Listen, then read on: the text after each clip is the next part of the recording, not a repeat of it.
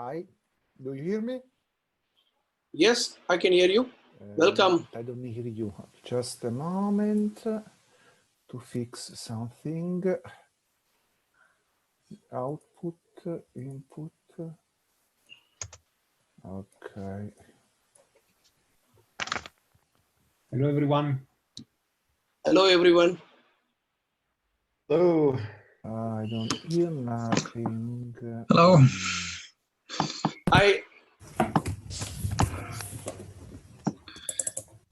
Output volume, applications, Zoom video conference, no, Zoom voglio già, ok.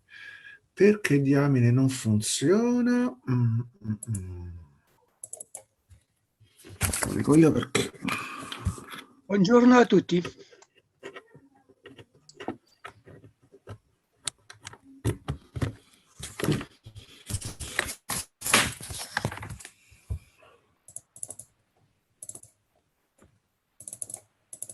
Samir, do you want to go ahead and project the screen? Okay. Yes. Now Me just, I hear you. Oh, okay, good. Fine. Thanks, Giorgio. Thank you. Nice to meet you. Nice to meet you. Ganesh. Ganesan, what is the right pronunciation of your name? Sorry. Ganesan. Ganesan, okay. Yeah, that's a meaning of a god in India. Okay. Good to start at the top. Okay, that's okay. Here we are. Okay. you can see my screen? Yep. Yes, I see you. We see, but I see your screen.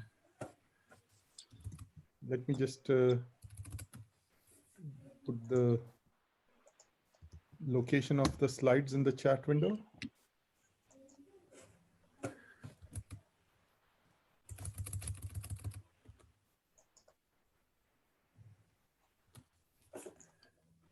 Drive. Okay.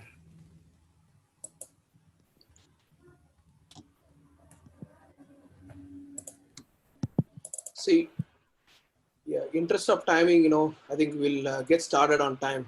Anyway, the session is being recorded.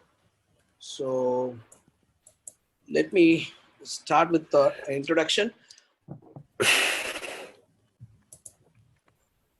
Those who are not speaking, please go mute, so that the things, will go smooth order.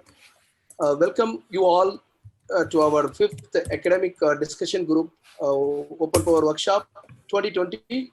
The last 4 workshops, have been co-located always with SE 2020 in the place where SE was happening. And this is the first time we are going virtual. And I do see some good set of participants already. Like, there are like nearly 40 participants, as part of this, the ADG.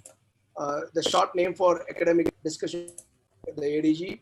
And ADG serves as a platform within the OpenPOWER Foundation for academic members, as well as platform for other academicians worldwide.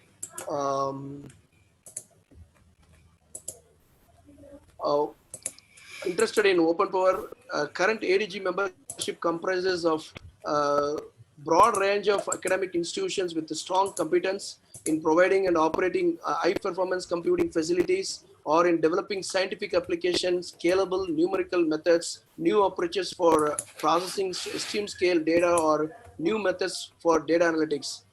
I welcome and thanks to the co-organizers, Professor Dirk Pleiter from ULIC Research Lab, Dr. Samir Shende from University of Oregon, and Mr. Fabrizio Megugilani from E4 Italy. Thank you for your efforts putting together this workshop virtually. Thanks for all your support. And also I welcome all the presenters of the workshop today. And I invite Professor Dirk to say a few words and introduce the session speakers. Professor Dirk, please go ahead. Yes, thank you so much, Ganeshan.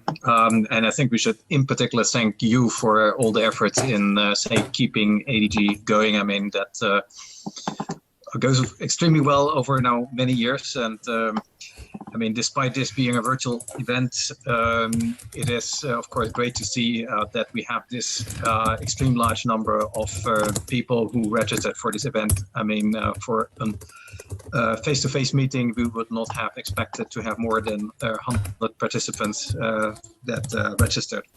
Now, without further ado, let me introduce the first speaker. It's Shamir Chandel.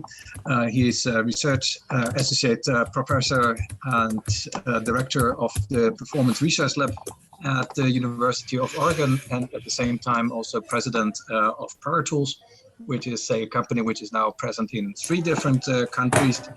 And he is one of the lead developers in the extreme scale scientific software stack and the Tower performance system and the program database toolkit tools. He has been, say, involved in the design of different instrumentation and measurement layers in Tower, and he's also responsible for releasing Tower. So with that, I would like to invite Shamir to give the presentation on the upcoming extreme scale scientific software stack. Thank you very much for inviting me, Dr. Leider and Ganesan. I would request, if you are not asking a question, to please mute your audio. And today I'll be talking about the Extreme Scale Scientific Software Stack, or E4S. The motivation for this project is that as our software gets more complex, it's getting harder and harder to install our tools and libraries for HPC and AI ML workloads correctly in an integrated and interoperable software stack. And to solve that problem and address this challenge, we introduced the Extreme Scale Scientific Software Stack, which aims to improve the productivity of developers by providing a modular interoperable software stack where we have tested the various tools and libraries, and they are very well integrated in a form that allows you to easily install these libraries, to use them in a container distribution, to essentially lower the barrier for using tools and libraries from the exascale computing project, and to enable uniform APIs where possible. So the E4S is a community effort. It's a community effort to provide open source software packages so that you can develop, deploy, and run scientific applications on HPC platforms. Now, we provide both from source builds, so you can do a native installation on your HPC system, and also provide containers of a broad range of HPC software packages. And our goal is to accelerate the development and deployment of these packages. So we have a number of different packages that are featured in a full featured container release, as well as we have from source builds for popular HPC packages such as MPitch or OpenMPI, or development tools such as Tau, the Tau performance system that I'm involved in, the HPC toolkit and PAPI.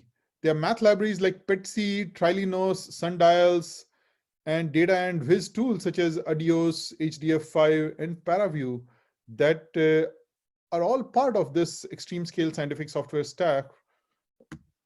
And the exascale computing project in the US is working towards a periodic hierarchical release. And we have several software development kits or SDK areas, such as math libraries, data and visualization, programming models, and runtimes. And then we integrate, build, test, and deploy this software stack on facilities. And you can think of E4S as a curated release, a well-tested, well-integrated, curated release of ECP E4S products that are based on the SPAC package manager. And we have build caches for bare metal installs. So if you're using SPAC, you can just point to our mirror and you can download the binaries directly. And we have binaries for the IBM Power 9 PPC64LE platform, x86-64, as well as the ARM64, ARM64 platforms. We have container images on Docker Hub and the E4S website of pre-built binaries. And these support GPUs. And so you can use it with, say, NVIDIA GPUs on the IBM Power 9 systems. And we also have a GitLab integration so that we can build these images automatically. We have a validation test suite, and we have a VirtualBox image, which has several HPC runtimes. And also, these are available on AWS. So we release E4S twice every year. And we have just released version 1.2 yesterday of E4S with 67 different ECP products, including several of these packages which have GPU support. And here I'm showing you the Docker containers for the image ECP E4S, and this is the image, and you can just do a Docker pull. Here are 67 products. Now these are a wide variety of products, including Adios 2, you can see Dynast API, Feodel, global arrays, Cocos kernels, Legion, MFEM. There are 67 of these products, including products such as Trilinos, Tau, and others that you see over here. So you get them all in a single container distribution if you choose the container route, and you can download a Singularity image. So if you go to the E4S web page, in the download section, you can just get the PPC64LE image or wget it and just launch it with the --NV option with Singularity so that it uses the NVIDIA GPUs. And then you can see which packages are there. You can use this standard module avail or SPAC. Here is an example of using the image on an IBM Power 9 AC922 system, where I can just launch this image. I can say Singularity exec, and then once I'm in the image, I can say Python, and you can see I have access to TensorFlow, PyTorch, OpenCV, Matplotlib, NumPy, and a number of AI ML packages, as well as the HPC packages that I just showed. And you can just download it directly from here, the Docker image. And we are using the SPAC package manager for software delivery. And SPAC provides the ability to specify versions of software packages and can have multiple packages installed with different versions and compiler options at the same time. So it's a build layer that we use for software delivery, and it allows us to maintain interoperability between these packages. Now, you may know that software, scientific software in particular, is becoming extremely complex, and the complexity is making it harder and harder for developers to install all the packages correctly. Here is an example of a package called Nalu, which provides a generalized unstructured massively parallel low Mach flow simulation. And you can see that Nalu depends on Trilinos, which depends on Parmetis, which depends on Metis. There are dependencies like CMake, Ncurses. All of these packages need to be installed correctly for the framework to work. This is the dependency tree for Deal2, a C++ finite element library. And here is RMiner. So you can see that this complexity is becoming harder to grasp. Now, even proprietary codes are based on many open source libraries. And here is an example of the Aries code, which uses all of these in blue open source packages. And the Exascale Computing project is building an entire ecosystem of, say, over 15 applications with 80 different packages on multiple target platforms with different compilers and programming models. And there are different versions of each package. And you can see that this can have a combinatorial, explosion of say over 1.2 million combinations. So how do you handle this complexity? Each application has its own stack of dependencies. It's reaching a point, a crisis point, where many centers are deploying several developers, users, and several FTEs to just building and porting software. And they often trade reuse and usability for performance. So we must make it easier to rely on other people's software. Now, how do you install HPC software on a supercomputer? Well, first you start with downloading all the 16 tarballs you need, and then you start building it, and you fight with the configure system, you fight with the compiler, you tweak the configure args, you make sure that it is stable, you build your application with make, CMake, and finally you run the code and it can segfault, and then you start all over again. So there has to be a better way. Now, what about modules? We often use modules where you load the compiler, where you use the modules, but the issue is modules don't handle installation. They just modify your environment and set paths or LD library paths. Somebody else has installed the software. So we introduce SPAC as the flexible package manager for HPC. And it's very easy to use. You can just clone the SPAC from the repo. You can source the environment setup file, and then just say SPAC install a package such as tau. So then tau and all its dependencies are installed within the SPAC directory. And you can then specify different compilers or MPI implementations, such as you can say SPAC install tau or tau version 2.29 with the GCC 730 compiler, using MPI and Python and pthread options to build tau. But when you use MPI, please use the variant of MVAP-H2 version 2.3, where MVAP-H2 2.3 has been configured without the wrapper RPath option. So you can go in a great detail in expressing exactly what you need, and then tau can be installed using SPAC using this configuration. Now, in our package, you can see this is a singularity image. You have a total of 319 different packages installed with SPAC, and these represent the 67 main packages that I described earlier. And multiple versions of the same package are okay. And you can have them configured in different ways, and the dependency tree can be stable. So it simplifies HPC software deployment. Here is the URL for SPAC. And to build our software stack in E4S, we have a full build cache, and you can see that it has support for multiple platforms and operating systems.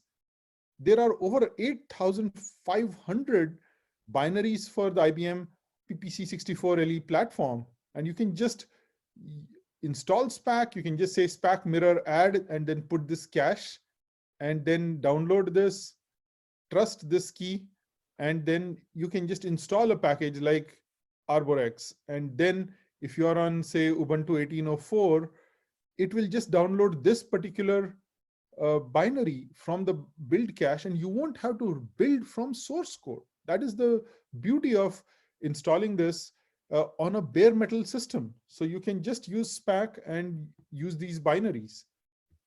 You can also create custom images. We have a special GitLab integration with runner images for several different operating systems with PPC64LE, as you can see here on Docker Hub. And we also have base container images. So you could start with an image which has just, say, CMake, the compilers, MPI, and then you can build your custom image.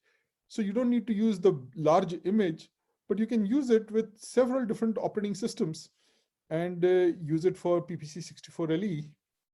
And we also have multi-platform reproducible Docker images. Here is how we build the pipeline or add a new package to our pipeline. And you can see that we have pipelines, not just at the University of Oregon, but also at Oak Ridge National Labs, where we are building reproducible container images. And then once these are built, we have a validation test suite, an extensive validation test suite, which makes sure that the package is doing what it claims to do. So you can see that there are examples for in this case, Magma, and there are make files, there are setup scripts, and you can just sweep through all of these packages and make sure that you get a pass before releasing a particular build. And this is how a SPAC recipe looks like for a custom container. This is a SuperLU custom container that relies on a base container from E4S. And we have a VirtualBox image as well, where we have Docker, Singularity, Shifter, Charlie Cloud, and SPAC installed. So if you wanted to just try all the different HPC container runtimes, you can do that on your laptop.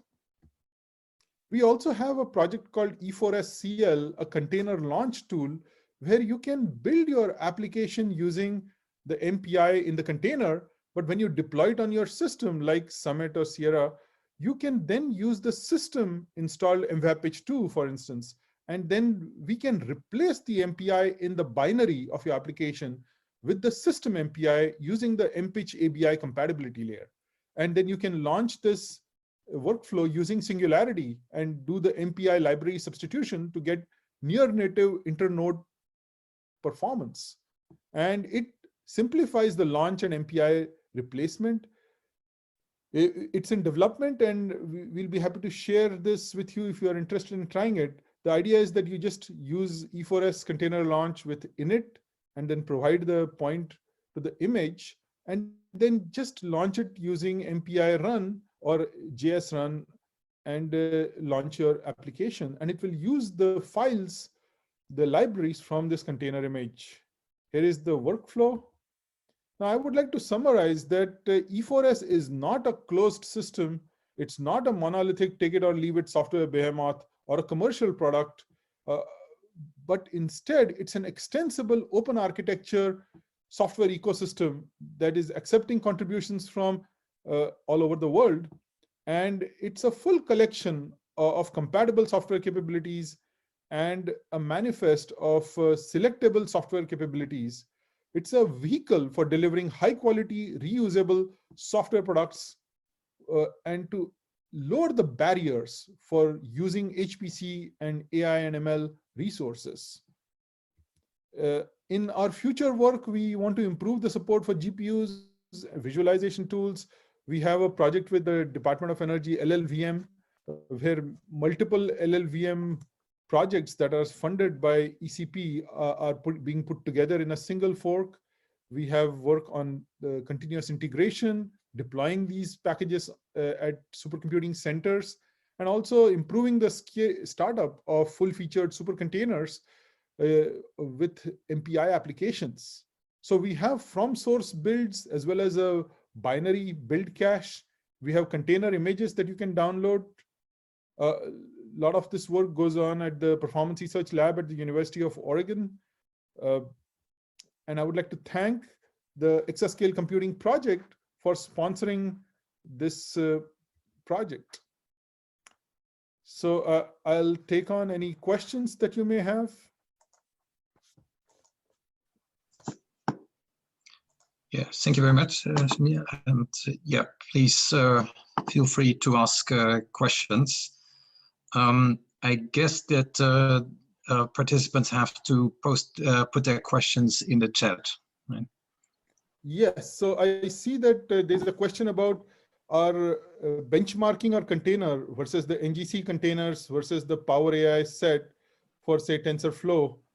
So we have support for Watson ML Community Edition in these containers. So the performance of that would be the same as the images from the IBM WML CE, and it does include support for NVIDIA GPUs, and there are some special flags that NGC containers have that are incorporated in the E4S containers. So yes, you will be able to use not just the NVIDIA software layers, And our containers include, here is an example. Our containers include a variety of different packages, including SPAC find CUDA. So you can see that we have CUDA 10.2 available as part of this distribution, and we can access the GPUs all through the same interface. And we have a number of these packages all pre-installed, as you can see over here. Did I answer your question? Okay. Any other questions?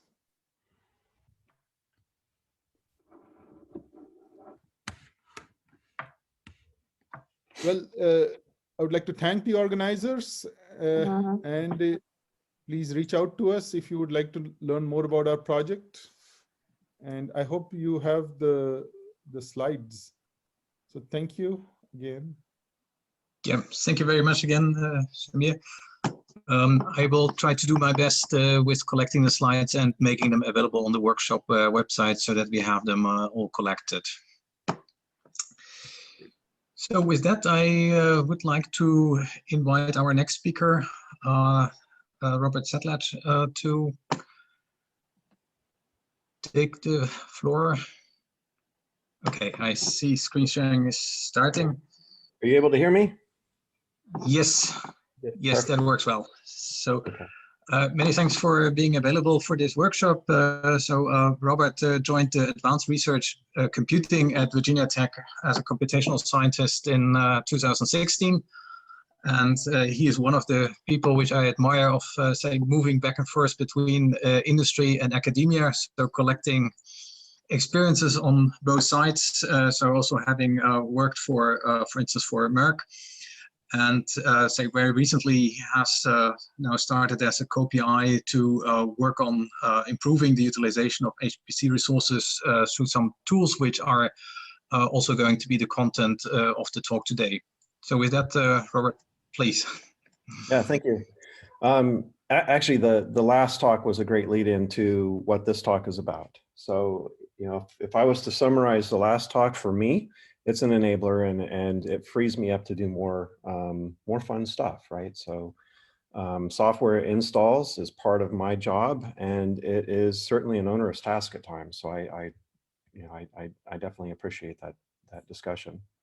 Here, what we're going to do is focus more on the user, although I would argue that it's both the user and the computational scientist in my world, but sysadmin really. In that we're going to enable users from sort of the start, so the beginning user. So where am I? I'm at Virginia Tech. We have a couple things that we're noted for. One that I'm particularly proud of is the turkey genome. So we have sequenced the turkey genome and turkey transcriptome, and I was involved in that. We love to eat our turkey on Saturdays in different years at the football games. And then we also save the turkey. I don't know if that'll happen this year or not, but there's a tradition of pardoning the turkey around Thanksgiving, and Virginia Tech houses those pardoned turkeys. We'll see what happens this year. So what we're going to talk about today, just real quick, introduce advanced research computing. I want to talk a bit about the user and then open on demand. Today, we're going to finish up with a little research highlight by one of my GRAs who's working part-time with me and part-time in another lab, and we'll talk about that later. So Virginia Tech Advanced Research Computing, we're one of many advanced research computing groups across the country. At Virginia Tech, we are within central IT, which has its advantages. But we're a whole university resource, and so you can see kind of our user base there is very dominated by, say, the engineering side of the house, but there's also a lot of life science users as well. So we're not just for engineering, we're for the whole campus. And our job is really to enable users, and that starts at the start. So new users.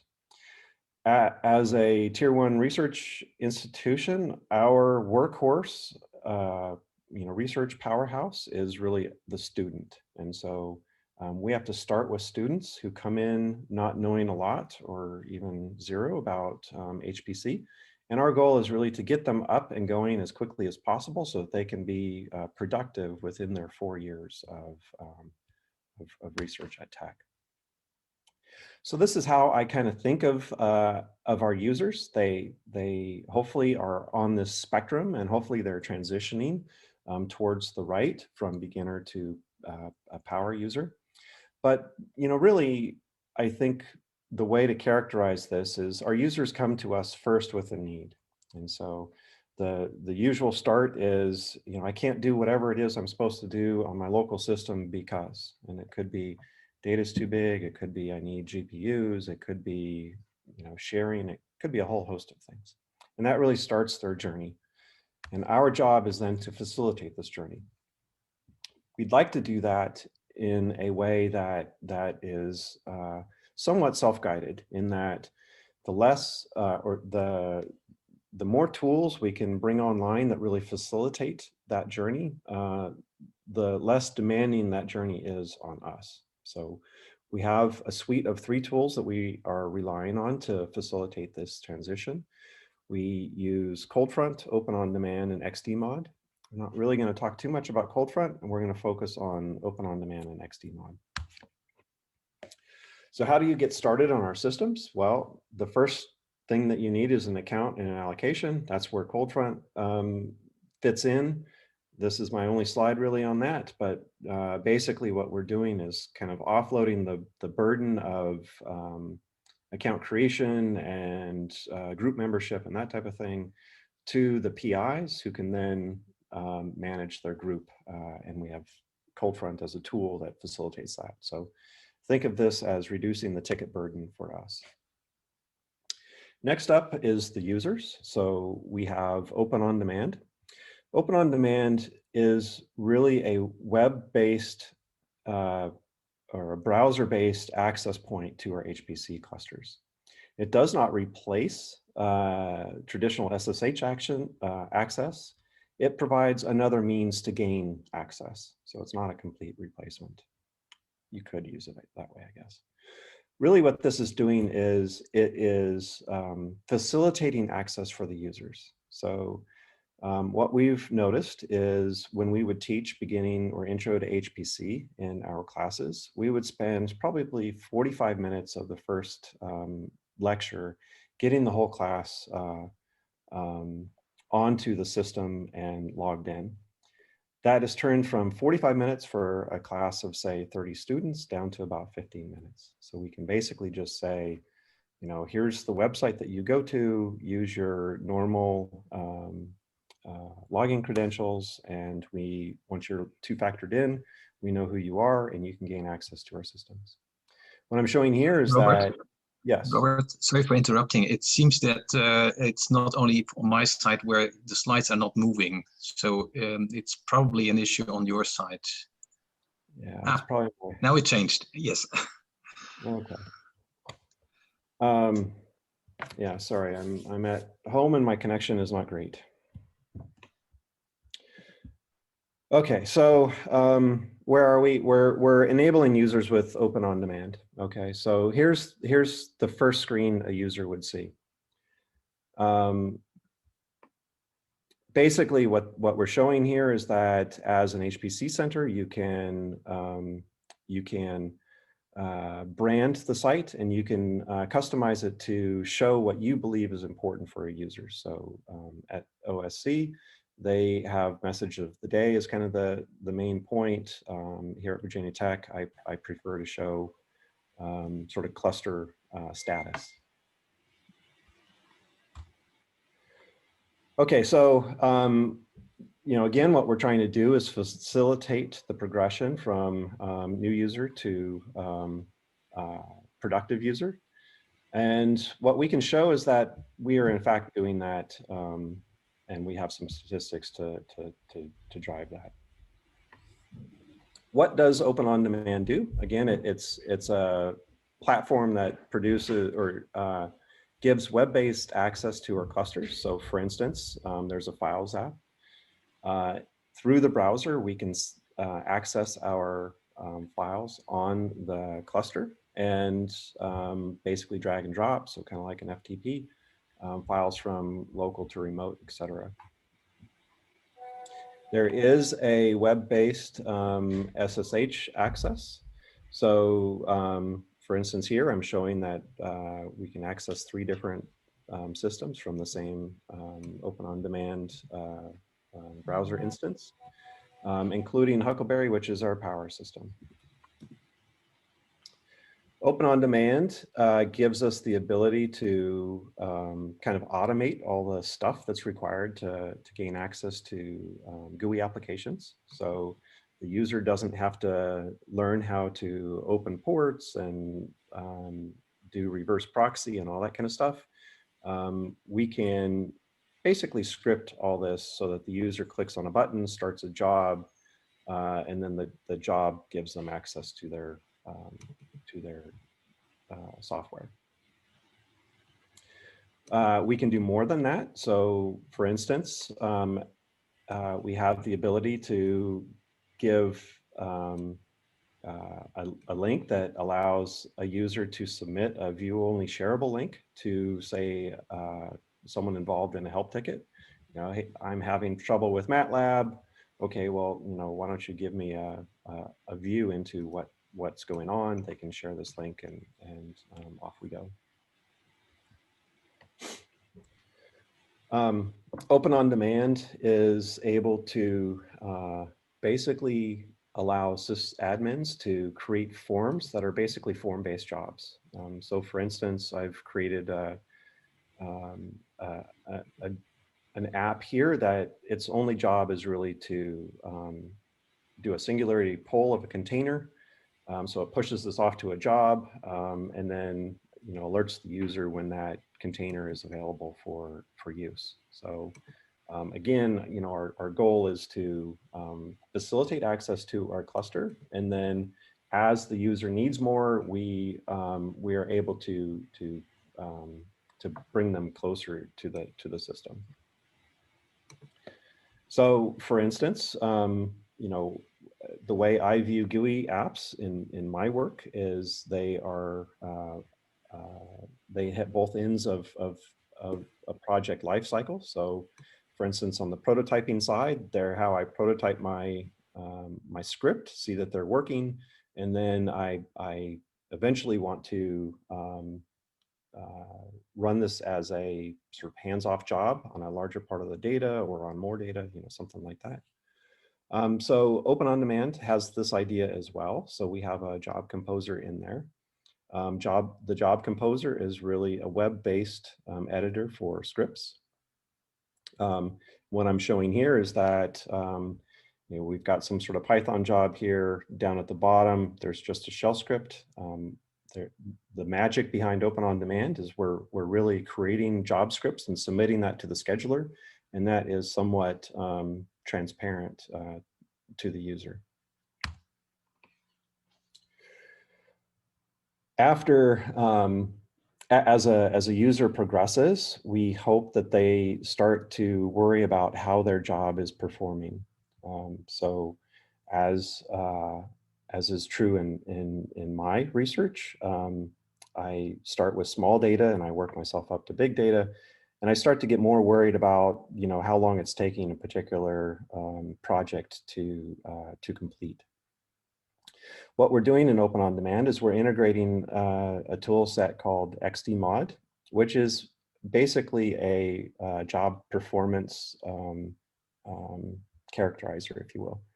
So XDMod goes and mines job logs and gives us some idea of how efficient our jobs are. And there's lots of kind of caveats to that, but at a really high level, we can expose to users, say, how well they're using CPU or GPU or memory, or, you know, a whole host of different things.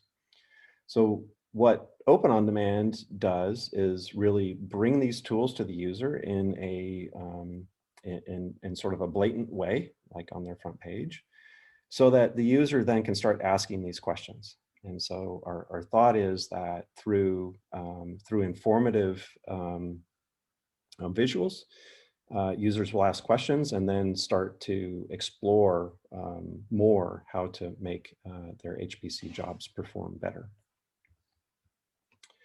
A little bit more on XDMod. So this is something that comes out of University of Buffalo, but basically it, like I said, it's kind of a job log sort of analysis tool set.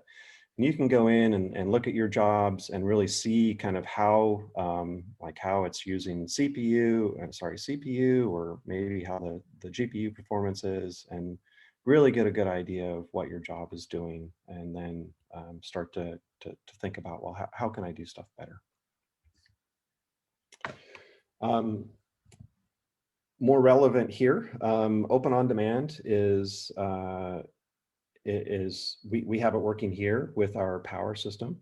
So at Virginia Tech, we have a sort of modest installation of a Power 8 cluster, so 14 nodes. But we have this as just one more access point on the Open On Demand VM. So users can choose it, and they can choose it as basically with no difference from x86 and Power. So for them, this really starts their conversation with us. So they usually start with a question like, where should I run my jobs? And so we can start to talk really about the science instead of about, say, SSH, which is nice.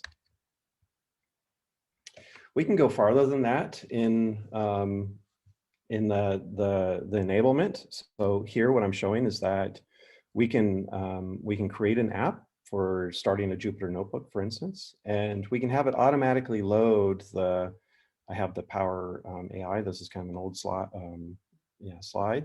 but it could be the Watson CE sort of newer version as well. But basically what this does is it loads Jupyter, it activates that Conda environment, and when the user gets into Jupyter, they're automatically accelerated with the Power AI suite.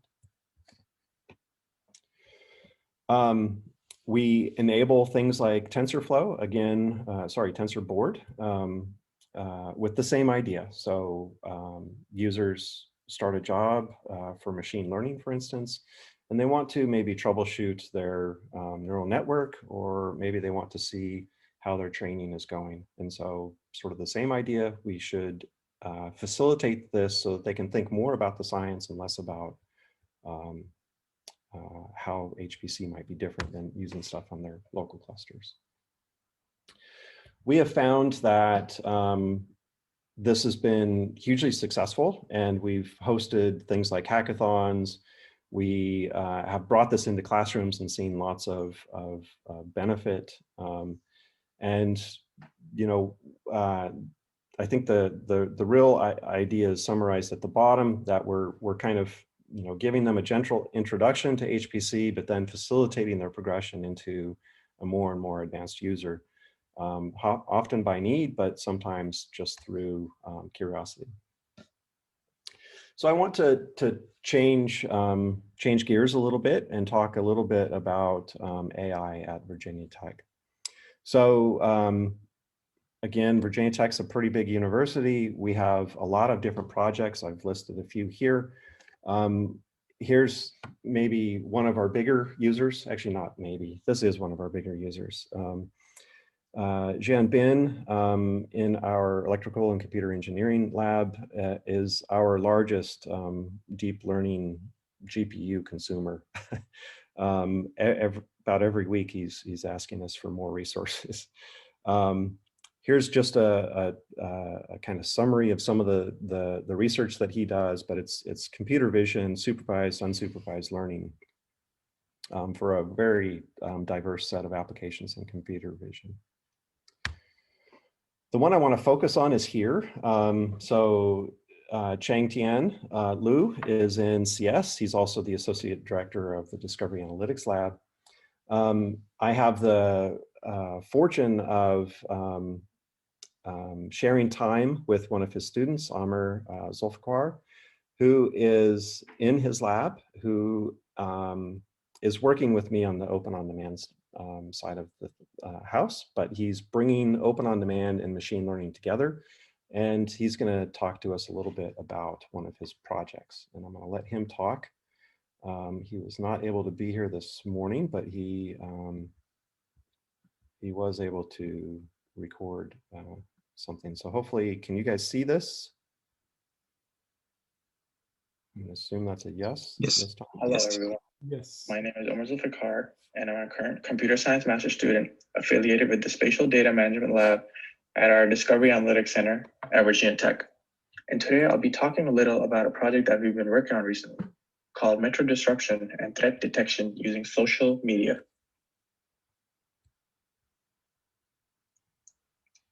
So a little overview of our project. So as you might know, any sort of open and accessible public utilities, such as mass public transit systems, are vulnerable to several disruptions that can impact large volumes of commuters. And when you look at existing or current forms of threat and disruption detection systems for rail-based transit systems, they're either not working in real time or don't provide complete coverage. So we are currently developing an open source system for the DC Metro Transit Authority that leverages real-time social media data to aid in the early detection of such possible incidents within their subway or metro system. So a little overview of our system architecture. So we start off by setting up a generalized real-time Twitter data stream, which collects live tweets containing any information about the DC Metro Transit system. The stream is filtered using a list of keywords, which was specified to us by the Metro Transit Authority themselves. And then they're stored into the database for use by both our machine learning module and our application framework. Our machine learning module is in charge of classifying candidate tweets and also keeping track of emerging information about any incidents that were identified by our classifier. And once we identify these incidents, we then just push them to our user interface where the application users can see them. So today, I'm just going to talk a little about our data mining and machine learning model. So brief introduction. So this module is definitely the heart and core of our system. And like any other machine learning model, it's responsible for gleaning insight from the data that we collect and then passing on only the classified data to our application's UI. And it's broken down into multiple stages. We obviously start off by obtaining the data from Twitter, which goes through a certain amount of textual pre-processing. Then we learn patterns within those tweets or within that data using word embeddings and a convolutional neural network. Then we use something called dynamic query expansion to keep track of incidents. And at the end, we are using named entity recognition to extract the location information from the data. So this is just our initial query. And as you can see, it's just a generalized query with a list of a bunch of station names and certain keywords the Metro Transit Authority thought might be helpful in obtaining any sort of Twitter data on them. And after this, we just pass the data that we collected here to a pre-processing module. And we're basically using the natural language toolkit library, which is a very simple Python library used by engineers, students, researchers, and industry users alike. So why do we have to pre-process this data? Twitter data is very unstructured. It can contain a lot of unnecessary information like emojis, hashtags, or special characters. They're not simple sentences. They have a really complex textual structure. So before we classify our tweets, we want to use these certain textual mining techniques to clean them up. And this involves two steps. First is cleaning and tokenization, which is basically just transforming the tweet into a set of tokens, and then just using regex patterns to remove any sort of non-alphanumeric characters from them. The second one is called stop word removal, which is just removing any unnecessary words like stop words within the tweets. And this can all be done easily using the natural language toolkit library. So this is just a sample of our tweet preprocessing. So we get the tweet from our streaming API, then it goes to a tokenizer where it's all split up into tokens. And then at the end, we remove the stop words from it. So the next thing here was developing our word embeddings. And this is very important. Word embeddings can capture the semantics relationship between words. This means that certain words with similar meanings should appear next to each other within a vector space. And we initially started off by using a pre-developed word embedding from Google called BERT, which is the result of Google's breakthrough research on transformers, which are models that process words in relation to all the other words within a sentence, rather than just going one by one in order. So this makes BERT very context focused, and this helps us focus on understanding the text better as a whole rather than just a string of words. This was a very important part for us. But after we played around with BERT for a little while, we realized that certain words in our training data were not present in its vocabulary. So this meant that we would essentially just be sacrificing those words as our input features, which could potentially be harmful when it comes to getting the correct prediction. So as a workaround for this, we decided to train our own word embeddings on top of BERT, using our own training data so that the semantic relationship of our own training corpus could be better represented. So we created a copy of BERT and we built on top of it using our feature vectors from our training data. And this is very straightforward. It just involved loading and organizing the tokenized sentences and providing them to the embedding constructor, which did all the work for us. However, it did take a lot of time and it requires a really fast machine with a lot of RAM and a lot of disk space. So after experimenting with a few different models, we decided to go with a simple convolutional neural net because it was really easy to integrate with our word embeddings and it provided a superior classification accuracy compared to other models. And if you don't already know, convolutional neural nets are known for the recognition of pattern sequences, which makes them really good for image recognition and computer vision. And when it comes to natural language processing, the concept is very similar. In image processing, our input is a two-dimensional matrix of pixels. But in natural language processing, it's just a one-dimensional input of sentences.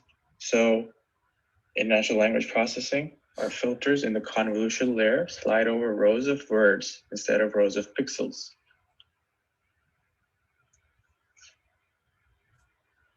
So this is just a simple architecture of our neural net. The first layer embeds the words from a tweet into low-dimensional vectors. Suppose we have this tweet here, person struck at courthouse metro station. The first layer will convert those words into low-dimensional vectors. Then the next layer applies convolutions on those embedded words by applying different filters with different sliding windows. And each filter here will then generate a feature map of its own. And afterwards, you apply something called max pooling on each feature map. Max pooling helps us get a fixed size output. And this allows us or gives us the flexibility to work on text and filters with variable sizes, but it always sends the same size output to the classifier layer. And it does this by reducing the dimension of the output because it records the most salient feature from each feature map.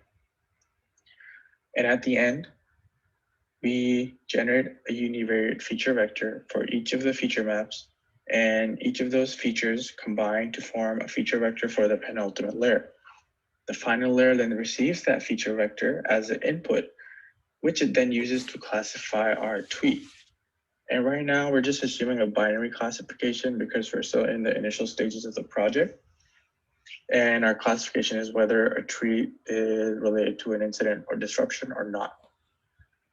However, in the future or over the course of the next couple of months, we're planning on changing this to a multi-class classifier to accommodate for categorized incidents.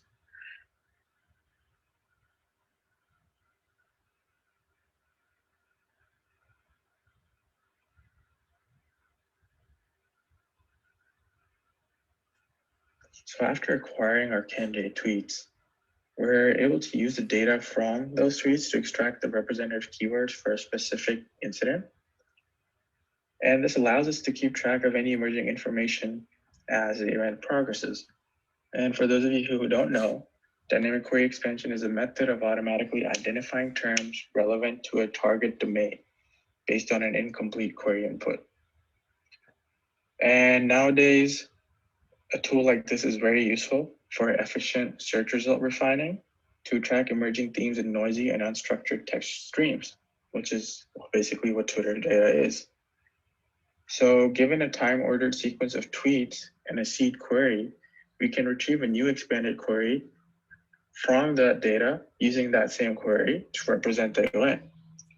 And how it works is the algorithm performs multiple iterations on the data, and after a certain number of iterations, it converges to a stable representative list of keywords, from which we choose the highest weighted keywords to best describe the event. We add those to our query and then retrieve more data on the incident. Our representation of this is from these two case studies that we did. So one of these, the one on top, is from a stabbing at Pentagon's metro station in Arlington, Virginia. And the one at the bottom is from last month about a train getting decoupled in downtown Washington, DC. So if you look at it, both our initial queries are the same, but as you get our initial data and our initial tweets, you see that our queries are populated with new keywords from the incident, identifying the incident and then using those new keywords to get more information on them. And as time progresses, the algorithm keeps working and keeps adding more new keywords to the query just so that we can keep track of the incident itself. Yeah, I'm gonna stop that there, just in the interest of time. But what I would say here is that Amr is a pretty traditional case in that he came to us with a need. So most of his research was started on local systems, and he's progressed to needing HPC. And so open on demand in his case was probably not as necessary because he's a pretty advanced computer science person. However, the progression is the same, and so the progression is, I can't do something locally. What resources do we have available? We have a pretty large user base. This is probably not fully up to date, but you know, our goal is, I think, clear, and I think that we're able to show that we're doing what we're hoping to, and that's facilitating user access to our HPC clusters, and then helping them progress along the spectrum of user. I'm going to leave it here if there's any questions. Okay, thank you very much, Robert. Are there questions from the participants?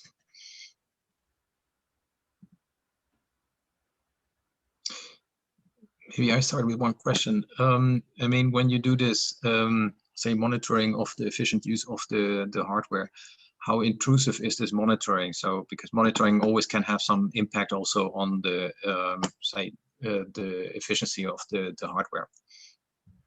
So my understanding is it's really not intrusive at all. It's using ticks that are being presented by the Linux kernel itself. That would be a great question for the XDMod team, which I don't think there's anyone on, but no, great question. I don't know exactly what that hit is, but I don't think it's large at all. Okay, thank you. So are there any other questions? I don't see any. Then let's thank Robert again and move then to the next presentation, which is now switching to Europe, so to more specifically Tunica, and the next speaker is Giorgio Amati. He is say a physicist by training and did already say his PhD on turbulent flows using SIMD architectures and was working essentially on the same systems as I did. So I worked on Lattice QCD, but it was, if I get the timing right, it must have been Apicento. So since then, say a lot of time has passed, and we are now, say, with still SIMD architectures, but of a completely different kind.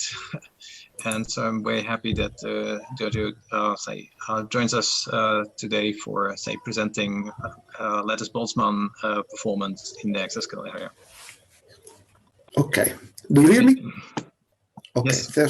First of all, I'd like to thank the organizer for inviting me. Here I'll present some result. The aim of this work is to understand exactly which real performance we can gain using an exascale machine. You know, exascale machine are ranked using a LIMPAC, but unfortunately, many applications doesn't behave exactly like a LIMPAC. So, like a CFD code, essentially, we are in the bandwidth limited area. So it's like to understand exactly which performance you can really gain. So to do that, I done some run on our new machine in Cineca, is Marconi 100, that is based on a Power 9 processor and using NVIDIA V100 as accelerator, and is ranked actually as a 99 position in the top 500. So our idea is to make a sort of educated guess about performance figure for a Lattice Boltzmann code, and also in terms of performance portability. To do that, we're playing with different hardware, and the target is to have some figure to think about. Obviously, we are aware that probably there is much more people clever than us. So this is just an idea to raise the bar to what we can reasonably achieve using this kind of machine that will be delivered in the next year. So in the agenda, first step is a Lattice Boltzmann in one slide, very, very fast, just to say that is a computational fluid dynamic kinetic based numerical scheme. It's different from many other numerical scheme because we don't solve direct Navier-Stokes equation, and so our variable are not velocity and pressure, but is a sort of simplified Boltzmann equation, discretized in space, both in space then in velocity space. So our quantities to integrate are particle population, not velocity and pressure. And for a classical lattice for uncompressible flow, we need 19 population to take care of. The positive aspect is ideal to parallel computing because we have not to compute pressure or any elliptic operator. So communication are essentially first neighbor communication. It is like any other CFD code bandwidth limited. And one positive aspect, in my opinion, for this kind of simulation, if you are interested in two-phase or multi-phase flow, there is no front tracking to take care of. So it is, I think, a good save of time. Essentially, you have to solve the first equation, in which you can see on the left term sort of streaming, in which population move, each f is the population move from one grid point to another grid point according to its predefined set of velocity in the next time steps. This is a streaming step in which there is no floating point operation, only data movement.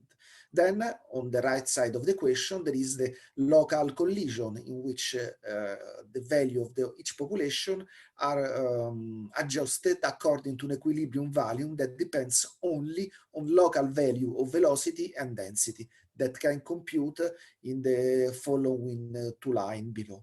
This is essentially all that you have to implement as a computational kernel of your code. So the fact you have two subroutines to implement, streaming and collision, or even only one if you take the so-called fused approach, in which you use to vector the old data and the new data, and the old data are collected in a scattered way. So you use more memory, but globally less data movement. This picture, just to say that this is not a toy code. It's a quite simple code with respect to many different computational CFD code, but is able to perform some interesting simulation. Here we represent the Euplectella aspergillum. This is a sponge, a silica sponge, so a rigid one, that you can find in the deep Pacific Ocean. And is a particular structure, as you can see on the left.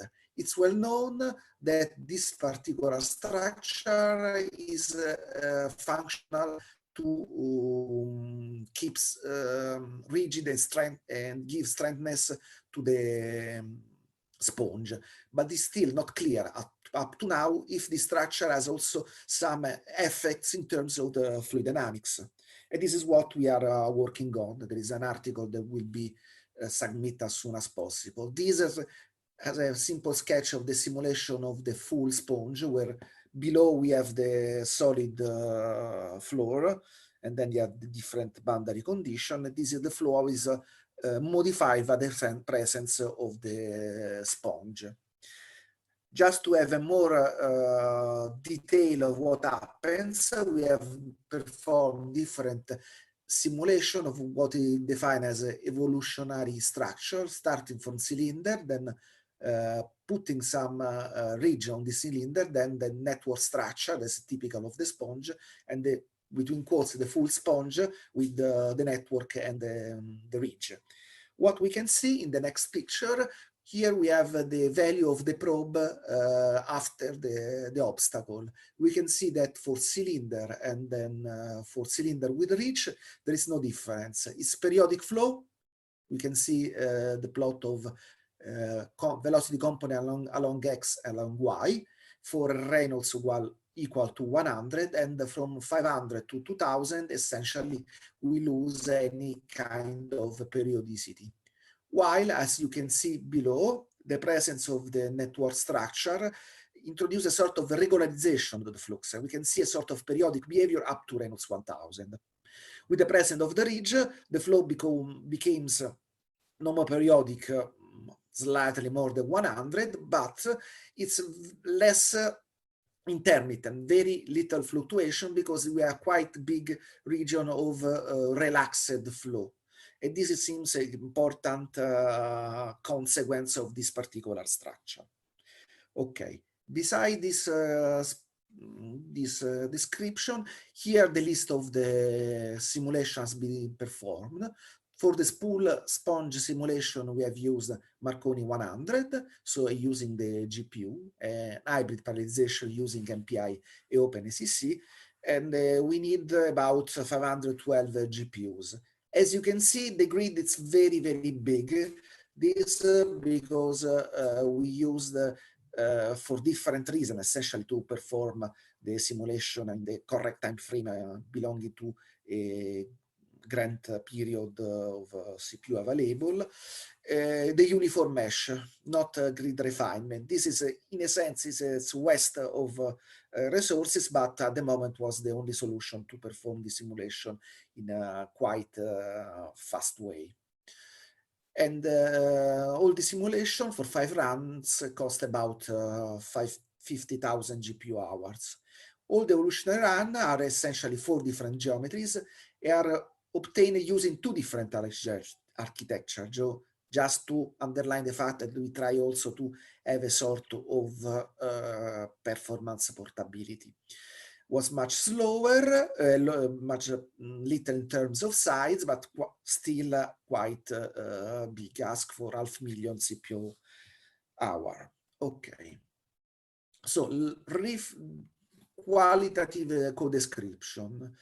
It's lattice Boltzmann code, with the basic lattice with 19 population, 3-dimensional, with the so-called single relaxation time. It's multi-block. It has 2 different implementations in which we have or 2 separate subroutines. So streaming is done in the different way, in different subroutine from collision that is completely local, or the so-called fusing, in which all the 2 steps are fused in only 1 step.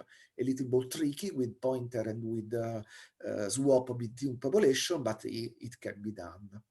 As you told you, there is a sort of brute force approach. We are aware of that. And we have different implementations, so hybrid, and we can switch between OpenACC, as been done with GPUs, and OpenMP, as we done with Intel KNL, and also some run has been performed using Fujitsu A664FX. Okay, the metrics we used here is the so-called megalattice update per second. So how many lattice are updated for each second, higher is better. An important figure is the so-called arithmetic intensity that can help using the roofline model to understand how far we are for the theoretical performance that we can achieve on a particular machine, and is 1.6 using single precision for the fused implementation. We'll describe later why we chose the single precision. Another thing to underline that is in the collision steps is done 100% of total floating point operation, unless boundary condition other negligible part. And this means that for each grid point, about 250 floating point operation are performed. The test case used for stressing the machine is three-dimensional cavity, so very simple simulation respect the sponge one, but enough to stress the system. And to validate the flow, just to check with the velocity profile along that direction to look if there is any strange number and so on. The parallelization, the code is written for 19. As I told you, there is essentially, you can choose at compile time if you want OpenMP or OpenH parallelization, in a very simple way. The porting was not so painful, due mainly to the fact that the OpenMP parallelization was heavily studied in the first step of this project, working with Knight's Landing machine. So at the end, about 40 loops has been parallelized using directive. Few of them are three-dimensional one. Many of them are essentially two-dimensional, so to handle boundary condition, the difference. So solid wall, moving wall, periodic boundary condition, inflow, outflow, and so on. Respect OpenMP parallelization, to achieve good performance, we have also to parallelize using directive also one-dimensional loops that the effect was negligible on OpenMP. Not so negligible using GPU because they force a sort of extra data movement from host to device. So you have to parallelize both this loop, a very little one, there is no gain in performance, parallelize that, but you avoid unnecessary data movement. What is most expensive in all this project and the porting essentially is the flow validation.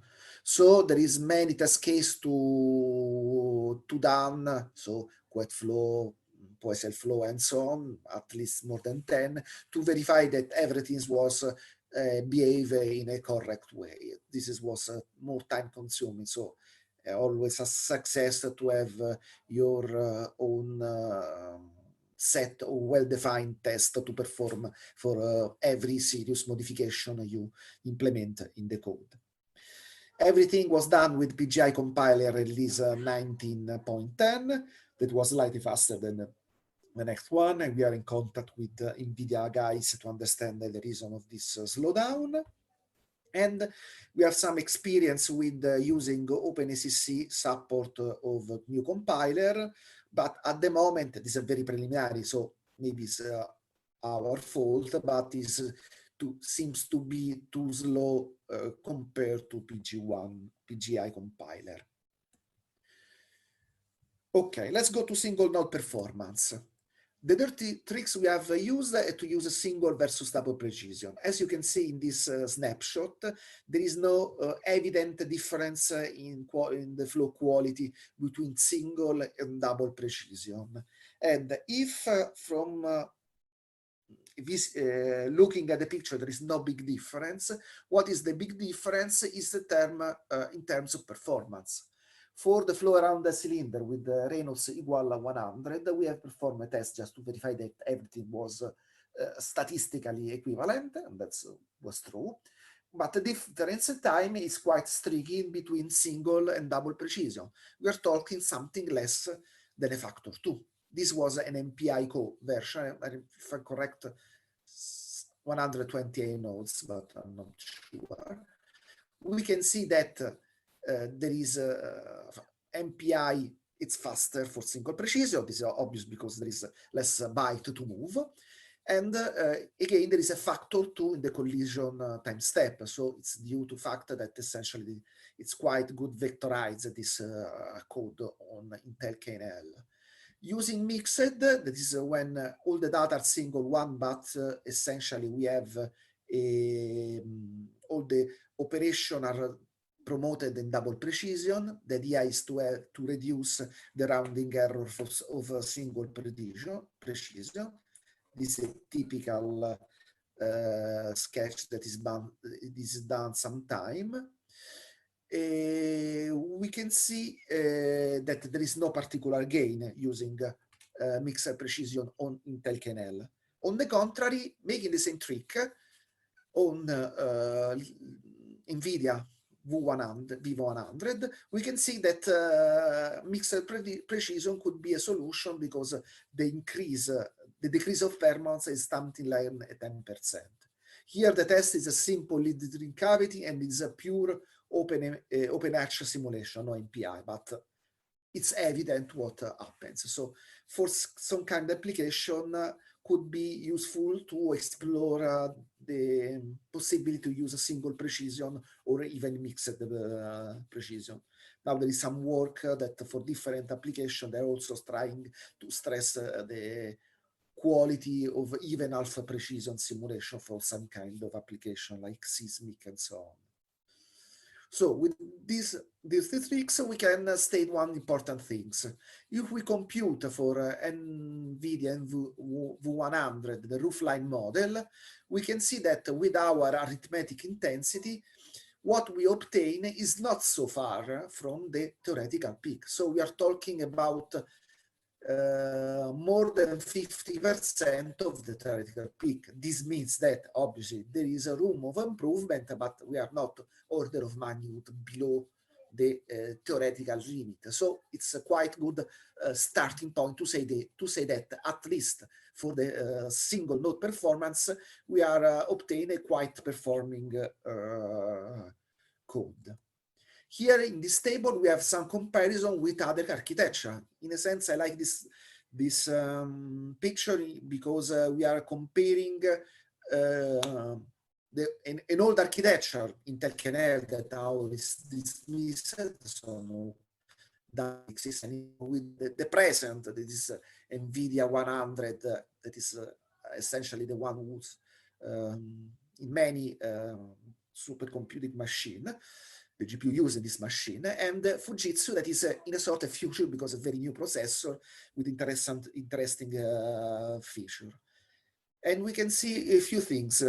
First, to reach the master performance, we have to use different approach for different machine. Intel was built to be quite efficient for OpenMP simulation. We can use the pure OpenMP with the 64 threads. Okay, obviously for NVIDIA we have to use OpenSCC, and for Fujitsu to reach the original, the highest performance, we have to use two difference from the other. First, hybrid, so we have to use a few tasks and some threads, but not only threads. It's not so efficient on only MPI. So this combination is the best in terms of performance. And also implementation seems more efficient to use the one with the streaming step splitting from the collision step. We still understand the reason why. This also, there is the caveat about performance because still evolving. In my opinion, probably because has still some problem to vectorize the feudal version in which we are using pointers and the data access is scattered around the generic point. But I think that some improvement will come in the next time. And the other important thing is that the overall performance is similar for all the machine. If we, between parentheses in the last column, we can see that the number is the performance, the ratio of the peak performance for the sustained one. And we are around less than 10% of peak performance, but slightly above 5%. That's quite the same. And because are extremely different machine, this success me also knowing that for NVIDIA we are near to the theoretical limit of performance that are quite good result. Then we can go to using more nodes. First is a comparison with different hardware. So we have 4 different entries. One using for all 48 nodes for CPU-based simulation and 48 GPUs for the GPU-based machine. Here we have some result for Summit. It's different from Marconi 100 because has more GPU per node, so has to use less nodes to have the same number. We can say again the parallelization is different from the different machine. Expressed in terms of megalattice for update, there is no big difference between this choice. There is Summit seem to be a little bit slower than Marconi 100. This probably is due to the fact that I was running on Summit just 2 days ago, so probably I need a little more time just to check to fix everything, but there is no big difference. So we are talking more or less that similar performance on different machine. What I think it's quite interesting, at least from my opinion, it's the performance for weak scaling for Marconi 100. Here we start to having 740 grid point cube for each node. So starting from one node up to something less than 1,000 node, we can check the performance in terms of megalattice update per second and the efficiency. We can see, I think, 2 things. That there is a systematic decrease of performance from 1 to 60 nodes. Frankly, I have to still understand exactly why, but from 16 to 1,000, we have a sort of constant efficiency. I think this is good news. So I think probably the decrease up to 16 nodes, it's due for surface level switch that the effect of the different level switch, but this is just an hypothesis. What is important that at the end we can reach using about 10,000 nodes, and so 5,000 GPUs, something around 8 million lattice updates. So if I'm not wrong, about 8 teraloops. This means expressing petaflop something around 2 petaflop. So for again, we are still around this range, about 6% of theoretical peak flow. Here, oops, too fast, sorry. This is the picture just to present again that in the petascale range, so where the most important figure can be has to be obtained, we obtain an efficiency about 0.73. Just to be correct, I present to you the results starting from one node. Probably if I was starting from 16 nodes, I have an efficiency of about 100%, but obviously we are not, we have to be as fair as possible. So I'd like to show all the variation of efficiency. So we are able to make some extrapolation. So with some educated guess, I suppose that efficiency will be around 20%, say around 70% in the exascale or near the exascale range. And I'm expecting a factor 2 increase for the new hardware for the exascale machine. This means that probably the exascale machine with this figure will be a very big element using accelerator, obviously, of about 15,000 nodes and with a complex number of 60,000 accelerators that you have to handle altogether. With this machine, and hoping that there is not a problem, we can reach, for this kind of simulation, lattice Boltzmann 1, something about 60 petaflops sustained. This means about 240 teraloops. This, I hope that all the zeros are correct, but probably I also miss something. This means that we can update each second a huge number like that. For an occupation, a simulation about 1 petabyte of RAM.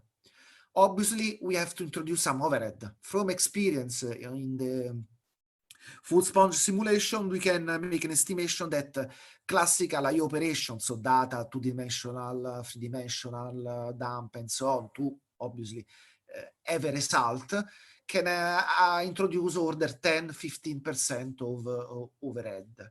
Also, the obstacle, and so to correctly handle the presence of an obstacle, introduce an overhead about, again, 15-20%. So I can expect a 30% decrease for a real performance with more complex boundary condition and more complex obstacle. Just to underline that the obstacle phase probably can be optimized a little bit, but it's not so important to reduce the 15% at this moment. All this figure suggests us that I will be able, using code like that, to perform a 10,000 cube simulation as with about 0.06 second per time step, or in other way, we can, in 1 single minute, we can perform something like 200 time steps. So depends how complicated your flow is, how much your time step you need to complete the simulation, but it's a sort of reference figure that can be used to understand how perform. For more complex lattice Boltzmann method, like two-phase flow, essentially you have to divide everything by factor 2. The fact for two-phase flow, you have two lattice Boltzmann method that interact in some way locally. So reduce the factor 2 or something, or the factor 2 could be a good reference figure. Okay, so let me know if everything goes right about the simulation, just to no, yep, sorry, I have to stop sharing just a moment to load the video. Okay. Which, okay, this one, share, okay. Let me move that,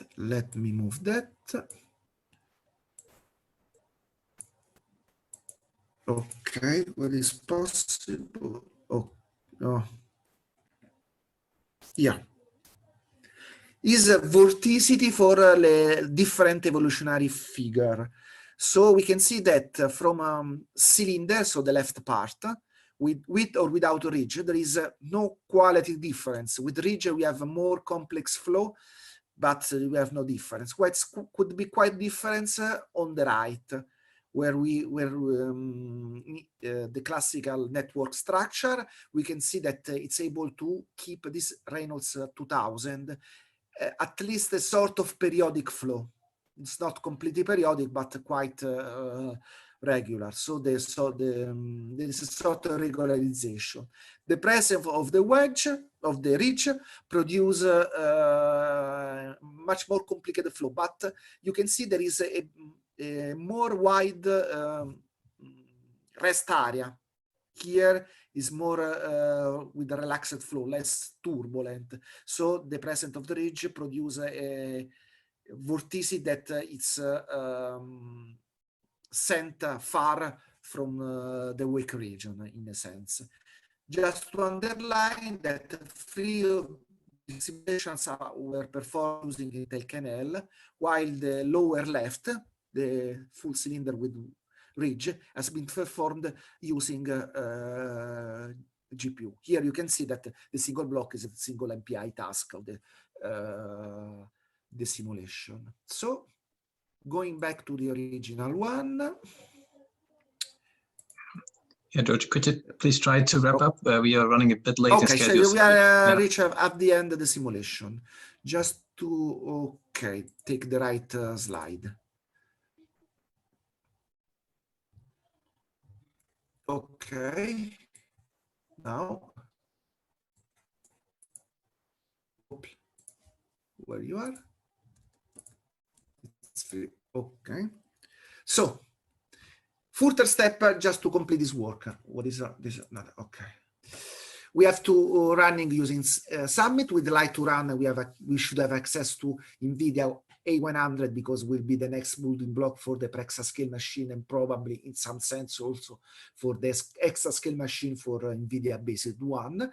We also try to run using OpenMP support for GPU. Another task will be grid refinement, but we need some time, and also could be interesting using CUDA Fortran to increase overall performance, and then advanced OpenMPI. So I'd like to thank Giacomo and Sauro with this work that has been done, Vittorio Isabella of Cineca staff in Rome for helping in this situation, and Ingolf Stark and the Fujitsu staff for accessing to the NVIDIA, to the Fujitsu hardware. So some slight reference. Okay, thank you very much for attention. Here we have a picture of the new Marconi M100, another person, but it's not important. Thank you very much. Okay, thank you very much, Giorgio. Is there a very quick question, because we're running already 50 minutes late? Sorry. Okay, which question? Okay, question answer. Okay, about strong scaling. Strong scaling, the problem is as much as trivial. We have an overhead due to MPI. So, in my opinion, strong scaling up to one order of magnitude is not particularly meaningful, because we are running not real situation. So because everything was killed by overhead due to MPI communication, essentially. But I think that here I've not exactly the number, but it was below 80%, up to 80-70%, about let me remember, 32 to 64. So increasing from a particular configuration with the n nodes up to 32 or 64 more nodes, you are still quite decent strong scaling. But essentially, in my opinion, the first things to do is the weak scaling, because tell you exactly what you can theoretically reach. Then for the strong scaling, the idea is that you have to run to go the best performance possible. It's not to use all the processors available, because there will be a waste of time and are starving the resources for other users, in my opinion. I hope to answer to the people. Okay, thank you to this point. When I see there are more questions, I would suggest, let's defer them to the virtual coffee break, because to leave sufficient time, say, for the next speaker. I ran a little bit to information. Okay, thank you very much. Thank you a lot for the details. Yeah, otherwise I also have some questions concerning the A64FX results. Okay, with the next contribution, we are staying in the field of, say, GPU computing, however, now switching to a different domain from, say, computation fluid dynamics to processing of DNA sequences. And this is a presentation from Marco Figueiredo. I'm sorry for not pronouncing it correct, and Alba Melo. Alba is a professor at the University of Brasilia, and has received her PhD in Grenoble, is involved in, has a very strong profile in the computational science fields, with, say, serving as a chair in multiple conferences in this field. And Marco is currently working as a PhD student at the University of Brasilia, with, say, his research interest being particular computational biologies, GPUs, and also the problems which often occurs, that is the load balancing. So with that, please take the stage. Thank you very much, Doctor, for the introduction. Can you hear me? Yes. Okay, great. Thank you, everyone, for watching this presentation. My name is Marco Figueiredo, and I will present some results of the research developed under the supervision of Professor Alba Melo. On behalf of Professor Alba Melo, we would like to thank Dr. Ganesan Nayaranasamy for the kind invitation to this workshop.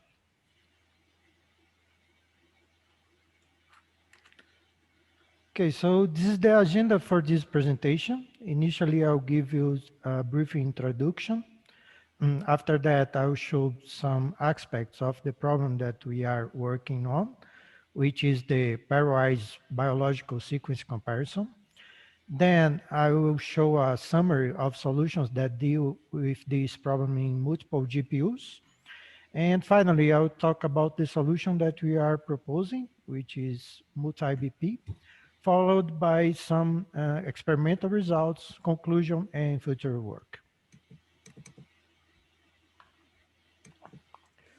So the problem that we are working on is the biological sequence comparison, which is an unusual task in bioinformatics applications. For better performance results, these solutions require device with high computation parallelism and the implementation of algorithms that provide an exact result, such as Smith-Waterman. In such solutions, the use of a single or even multiple GPUs is very common.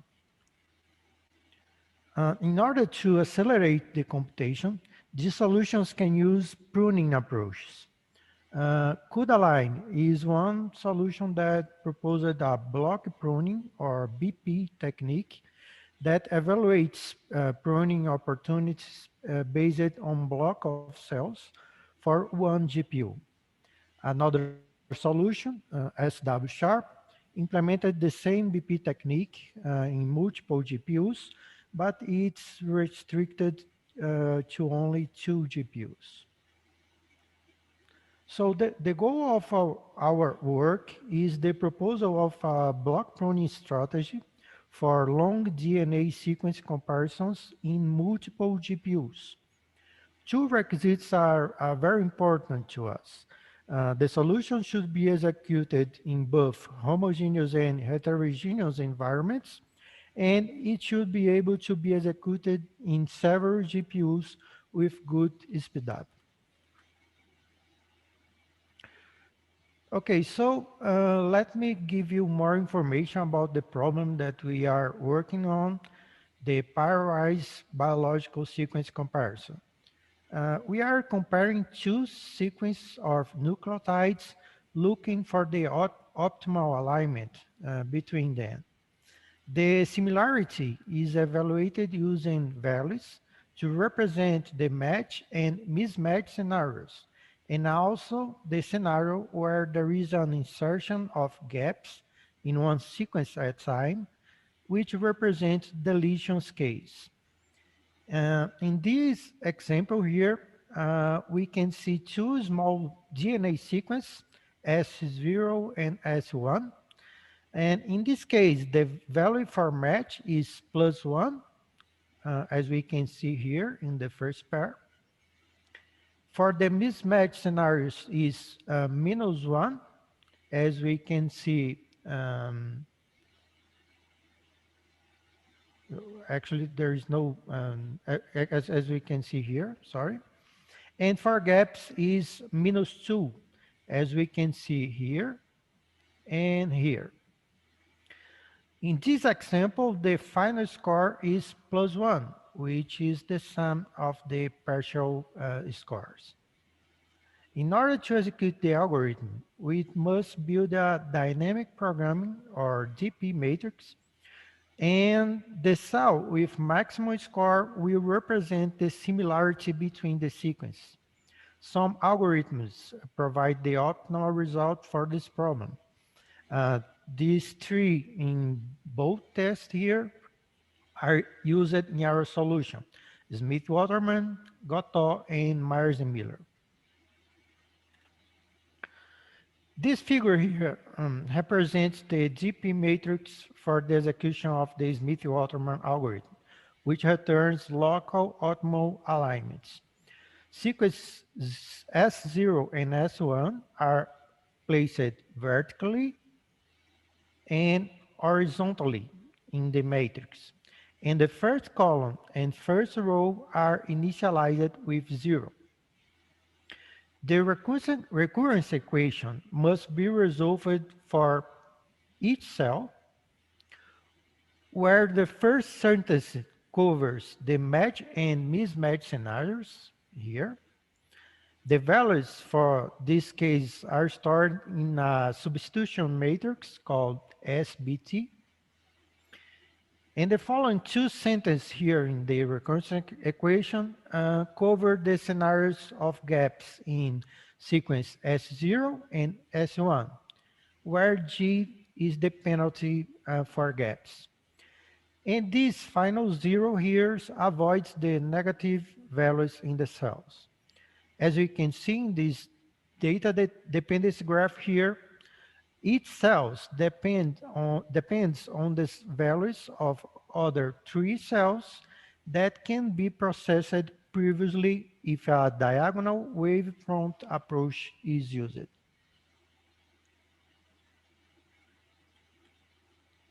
So, as we can see in this animation, all cells in the same diagonal can be processed at the same time, which is a good parallelization opportunity. During the processing, pointers can be used to allow the recovery of the optimal alignment. At the end, the cell with the maximum value stores the optimal score, in this case, +7. So this is the wavefront approach that we are using. So as we can see in the animation before, all cells in the same diagonal can be processed at the same time, which is a good parallelization opportunity. During the processing, pointers can be used to allow the recovery of the optimal alignment. At the end, the cell with the maximum value stores the optimal score. So, and how to improve the performance in this scenario? We can use highly parallelizable devices such as GPUs. Besides that, we should implement the wavefront approach to exploit the parallelism. And finally, we can also use pruning techniques to avoid the calculation of some matrix cells based on the current best score and the maximum score that can be obtained from that point. The usual performance metric for such solutions is cells updated per second, or CUPS. Okay, two solutions proposed pruning techniques while processing the sequence comparison in GPUs. In CUDA line 2.1, the cells are grouped in blocks, And if the top left cell of each block is prunable, so the entire block is. In this figure in the left, we can see that while we are processing diagonal G plus 1, blocks in the previously processed diagonals were already pruned, as we can see here in gray, improving the performance. If two similar sequences are compared, like in this real-life file example in the right, more than 50% of the matrix can be pruned, as we can see in the gray area here. This approach was implemented in one GPU only. The same block pruning approach was used by SW Sharp solution to allow the execution in 2 GPUs, but it's not applicable to more GPUs. So let me show you some solutions that provide this kind of, that implement this kind of algorithm. So in this table, we can see some of these solutions. CUDA-Line 2.1 was included in this table just for comparison purposes, since it is available only for one GPU. The performance here is expressed in billions of cells updated per second, or GCUPs. As we can see, only 3 solutions work with huge sequences. Most of them compare proteins, which are usually smaller. Besides that, we can see good results with multiple GPUs in CUDA-Line 4.0, but without pruning. And finally, the only solution that provides pruning in multiple GPUs is restricted only to 2 GPUs. Here you can see more details about CUDA-Line 2.1. It is executed in 6 stages. The first 3 runs in GPU. And the first stage returns the optimal score and its coordinates in the GP matrix. A summary of the block pruning mathematical definition can be seen in the figure in the left. And in a given execution point, age ij, the delta I and delta j distance are multiplied by the match value to simulate a perfect match from this point until the end of the matrix. If the obtained value is lower than the current best value, it means that the cell can be pruned. This concept is extrapolated to block of cells, and then we can have BP shapes like this one in this figure. We also used in our solution the communication model proposed in CUDA-Line 4.0, which use input and output buffers to exchange data between neighbor GPUs. It is represented by the letters O and I here. In the multi-GPU models, each GPU processes a set of columns of the GP matrix, as we can see here. Okay, so talking about our solution, the multi-BP solution, we are using the BP technique proposed in CUDA-Line 2.1 as a basis, and we are combining it with the communication model proposed in CUDA-Line 4.0 to provide the BP feature in multiple GPUs. One important aspect is that the introduction of multi-BP did not modify the execution of BP in a single GPU. In order to do that, in the multi-BP implementation, the coordinates of the top left cell on each block are now calculated considering the multiple GPU scenario. We are also implementing the sharing of local best score between neighbor GPUs to simulate a global vision. In this figure here, we can see how multi-BP works considering an execution with 2 GPUs. Each GPU has a current local best score, CLBS, which is informed to the next GPU, as we can see here, using a ring approach and a separated communication thread. The first GPU sends its value to the second, and so on, until the last GPU, which informs its CLBS to the first GPU. So each GPU needs to compare its own best score with the received score from the previous GPU, updating its own value if necessary. So now the processing and pruning shape are not uniform because GPUs are processing different diagonals and the workload can vary. Here, GPU 0 is processing diagonal D plus 1 and GPU 1 is processing diagonal D. Okay, so now we can see some of the experiment results. We tested our solution in two environments, one heterogeneous environment with one GTX 680 GPU and one GTX 9080 Ti GPU. In another homogeneous environment with up to 4 P100 GPUs. 11 test cases were selected for testing. These sequences here are the most similar among the test cases where pruning is more relevant. In the next tables and figures, we are comparing the execution without BP and with BP block pruning. Performance is expressed in G cups, and an additional column shows the percentage gain. In the heterogeneous environment, we obtained good results when two similar sequences are compared, as you can see in the green circles in the figure. And no relevant impact if sequences are not significantly prunable, which are the red cycles here. In the homogeneous environment, we tested the solution using 2 and 4 GPUs. The gain for similar sequences is very good for 2 GPUs, the blue circles here.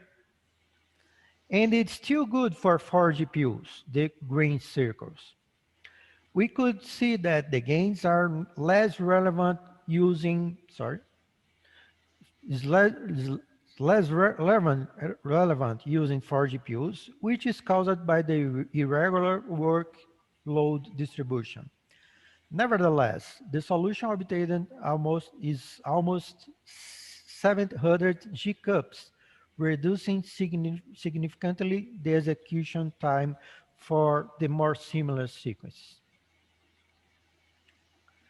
We also performed some tests in the University of Oregon environment, containing a total of 8 Volta GPUs and Power CPUs.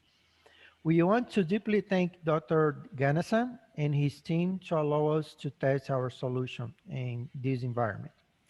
We can see that the results for the longer sequence in 2, 4, and 8 V100 GPUs in the figure. We can see that the gains provided by BP is very impressive for 2 and 4 GPUs, up to 27.2%. For 8 GPUs, the relative gain is lower, but still relevant for most of the sequence, up to 6.3%. The speed up is also compatible with the increasing of the number of GPUs. The peak performance was 2.53 teracups. Based on this result, we believe that we can achieve the best performance in the literature with about 40 V100 GPUs.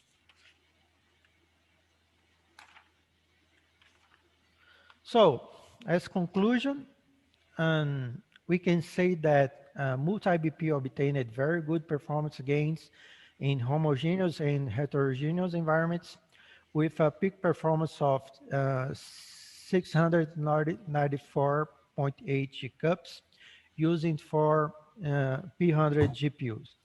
We expect to improve the performance, implement a way to optimize this static workload distribution. Furthermore, a dynamic workload distribution feature is also planned as a future work. This final slide here represents the design of the dynamic strategy that we are currently working on. We are suggesting a centralized controller model, which will read an input configuration file with the required parameters and divide the GPU matrix in cycles. Perform an initial column split. Between the cycles, the controller will check the performance metrics and then calculate a new workload distribution. Change the split accordingly.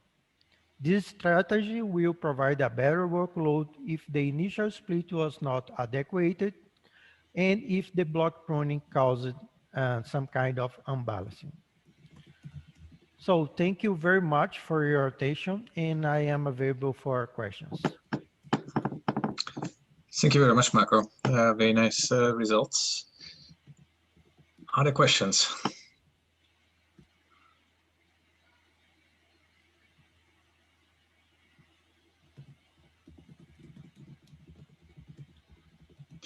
Maybe I have one.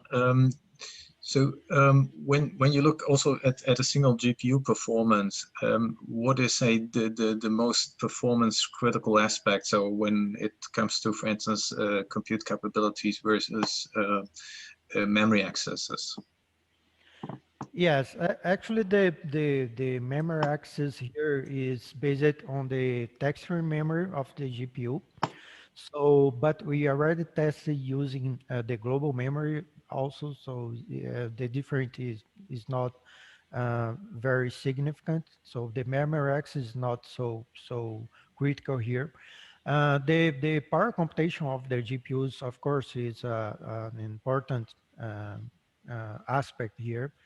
And I believe that the pruning can improve the results, especially in less powerful GPUs, because in the more powerful GPUs, the time that we spend calculating the block pruning maybe can be compensated by the power of the GPU itself.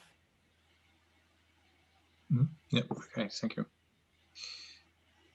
Are there any other questions? I don't see anything on the chat. If not, then many thanks again, Marco. And we would now have the virtual coffee break. So for everybody a chance to stretch their legs, grab a coffee or tea. And I would suggest in order to say keep the try to stick on the schedule. So that would mean that we would then reconvene in a quarter of an hour. So it's then 10 past in, say, most of the time zones, except if you're in India, that it will be then 40 minutes past. Okay, thank you then to all speakers of this session, and speak to you then again in 15 minutes.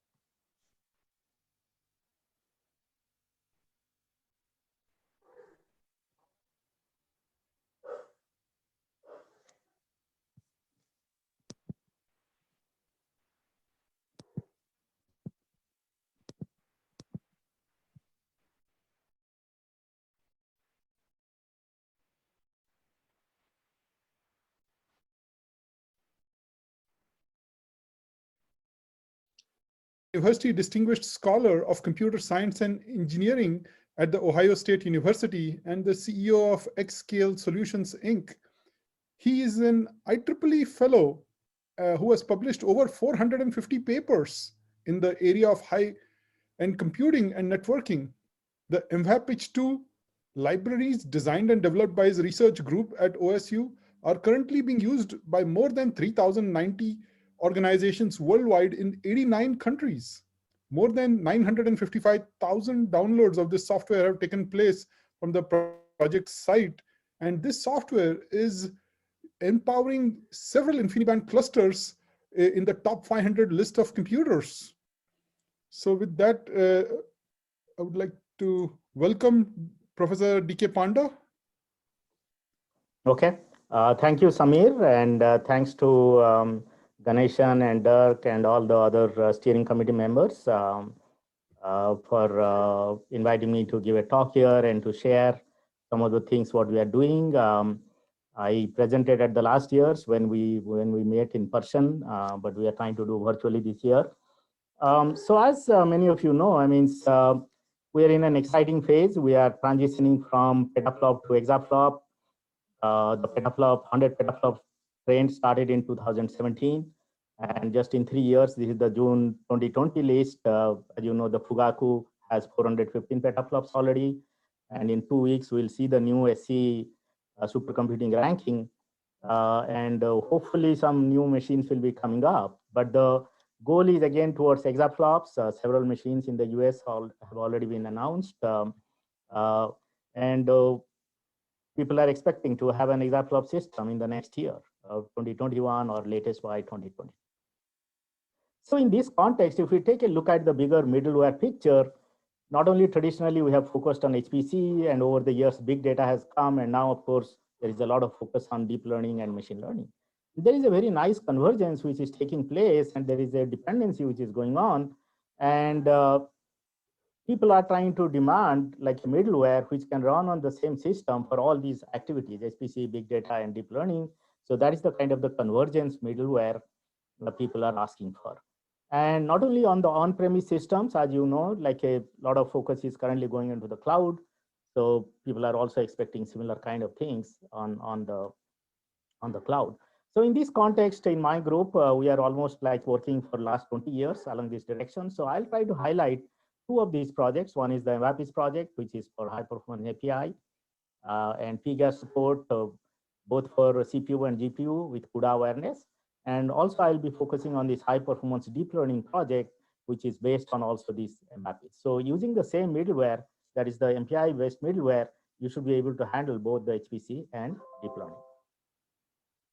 So this is a very short overview of the MVAPICH project. Samir introduced this in the introduction. We started this work almost in the year 2000, almost 20 years back. If you remember, like InfiniBand, it was announced in October 2000, almost 20 years back. And prior to that, in my group, we were working on the high performance MPI stack for Mininet, Quadrix. Those were the older interconnects. But when InfiniBand came, we were very happy to jump in. And then gradually over the period, as in the last 20 years, as the technology has evolved, we have taken our software stack and taken it to Omnipath, Ethernet iWarp, Rocky, even into the AWS EFA. That is a kind of a different adapter. And platform-wise, we started with x86, but of course, we support also OpenPOWER. Over the years, we have moved to ARM. We are actually supporting the new ARM processor. Very soon, you will see a release. It is already running on that system. And of course, GPUs, NVIDIA, as well as the AMD support will be coming out soon. And also, we are growing over the MPI standard. In fact, the very first open source version of the MVAPICH stack was demonstrated at Supercomputing 02. That is 18 years back. So I'm very proud that we are continuing this project. I'm very proud of my team. As Shamir introduced, like currently is being used by more than 3,100 organizations in 89 countries. But more importantly, I'd like to indicate just this last weekend, we actually crossed 1 million downloads just from the OSU site directly. Of course, it's a part of a lot of other software stack, Red Hat, SUSE, OpenHPC, SPAC. We don't keep track of those downloads, but just from our website, we crossed 1 million downloads. And of course, it is not just the download. We enable a lot of these top 500 clusters. These are the systems which we are empowering in the June 20 ranking. For last 15 years, a lot of these systems are getting the highest performance using our software stack. And I'll try to show some numbers from like a Summit, TAC, Frontera, those kind of systems in these slides. So this is the overall architecture of our MapIS2 software family, both for HPC, DL, and also machine learning. At the top level, we have the programming models, the MPI, as well as PGAS, hybrid MPI plus X. It could be OpenMP, it could be PGAS, any other combinations, we support that. At the bottom, we support all the different networking technologies. We support also all the different multi-core, many-core architectures. But this is where a lot of our innovations come in. We try to give you the very best performance, not only for like point-to-point, collectives, job startup, energy awareness, you name any of these MPI related issues, we actually try to provide the support. So starting from like academia, we not only like present new designs in the conference papers, journal papers, but in 6 to 9 months, we actually take these designs and then put it into the production quality software stack. And in my lab, we have almost like a 200 servers continuously running QA tests. So we go through a very rigorous release procedure to make sure that the code we try to push is actually production quality and it can actually scale to very large scale systems. So we have different versions of the MapIS2 library. There is a basic version, there is an advanced version with advanced MPI feature support. Then there is a GPU direct version for the GPU clusters. There is a plan to actually combine some of these things, might be in the mid 2021. You will see these two will be combined into a single package. We are gradually working behind the scene. But of course, we have other versions. I may not have time to talk about these, but some of you might be familiar here. We have an InfiniBand network analysis and monitoring tool, which can be integrated from the job level to the network level. You should be able to visualize the performance. And also we have these micro benchmarks many of you must be using for measuring the MPI and PGAS performance. This is the OSU MPI micro benchmark. So in this context, if we start like purely focusing on the HPC applications, I'll try to touch some of the features here, MapIS2, MapIS2X, and MapIS2 GDR. So here as I indicated earlier, we have been supporting OpenPOWER for the last several years. In fact, we are a member of the OpenPOWER consortium from the OSU side. We are also a member of from the Xscale solution side. I'll come a little bit later on. So these are some of the very latest number we have taken thanks to Samir for providing access to your systems, where OpenPOWER systems are there. So this is the MapIS2 235. In fact, it is just upcoming. You may see a release announcement next week. So as you can see, this is like within the node, this is like intra-socket. So we are comparing with the Spectrum MPI, which is the production quality version from IBM for OpenPOWER. So compared to that, we are able to deliver better latency for small messages, large messages, and as well as for the bandwidth and bidirectional bandwidth. So that is the intra-node. When we come to inter-node, we are more or less there. It's very like it depends on the InfiniBand interconnect. So we lose a little bit on the small message sizes, but we gain in the large message size. They're also same bandwidth and bidirectional bandwidth. And then when it comes to those are the point-to-point, but these are some sample numbers on reduce and all reduce, like which are very common in the not only in the scientific applications, but also in the deep learning application. I'll show a lot of results later on. But here again, you can see this is like a all reduce. Here you can see that for very large messages, we can actually give you almost factor of 3x benefit compared to the latest version of the Spectrum API. Same thing also happens for reduce for the small message sizes. So these kind of designs, I'm just trying to show some sample numbers, but these lead to actually the performance benefits and scalability at the application layer. So those are purely from the CPU side. So now let me touch also a little bit on the GPU side. Many of you might be aware of these concepts of CUDA aware or GPU aware MPI library. In fact, this is the concept we introduced from our group at the ISC 2011 in a paper. So if you think of a cluster like this, and let's say we have a GPU InfiniBand, this is one node, and this is the other node, and we want to send data from after computation, we want to send data from here to the here. So typically people do a CUDA memcopy, do an MPI send here, do an MPI receive here, and then do a MPI receive. That helps you to program very easily, but it doesn't lead to very good performance. So we introduced the concept saying if you know how to program from user host memory, instead of a host memory buffer, can we provide a device buffer? So saying that, okay, I want to do an MPI send from this buffer and do a receive on this buffer and let the MPI library take care of it. So that's what we call it, like a CUDA-aware MPI library. So that means for communication, you don't have to touch CUDA at all. For computation, of course, you have to put it into the kernel. But after that, if you just do MPI send from the device buffer and receive buffer, based on the configuration, based on how the GPUs are connected, MPI library will be able to find all the details, and then we should be able to give you the best performance. So that leads to high performance and high productivity. So if you take a look at this design with the performance, so I'll try to highlight this number. You can see in 1.85 microseconds. So this is GPU to GPU internode. So that means from one GPU, we can take data over the network to the other GPU in just 1.85 microseconds. So that is the biggest benefit you see in this optimized our library. Many of the other MPI libraries are this range. So we try to deliver you almost like a factor of 10 improvement in terms of latency. Same thing happens with respect to bandwidth and also bidirectional bandwidth. And that leads to very good performance for all different kind of platforms. That is the earlier slide was on the x86, but this is the number on the OpenPOWER with a GDR copy, with NVLink to Volta. This is like the Summit configuration, or you can think of like Alassane, Sierra. These are the top systems with OpenPOWER. So here again, you can see in the intra node, that means if two GPUs are connected to the same node, we can actually send data in 760 nanoseconds from a GPU to GPU. Intranode bandwidth with NVLink 2 for very large messages, we are able to saturate almost like a 65 gigabytes per second. And then this internode, this is the 2-port EDR. So here we are able to give you like a 2.18 microseconds. So this is the OpenPOWER. The earlier one was an x86. So there is a platform difference. In 2.18 microsecond, we are able to send data from GPU of one node to the GPU of the other node. And these kind of benefits in the MapBase2 GDR library helps you actually significantly in terms of performance, also application level performance. So here we are seeing a UMD Blue, which is a molecular dynamics application. Higher is better. So you can see the normal library, which is not CUDA aware, but this is our MapBase2 GDR with the CUDA aware version. You can see almost a factor of 2x benefits at the application level.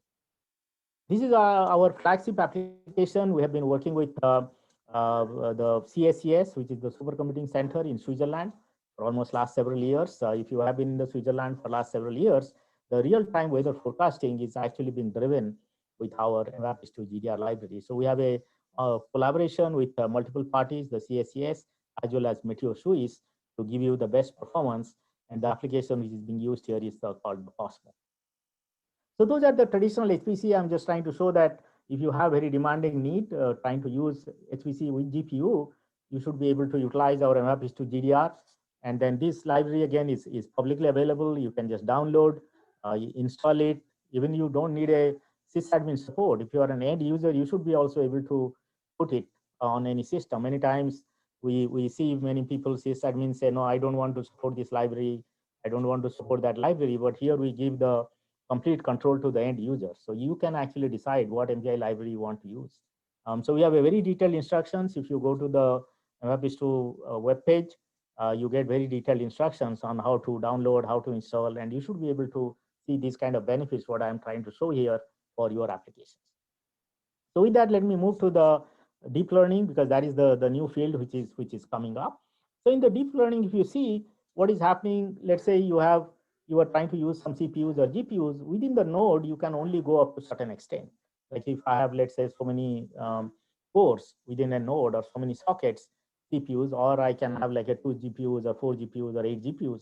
But beyond that, we need distributed scaling. So that means we need, within the node, we need scale up, and then across the node, we need scale out. And of course, there will be a lot of work taking place in the field. Like NVIDIA CUDNN is trying to provide scale-up performance within the node. Intel is trying to do MKLDNN. When it comes to scale out, there have been multiple solutions. Like TensorFlow started with gRPC. Some people started with also Hadoop. NVIDIA focuses quite a lot on the Nickel library.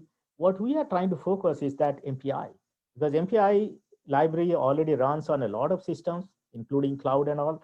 So you don't need actually a separate library. As long as you have the MPI installed, you should be able to actually get both the scale up and scale out. And of course, the goal in the community is to go to this corner. So that is the remaining part of the paper. I'll try to focus on how you efficiently scale up and scale out the deep learning frameworks. And recently, we are also focusing on the machine learning framework to take advantage of the heterogeneous computing resources. So what we have done here, this is our MVAP2 driven infrastructure for both machine learning and deep learning applications. So some of you might be familiar with this stack called Horovod. So this is the stack which came from Uber, which provided the links to multiple different DL frameworks like TensorFlow, PyTorch, and MXNet. So what we have done is we have linked actually below to this Horovod the MVAP2 or the MVAP2X for CPU training and MVAP2 GDR for the GPU-based training. So now if you install any of our library, now through Horovod, you should be able to run your application using any of these frameworks. And then recently the PyTorch is changing a little bit, like instead of Horovod, they have directly a torch distributed runtime as well as the deep speed runtime from Microsoft. So we have also provided links to here. So if you're trying to utilize any of the very latest PyTorch application, you should also be able to utilize our software stack. And you don't need any other support. Just MPI library should be able to give you or allow you to run your application. So in fact, this is the web link for the high performance deep learning site. And we have very detailed instructions on how you can download and how you can utilize this. So with this context, let me show you some numbers. I'll try to show some CPU, GPU based deep learning. And more importantly, I'll try to focus on some out of code DNN training. That is becoming very important. I'll try to show a use case of AI driven digital pathology. And then also I'll be talking a little bit about the commercial support and products. So this is the distributed TensorFlow. So this is purely CPU-based training. Many people say, yeah, GPUs are good, but CPUs also, if you have access to very large cluster, and in fact, all over the world, there are many large CPU cluster, you should be able to actually utilize those things. You don't have to depend on the pure GPU cluster. So here I am trying to show, this is on the TAC Frontera. This is the Texas Advanced Supercomputing Center. This is the number 8 system in the world. So we actually ran this distributed TensorFlow, the ResNet 50 training. You can see we can actually, using 2048, like a 2K nodes, we are able to train it in 7 minutes. Okay, and then you can see that you get very linear performance as you actually scale on this system. So now we did a lot of experiments on OCRI Summit because this is an OpenPOWER Summit, OpenPOWER academic discussion. I would like to show a lot of numbers with the OpenPOWER system. This is the Summit system. Most of you must be familiar. This used to be the number 1, and now it is the number 2. So these are the OCRI's National Lab. So a lot of these deep learning applications use MPI all reduce. So this is where we try to optimize. I showed some earlier numbers. So here, if you see, we try to scale it up to 1536 GPUs. And as you can see, we are comparing with the Nickel library from NVIDIA. And here we can see for all different message sizes, we are able to give you 1.6x performance, here 1.7x. Even as the system size scales, we are able to give you better benefits, whereas the other MPI stacks and the Nickel library are not even able to scale. So then we try to do the training distributed TensorFlow on this summit. So we use the ImageNet 1K. It has 1.2 million images. And here again, as you can see, with 1536 GPUs, we are able to actually get like almost 0.42 million images per second. And we're able to take care of like this training in just 4.5 minutes using up to 1536 GPUs. So that is using the standard TensorFlow. Recently, we have been using all the other combination because PyTorch is getting a lot of momentum. And these things have been run on, again, on the summit. So as you can see here, using the MVAP2 library compared to Nickel, now you can actually we can give you 30% higher performance. And PyTorch Horovod, that is also another combination I had shown you earlier. So this has been taken on the Lassen supercomputer, which is very similar to Summit, but it is the Loris Livermore National Lab. And we can actually give you 15% higher performance compared to the NVIDIA's Nickel solution. PyTorch with the deep speed, that is with the Microsoft's new runtime. There again, we can give you almost like a 30% higher benefits, even with very small, like a 256 GPUs. The same thing also with the torch distributed. Here with the 256 GPUs, this is even with the latest Nickel 2.78 we can actually give you 16% benefit. So this is the kind of the powerfulness, what you can see using an MPI library. And here it is a summary with all the different combination like a PyTorch with the training ResNet 50. So as you can see, like this is the nickel-based solution. This is our MFS2 GDR solution. Irrespective of which one of these intermediate library you are using, we are able to give you almost like a 10,000 images per second faster, like a 15%, 20% faster performance. So those are the kind of basic training.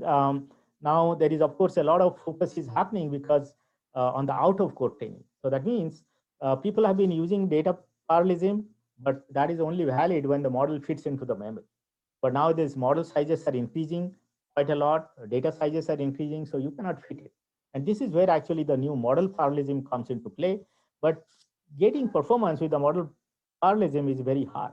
And this is what we have been working now. So we presented a paper at ISC. You can take a look at this from the archive. It is called Hyperflow. And using this Hyperflow, so this is here like on a 512 nodes. This is a pure CPU system. We are able to give you here, you see, on a 512 nodes, a performance of 481x. So that means we are able to give you very good performance as the number of nodes increases.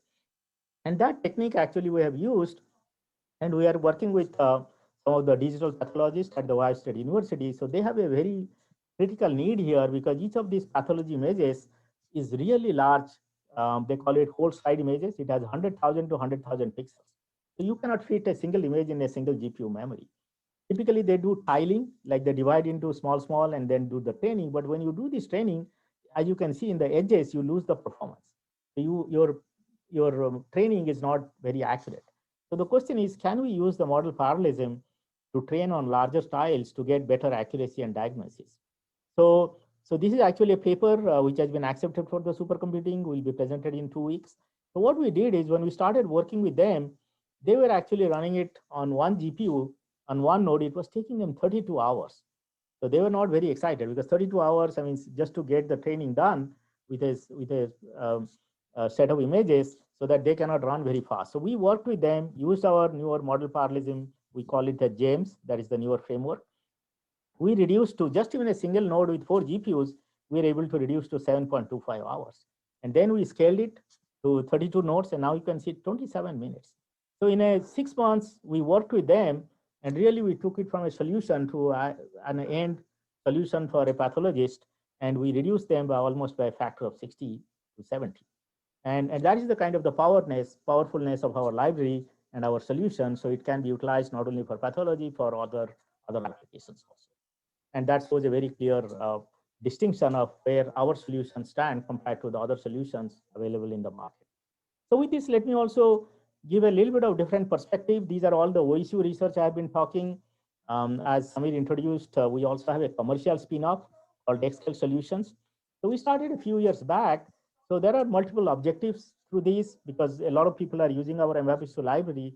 They require actually, they are looking for commercial support, optimizations, tuning, because all platforms are of all different configurations. So this is one of the focus. Currently, we are providing support to a lot of international libraries, international national laboratories and supercomputing centers. If any one of you are interested, we'll be very happy to work with you. But on top of that, we are also working on some new value-added products. So we are actually a silver ICB member of the OpenPOWER Consortium.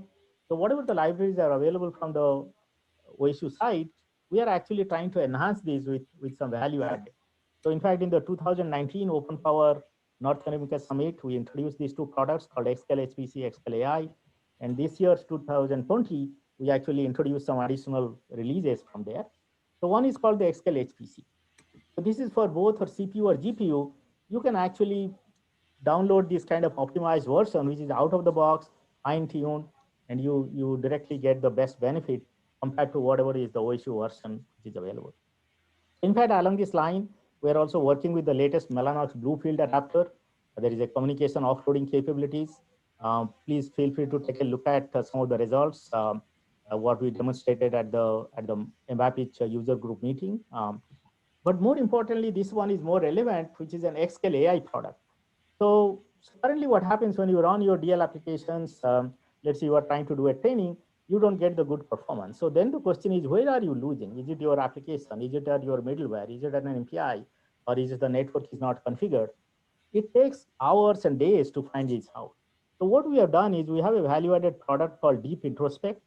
So next slide, I'll try to show you some sample. Here you can see it is trying to show you a dashboard. And let's say you are trying to do some training. It is exactly trying to go inside. It is a lot of buttons. You can actually try to go inside. It says MPI already used. It's actually telling you not only how many calls are being taking place, what is the latency, and you see this kind of peak. So it says like, look, there is a 8 megabytes of messages which are being exchanged and it is taking a lot of time. Or by message sizes, it says, look, this application is trying to run 65 megabytes of messages and the frequency is very high. So that needs to be optimized. So with these kind of insights, you should be able to actually try to enhance your environment. And with a visual introspection, you should be able to optimize your entire stack. And that's what is the value-added product, is the Xscale AI. So in fact, recently we have been working with some of the organization, including Nimbix Cloud. You will see some of the supports coming out in the Nimbix Cloud. And if you are interested again for these kind of solutions to get a demo or a free trial, please feel free to contact us at this address. So with this, let me conclude my presentation here. As I motivated in the beginning, HPC and DL applications require high performance and scalability. They require all high performance middleware designs, and that's what I presented here. I started with the basic MPI-driven solution for HPC, and using the same library, you can actually also take advantage of the DL applications, including out-of-port training, and I also indicated like commercial support and products are also available along these directions.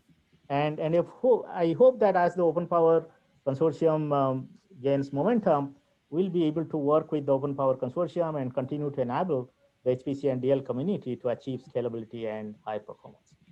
So with this, let me thank, these are all our sponsors, both through the funding. We work with a lot of agencies, companies, but more importantly, these are all my heroes. What I'm trying to present here in the 25 minutes is actually a work which has been done in 20 years. So always I'd like to provide credits to all the past students and staff. And with this, let me stop here. And if there is any question, I'll be very happy to answer over the chat, or you can send me also questions by email and I'll be happy to answer. Thank you. Thank you very much, Professor Panda. I would like to request the questions. If we have time for a quick question, but you can please feel free to write the questions in the Q&A box in Zoom, please, as we transition to the next speaker. Yes, I'll be monitoring and I'll be happy to answer this. Thank you. Thank you. And our next speaker for our next talk, our talk is Parallelware Analyzer Data Race Detection for GPUs using OpenMP.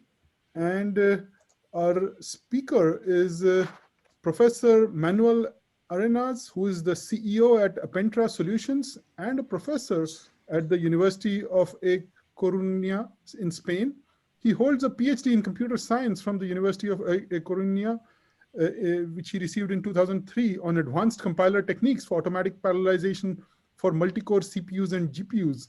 He's the co-founder of Apentra Solutions, a deep tech global company incorporated in 2012 with headquarters in A Coruña, Spain. It delivers the Parallelware tools to enable faster development of parallel software, ensuring best practices. The tools are powered by the Parallelware technology, a new static code analysis specializing in parallelism. Please, Professor Arenas. Thank you, Samir. Can you hear me well? Yes, we can. Thank you. Excellent. Thank you. Thank you so much for the great introduction. It's really really good to have such a good and precise introduction. So thank you so much for the introduction. Thank you to all the organizers for inviting me one more year to present our latest results here at the Academic Discussion Workgroup in SC. This year we are virtual. We don't have the opportunity to meet in person, but things will probably improve over time and we will have opportunity to meet again. So as Samir said, our My talk is about Parallelware Analyzer, a set of tools that we are developing at Apentra, a startup company incorporated that operates from Spain. And in particular, I'm going to present one of the use cases that have attracted more attention in the HPC field. That is the detection of data races, especially when we try to run and move and develop code for GPUs. In the talk, in the title, I mentioned OpenMP, but it's not close to OpenMP. You can also use OpenACC. So in particular, we are focused on directive-based ways of programming the GPUs. So to motivate my talk and understand why we are focusing on this approach, I would like to start mentioning which are the main challenges that we have when we try to program the GPUs. We focus on C++ Fortran parallel code. We are not considering or targeting any other way of programming with Python or any other languages. And our goal is to reduce the cost of developing and maintaining bug-free C++ Fortran parallel code. Okay, if developing parallel software that is precise and runs fast is difficult, doing it in parallel is really a nightmare for many programmers. Only few programmers in the world can program parallel computers really well. So parallel bugs are difficult to find and fix, and this is one of the main reasons. And in particular, you can have a code that seems to run well. You run it 99% of the time and it provides correct results, and suddenly it fails, provides wrong results. And you can think that it's something external to your application, but many times it is something internal to your application, some hidden parallel bug that only appears from time to time. And in addition, if the bug, the parallel bug race condition appears from time to time, it is very difficult for developers to reproduce it in the development environment that is different from the production environment typically. And if this is difficult for multi-core programming or SIMD programming, that is another way of exploiting parallelism in modern computers, it is even more difficult for graphical processing units because the development environment and the debugging tools are not so advanced and as precise as we have in multi-core environment and are not at the same level of precision and usefulness and productivity in GPUs. So we have had many conversations with the community, and we have come to a conclusion that you need to address two challenges when you go to the GPUs and you want to take advantage of the performance promised by the devices. The challenge number one, the most painful one, data movement. Ensure that you synchronize correctly and in a timely manner the data in the CPU memory with the GPU memory, moving data back and forth between the two memories. And after that, of course, we cannot forget about the challenge number two, data races. In the end, once you move the data to the GPU, your code will be running in parallel, probably across thousands of threads. So you still need to have correct data, but you still need to have correct threads, parallel threads operating in parallel in a correct manner. Okay, so these are the two main challenges that you will need to address. So GPU programming is very hard, and in general, we say it is very intrusive in the sense that when you try to move code to the GPU, you many times have to make major changes in your code. You need to change data structures, classes, functions, the way the loops are coded, many major changes across a significant part of your code just to move 1, 2, 3 loops to the GPU that are the ones that consume 90% of your code, typically in scientific compute-intensive applications. So we need to find ways to help the programmer in doing essentially 4 tasks. One is detecting and fixing data races and data movement issues. The second one is once they have written parallel code, can they be sure that the code is correct? So we need to help them in verifying that the parallel code, particularly the GPU-enabled code, is going to run free of data races and data movement issues. But also, when they want to increase and go towards peak performance, they need to discover more parts of the code that can be parallelized to minimize the overall the amount of data moved between the CPU and the GPU. So we need to help them in discovering new opportunities in the code that can be offloaded to the GPU. And finally, when you go to the GPU, when you go to parallel, even using directives, that is simpler and easier to do than coding in MPI or lower level libraries, you need to implement in general many versions of your code because you start with one that behaves correctly, but typically it slows down. And then you go iterating, improving your code until you get some speed up and you get up to significant speed up. So you will probably need help in implementing those versions fast and free of bugs, okay? So in general, we need new tools, development tools to improve programmers' productivity, especially when you go to the GPUs, helping them to find and fix parallel bugs, and also helping them to prevent parallel bugs from appearing, okay? So again, from worldwide efforts with colleagues and partners through projects like EPIC and Maestro in the European Union, or working with our customers, NERSC, Oris National Lab, or KAUST in Saudi Arabia, we have come to the conclusion that you need to address three main stages when you try to parallelize code.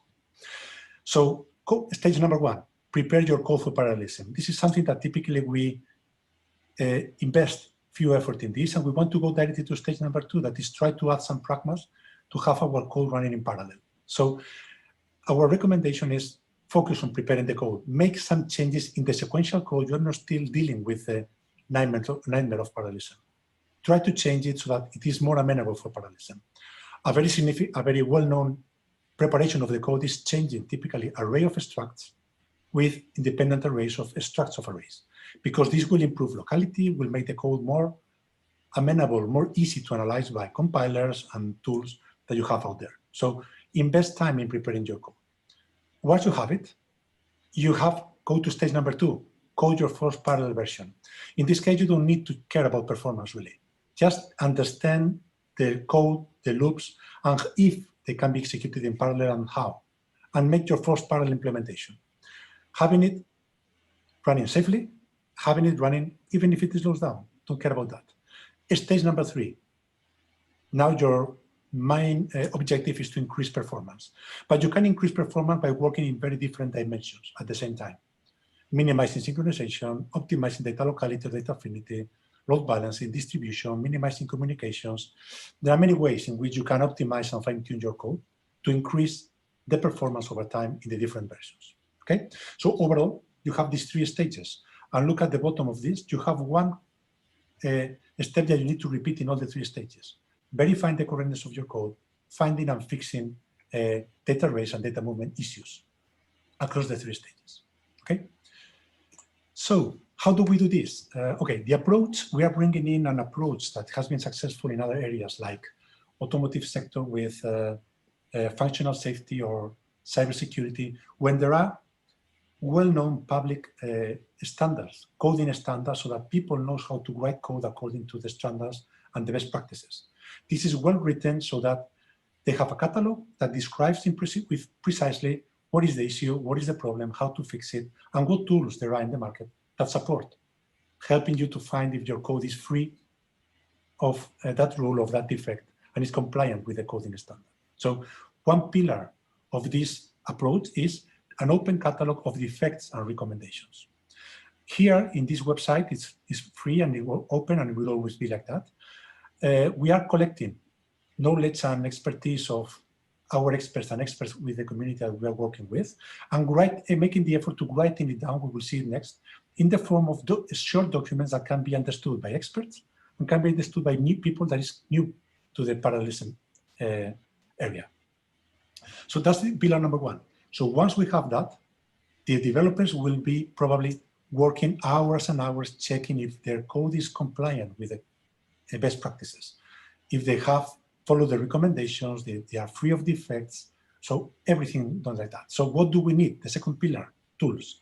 Tools to automate checking if the code is compliant with the best practices, or in the future, hopefully we will have a coding standard for HPC covering many types of parallelism that we are using in our field. And this is where Appentra's tools come into play. Parallelware Trainer and Parallelware Analyzer help you to automatically analyze the code and write defects, recommendations, opportunities to help you write high-quality parallel code. And this whole approach has recently received in the European Union the Innovation Radar Prize, which recognizes the ability of putting in the field an approach that can be disruptive, can change the way we program or we develop code to increase the quality and the overall system area, and also take R&D results in these collaborative projects and take them to production in just a few weeks or months. Many of the results that we are developing the scope of these projects are immediately released in the next releases of Parallel Analyzer of Parallel Tool. So we are able to go from R&D or TRL level 5, 6, up to TRL level 8 and 9 by the way we work inside our company. And this work has received this recognition, of which we are really, really proud. So let's focus on the catalog. There are many defects and recommendations available in the catalog. I will go through the 3 stages, just mentioning only some of them. So this is a listing of the current defects and recommendations that you can find. And I have highlighted some for which I have prepared some slides. Probably I will not go in detail through all of them, just mention the key parts that can help you to write faster and better quality code, particularly for GPUs. So for the recommendations, usually this one is typically we overlook this. Declare variables in the smallest scope possible. Because if you do it like that, in this example, you will understand that by declaring a variable inside a loop, if that is possible, by adding pragmas, you don't need to care about it because the programming language will guarantee that that variable, in this case, the scalar t, will be thread private if the loop is executed in parallel. So you can see that in the OpenMP clauses, you don't need to deal with variable t. While in the previous declaration, you need to deal with it. And dealing with variables and how you manage the data scope in OpenMP or OpenECC is time-consuming and many times difficult and tricky in given the default rules of the standards that change over time, okay? And change from one language to another between C, C++, and Fortran. The defaults evolve and change. So this can save a lot of effort. Another one, we mentioned this one before, array of structs. Whenever you have a code that has arrays of structs and you want to change it by a struct of arrays, typically you need to refactor and change a very, very big part of your code. So at least knowing that you need it for a given piece of code is useful. And how to apply it, even in simple examples, it's useful so that you can understand better how to use it. And that parallel can rise and point you to this matter for your given source code. Another one, declare globals. In many codes, scientific codes, we observe that in the hotspot functions or loops, we are using globals. Okay, if the code is correct, it runs correctly, but it is a nightmare for tooling and even for the programmer, because if something goes wrong, you need to keep track of all the uses of those globals across all the functions that can be on the stack since the program started at the parallel region. So why don't you simplify the effort or the risk of having race conditions due to this global, and you just use only variables that are declared in the procedure, in the function, by declaring them as parameters of the function or declaring as local stack variables inside the function, okay? And finally, another one, a pointer aliasing, one of the nightmares, again, for tooling and for programmers. How can we write the code so that we can isolate those parts of the code that can be confusing for the programmer and for the tooling?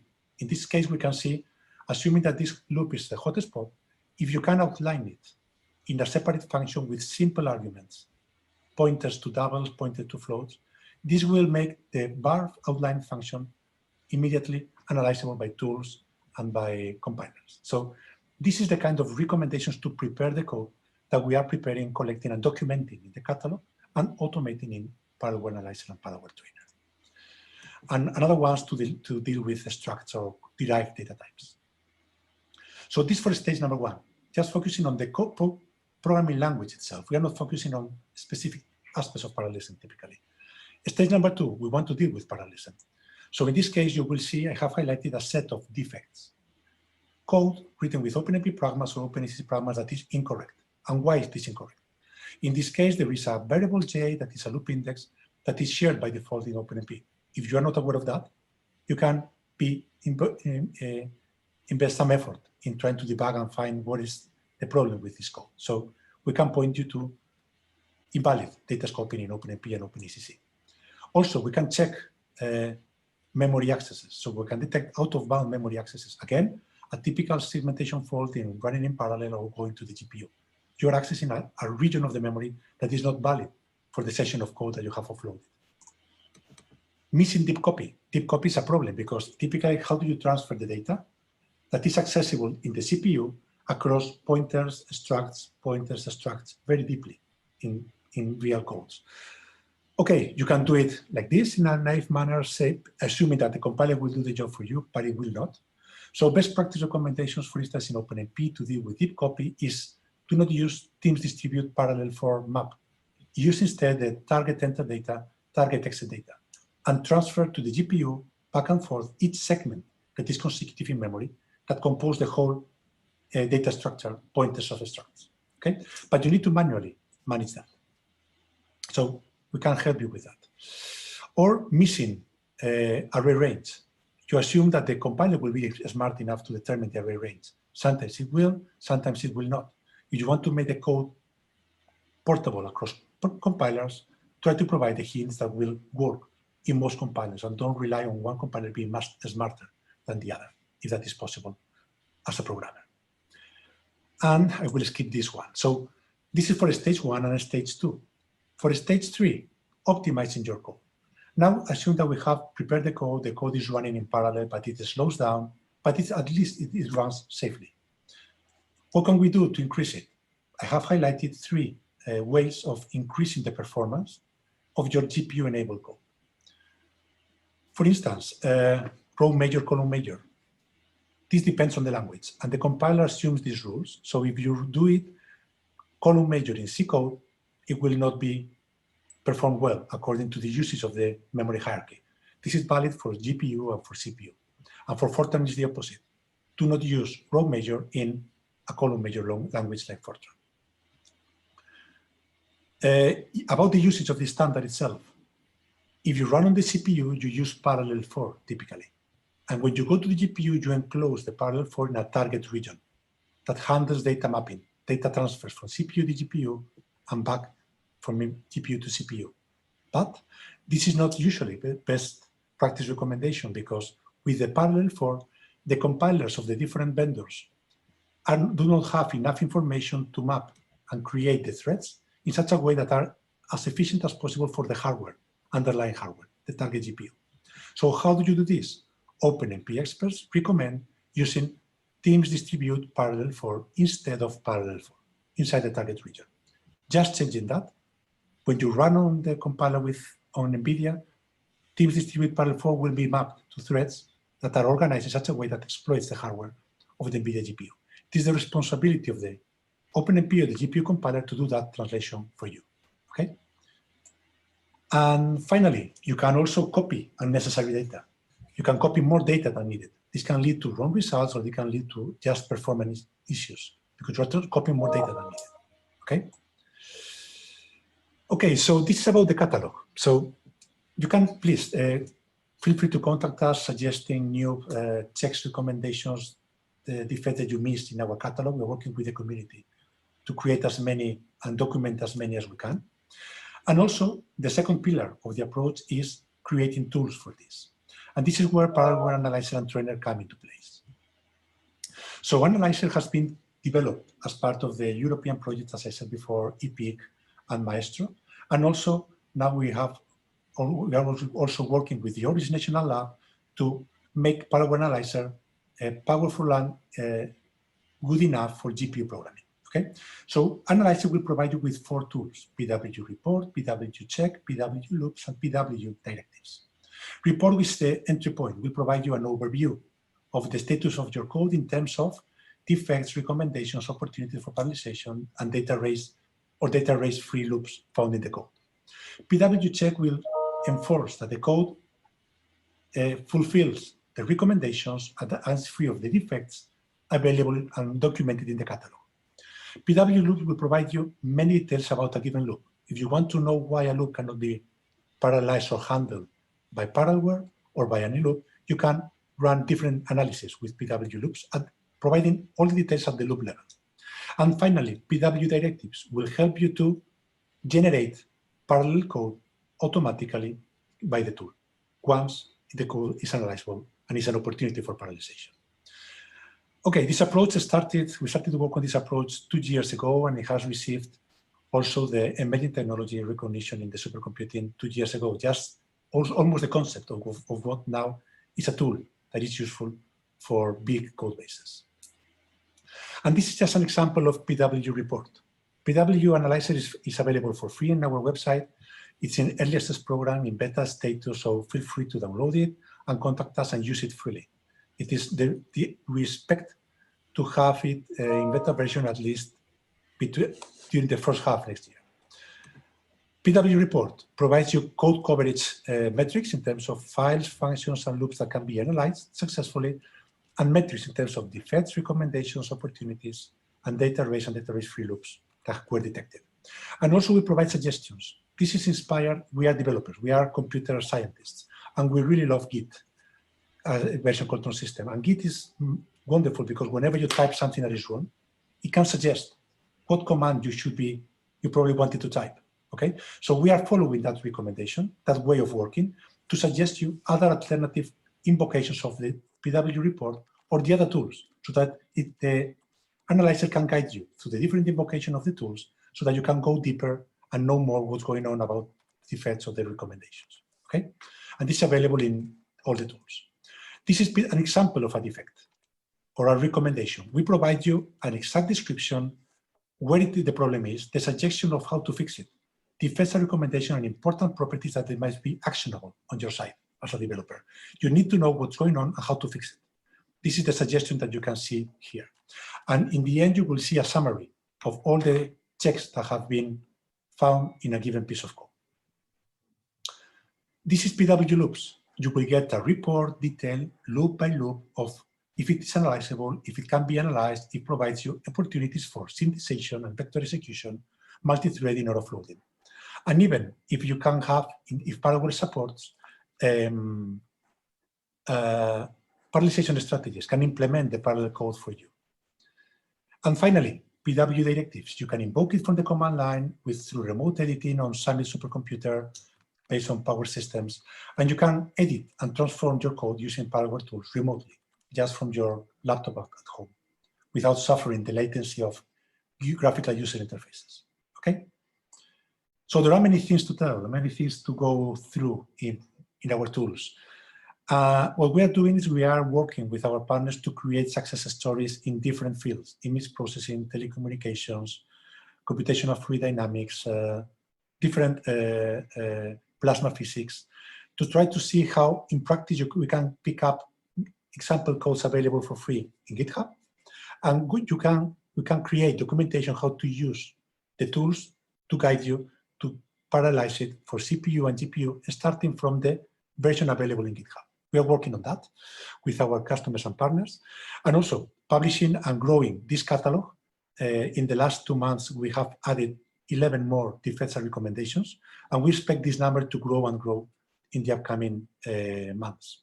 And from time to time, we will release also PDFs like this one, 4 tips to avoid race conditions on GPUs. We want people that is really interested in GPUs understand what experts think are the more important tips that they want to understand, and map these to defects and recommendations so that they can use the tools to automate the detection and check that their codes are compliant. Let's use this term, with the best practices documented in this catalog. So just to finish, I want to thank the organizers for giving us this time to present this. We presented very early versions of this Power Analyzer tool during the last 2-3 years in this workshop. So if you look at those presentations, you can see how the approach evolved until what is now, until this approach based on these 2 pillars of the catalog and the recommendations, the defects, and the tools that support these different workflows to analyze C, C++, and Fortran codes. So thank you very much for the feedbacks. Thank you very much for the opportunity again to present this latest news about our work at Apentra. And we are really excited to reach out or being contacted by anyone interested in collaborating with us in any manner. We want this to be something that the community adopts, that the community is really interested in maintaining and growing, so that we can, on our side, on the business side, create tools to automate writing code that is compliant with these best practice recommendations for GPU programming or CPU programming or SIMD vector programming. And that's it. Samir, I have finished my presentation here. Thank you, Manuel. Samir left for another meeting actually, so I'm taking over from him now.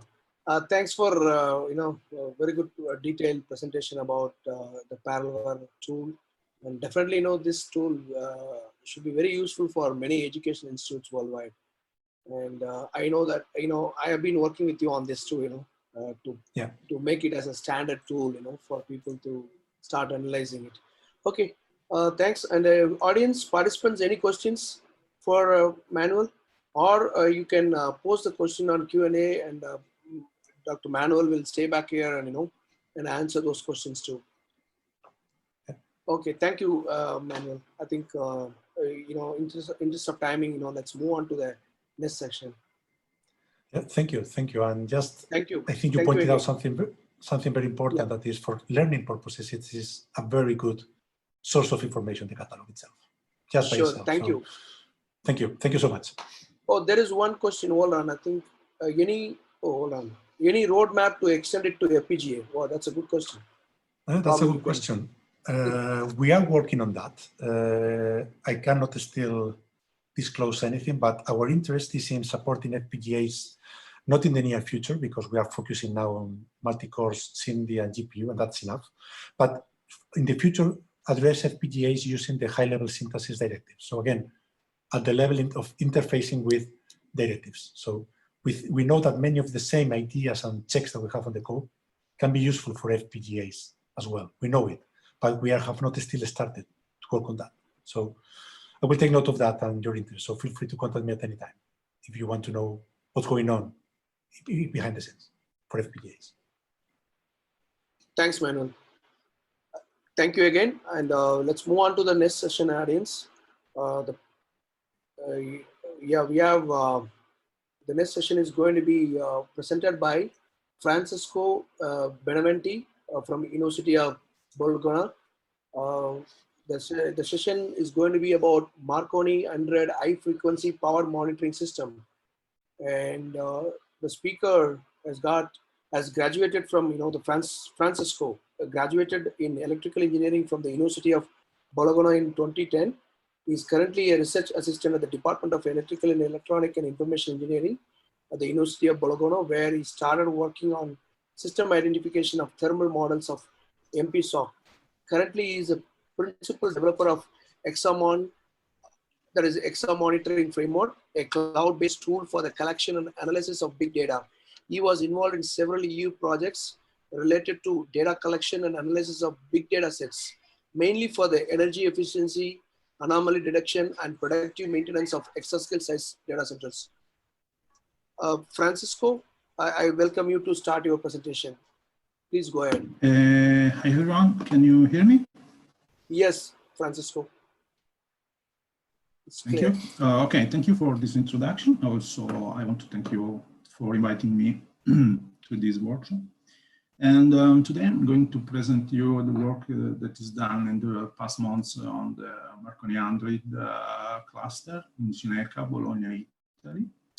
And okay, we can move on to small agenda. We will see the aim of data center automation that we are working on in these years in Bologna with collaboration with Cineca. We will see in this presentation some of the usage scenario of data center automation approach.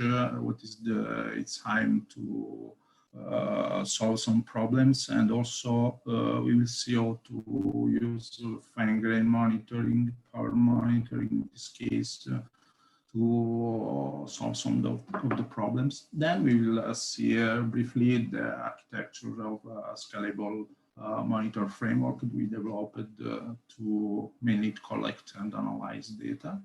And then we will see the details about this work on the Marconi 100 hardware, and also how we performed this high resolution fine-grained power measurements. So we will start with this picture. This is the picture of data center automation idea. The aim of this project is to collect mainly heterogeneous sensors from the infrastructures, in this case the HPC, an HPC data center, and also the environment where the equipment is, and send these kind of heterogeneous sensors to infrastructures, mainly we supposed to be in the cloud, and offers to the users a common interface to this heterogeneous data source to perform some application with this mainly focused on machine learning, performance analysis, data visualization, resource management, job scheduling, and so on. The goal is to give to the infrastructures some feedbacks to improve some of these KPI. Okay. One of the scenarios that is more focused on this presentation is if you look on the left side of this slides, mainly to perform predictive maintenance on the equipments and also security, just going to check for anomalies in the looking only to the power consumption of the equipments and see if there is some malware attack performing on the hardware, on the infrastructures. And we will see later how to track these behaviors. And also, if you look to the right side, we see that we can use, and of course, in the previous scenarios, we are almost focused on user fine-grained data, so data that is very accurate in time. In the right side, we see also that coarse-grained data is used also for manage other topics like maybe the optimality of job scheduler, also improve the SLA of the infrastructures and design new installation using historical data and other application. Also power cap and to stay below given threshold in power usage and so on. And this coarse-grained data is also required for this application. Mainly for the fine-grained side of the application, we can exploit high-resolution measurement, mainly in the power consumption. Looking at for example, in the power spectral density of the measured signal and give some spectral signature of the application, and using machine learning techniques to classify good and bad application, and then deploy and runtime these models and enforce anomalies in the signals and also the usage of the equipments. And the advantage of this approach is that is completely out of bands. So we don't need to go into the, the equipments giving noise to the users, but just outside measuring the power consumption at the plug and analyze it with machine learning techniques. And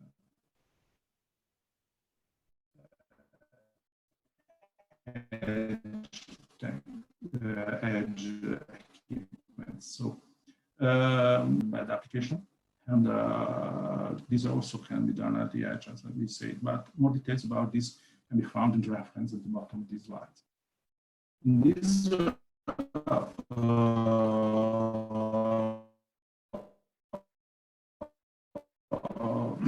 presentation, we will see the structures that we implemented to acquiring this data, both coarse-grained and fine-grained data. Some of the design requirements to create these scalable monitoring frameworks are suggested by the properties of the data we are going to acquire. Because the data can be very large in size, heterogeneous, structured and unstructured, so coming from different sensor with different shape, and also can be inaccurate because this sensor can be on, off, and we cannot control this behavior. And also we need to use this data in real time. But if we check these properties, we see that they are matching the 4 V's of the big data paradigm. So we are going to create, we created a monitor framework based on big data tools. So just to give details about these infrastructures, this is basically an overview, more general overview of the current infrastructures we use in Italy, in Cineca. So starting from the bottom, you see the target facility, where target facility is everything we can monitor with using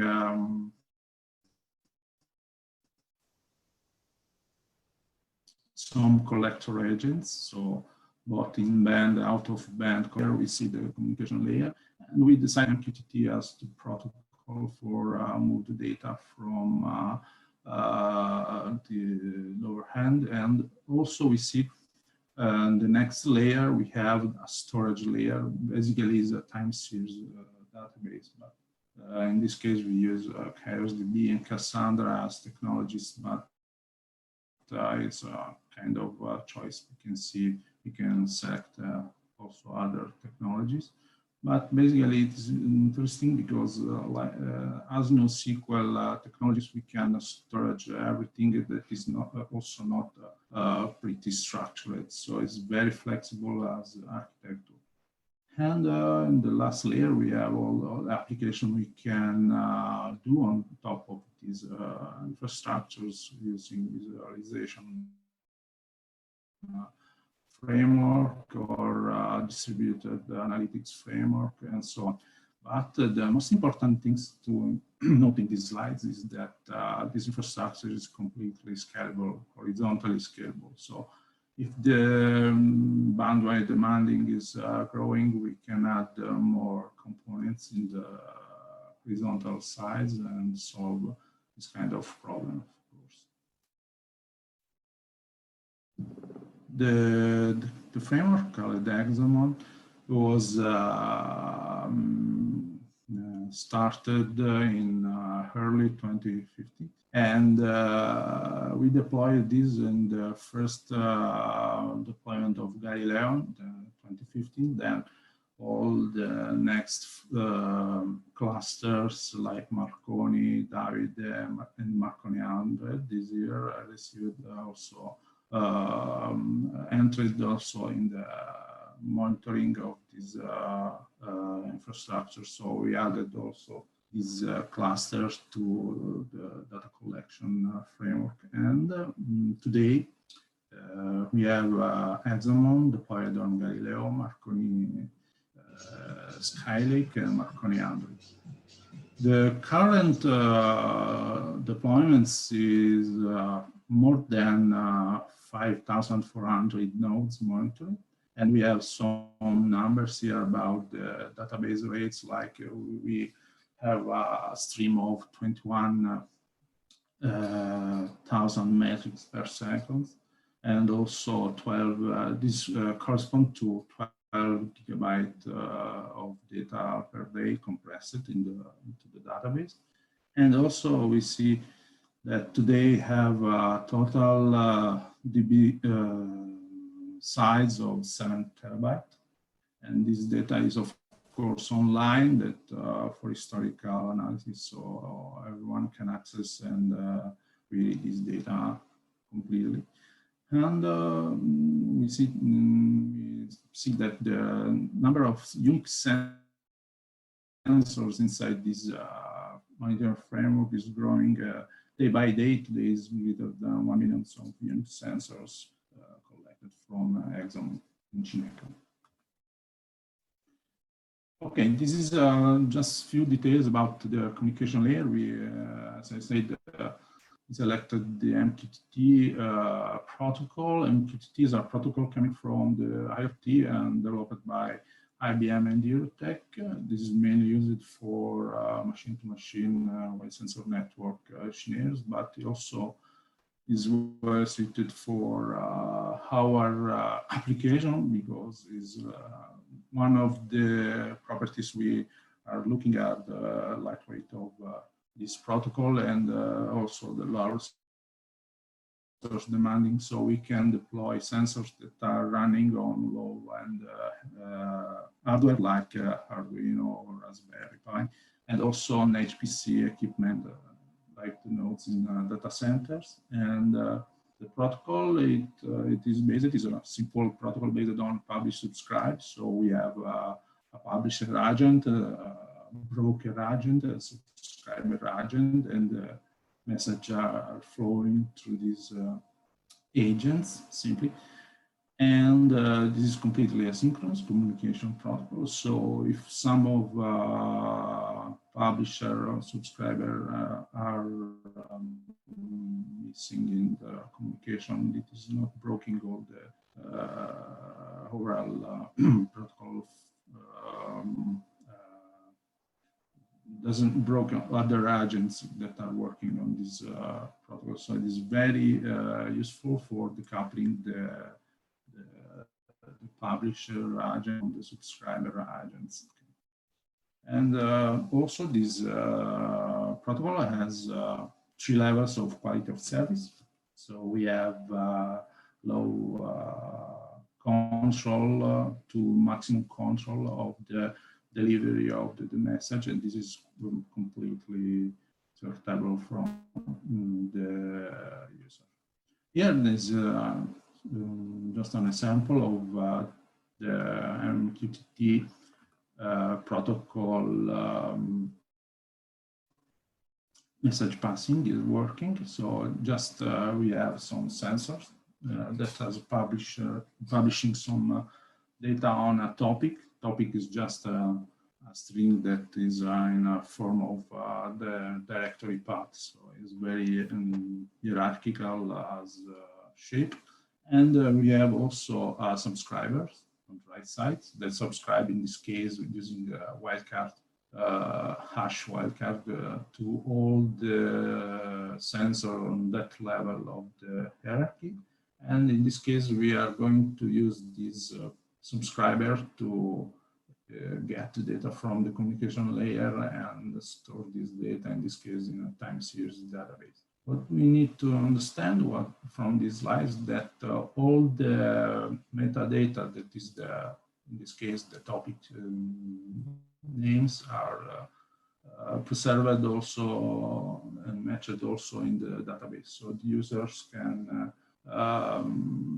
there is a kind of consistency between the transport layer and the storage layer, and the metadata, of course, of the data. So at the end, the user can easily query this data knowing only the MQTT topics or the tags and vice versa. So here you can see also this kind of consistency here in this slide. So you have the topics of the sensors that are, as I said, just a hierarchical sequence of key value. Okay, just key value that are the properties of the metrics that we are collecting, and payload is, in this case, is a simple couple of value that is the value itself measured and the timestamp when the value is measured from the sensor. And this is a match also the schema in the database. So you are see is that all the sequence of the tags and the timestamps and the value are matching the element in the database, and this also matched the elements when we perform some query and save this data on the different formats. In this case is Parquet, HD, F5, and so on. Now we see also here we developed a client to perform analytics on to access and perform analytics on this data. This is a simple client we created to give some to help the users to use this data, of course. And the XML client is just a Python package that implement a SQL-like query language. You see an example on the bottom right of this slide. And you can do analytics using just simple framework like Pandas, just on one node, also distributed analytics frameworks like Apache Spark or that, because the XML client offers supports for both these technologies. Of course, you have also a visualization as all the monetary frameworks. You have the visualization side, so you can access this data using, for example, Grafana, and you see live data monitored. But what is interesting from this work performed on Marconi 100, when we deployed Hexamon at the early stage of the setup phases of Marconi 100, we see here in this picture that we have all the metrics coming from the GPU Marconi 100. In this case, mainly temperatures, and the top of these pictures, there is also the clock throttle reason active. That is some measurement we did on the live on the infrastructure during the experiments and tests for the Marconi 100 deployment. We see in this case that we are able to catch in real time the reason why some of the GPUs in this case as throttling, showed throttling in the frequency in some of the racks of Marconi 100, in this case 214. And this dashboard is available after a few hours when the Marconi 100 first boot, and we see this quickly happened to catch problems and hotspots in this case GPUs to manage a quick setup of the Marconi 100 cluster. Then we see here some details about the work done for provide high resolution power measurement on Marconi 100. Here are some numbers about Marconi 100. You see Marconi 100 is composed about 918 nodes, 55 racks. These kind of nodes are of type SC922, sorry. And it has 2 cores per nodes and 4 GPUs 100, NVIDIA 100 per nodes. And last important number, it is 9 in the top 500 list in the past June. Okay, the work is done mainly, this work is done mainly on the BMC. The BMC is the basement management controller. Here we have a schema of the one of the Marconi 100 nodes. And we see that BMC is one of these components. Many of you already know what is the purpose of this component is to provide sensor readings and management to the administrators. And basically, in this case,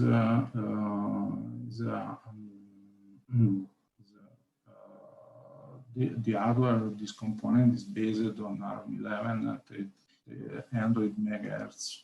This is an ICT 2015 from ASPI. And the software, the most important part is the software here is based on the OpenBMC framework. And this is basically a Linux distribution, an embedded Linux. And based on the Octo project. And this provide the same things like in the x86 system. So provide the IPMI support to the user, the remote console, RESTful API, and also web user interface. But mainly it provides communication with the OCC. What is the OCC? The OCC is a component that is available on all power processors, in this case Power 9, and offers measurements and control of system power and chip temperatures, and also enable fan control, power capping, energy saving, and so on. And last but not least, enable sophisticated measurement and profiling. That is the properties we are exploiting in this work. So in this picture, we see a high-level overview of the BMC stack, software stack, the Linux software stack, but is focused on the components we leverage in this work. But what is important is to see the hardware is the driver that is governing the communication between the BMC and the OCC that are available on the Power 9 CPU. As we can see, the communication happens through the FSI bus. It is a clock data serial bus that can similar to I2C bus, and the OpenBMC and the Linux operating system available on the BMC provide all the drivers to communicate through this interface, and is exploited by the existing infrastructures in the hardware monitoring framework. And mainly it is used to perform the poll instruction to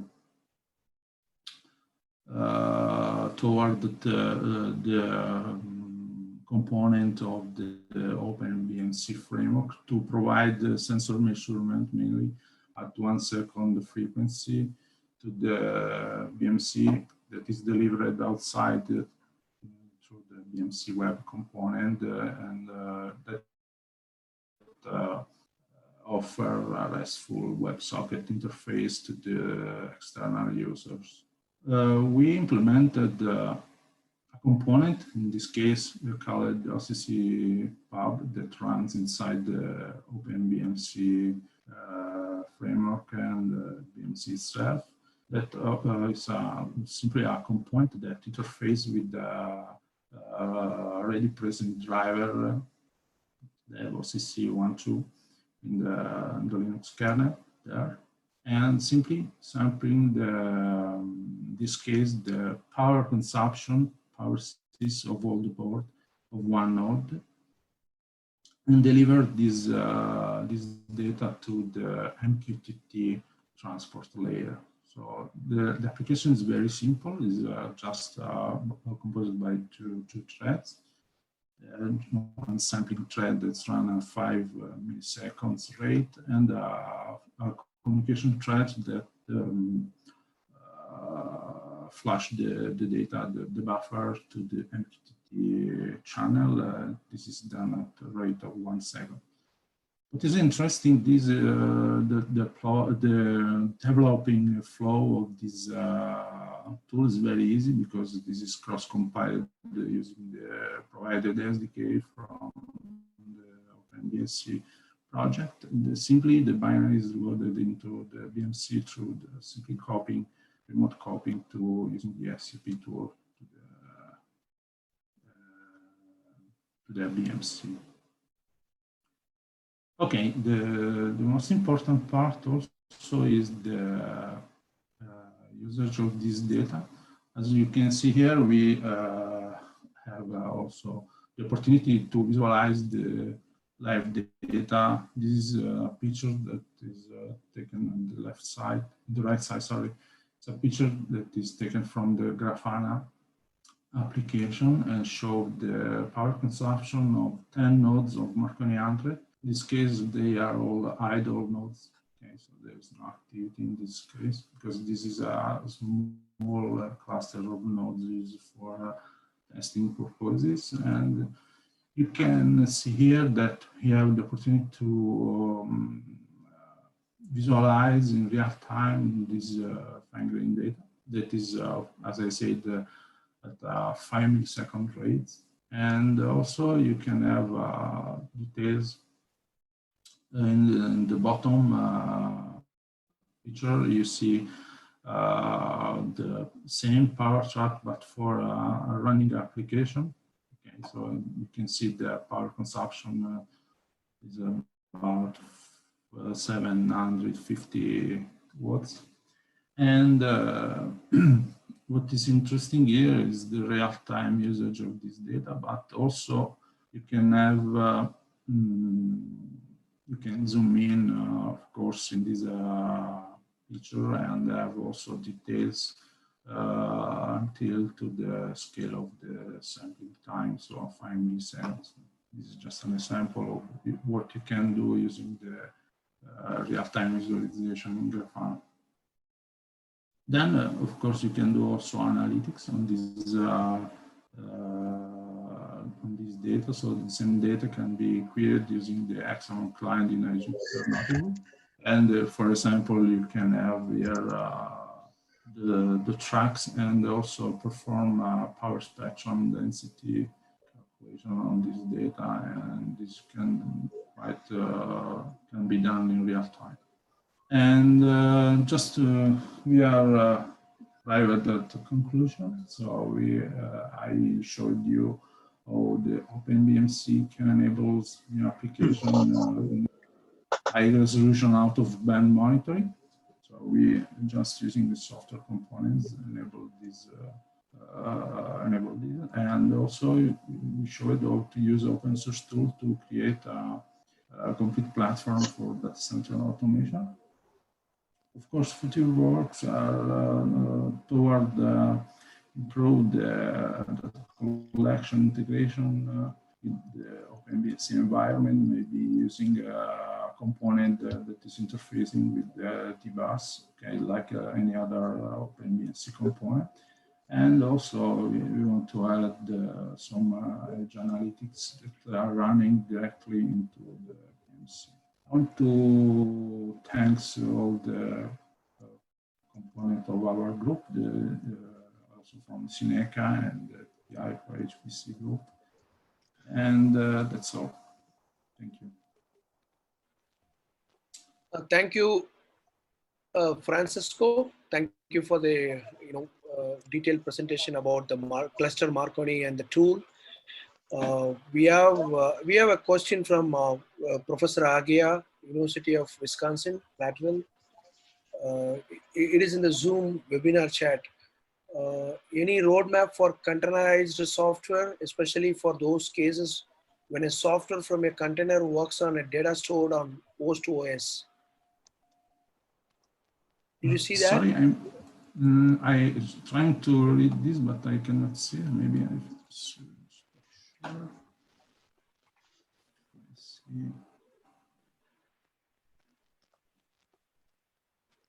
Okay.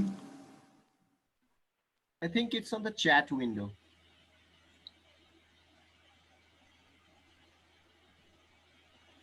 Okay, I'm trying to understand the question, sorry. So, I mean, if you have some kind of software like where you are containerizing the entire software and do the data analytics, analytics on the data which are residing on the host operating system. So with your Marconi tool, are you going to take care of those type of cases also for monitoring or something? Okay.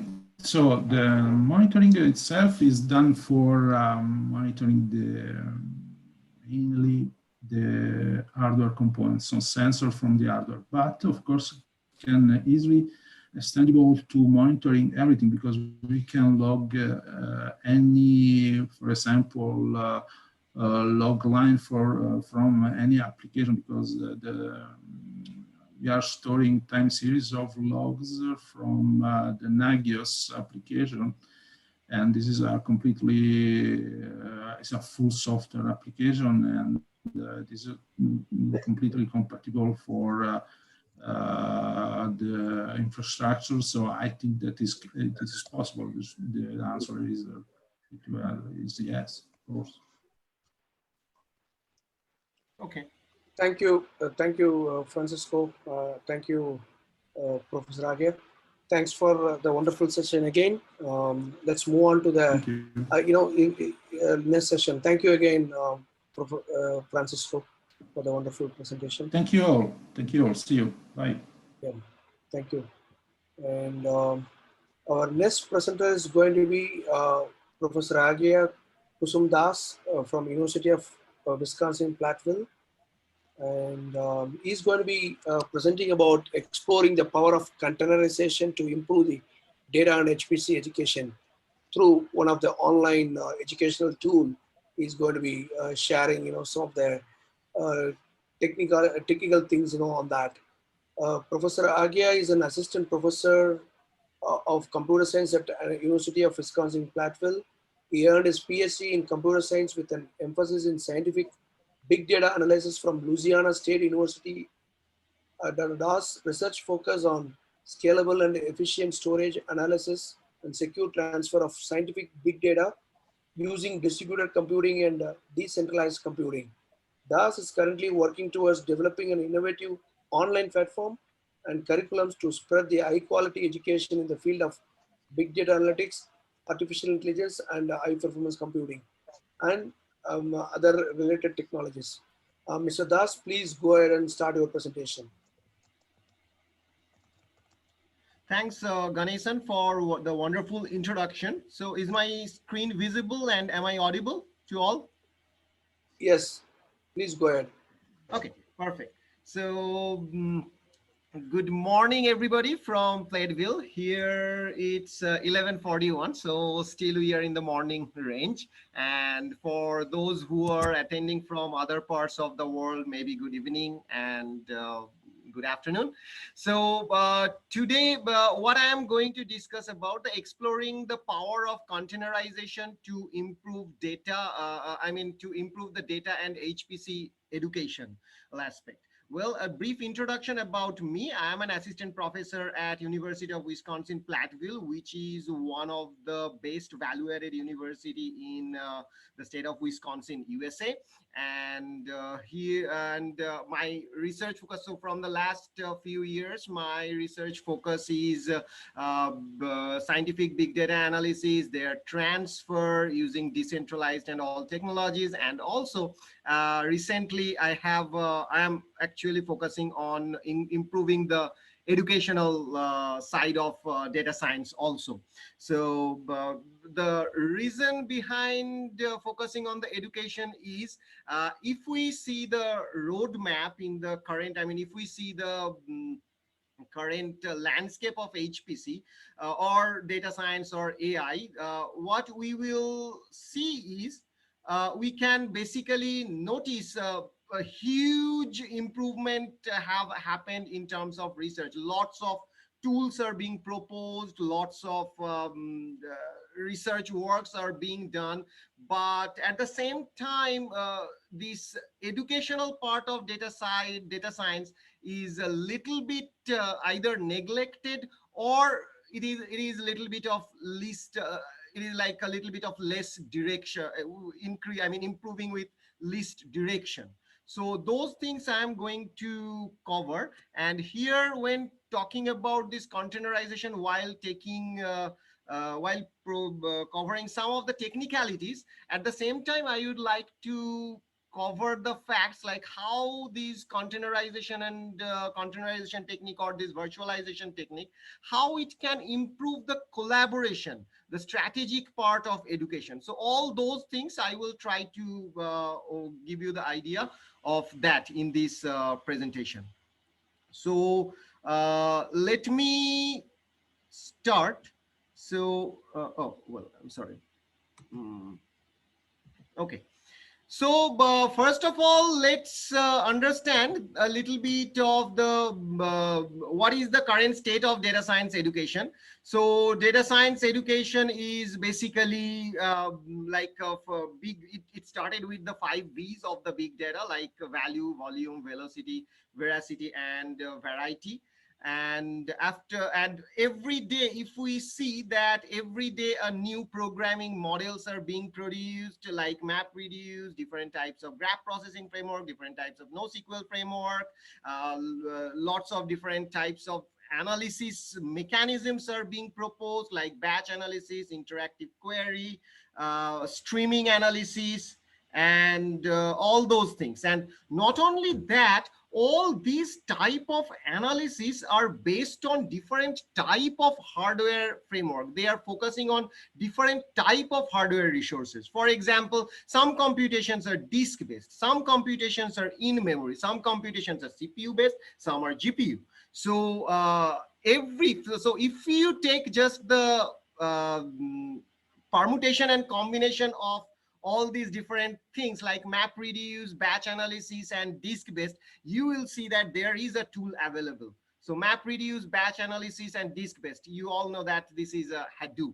Then graph processing, like a batch analysis, if we go for in memory. So there are like graphics, then there is Giraffe, there is a lot of different things. Then NoSQL, interactive query, CPU based, lots of different things.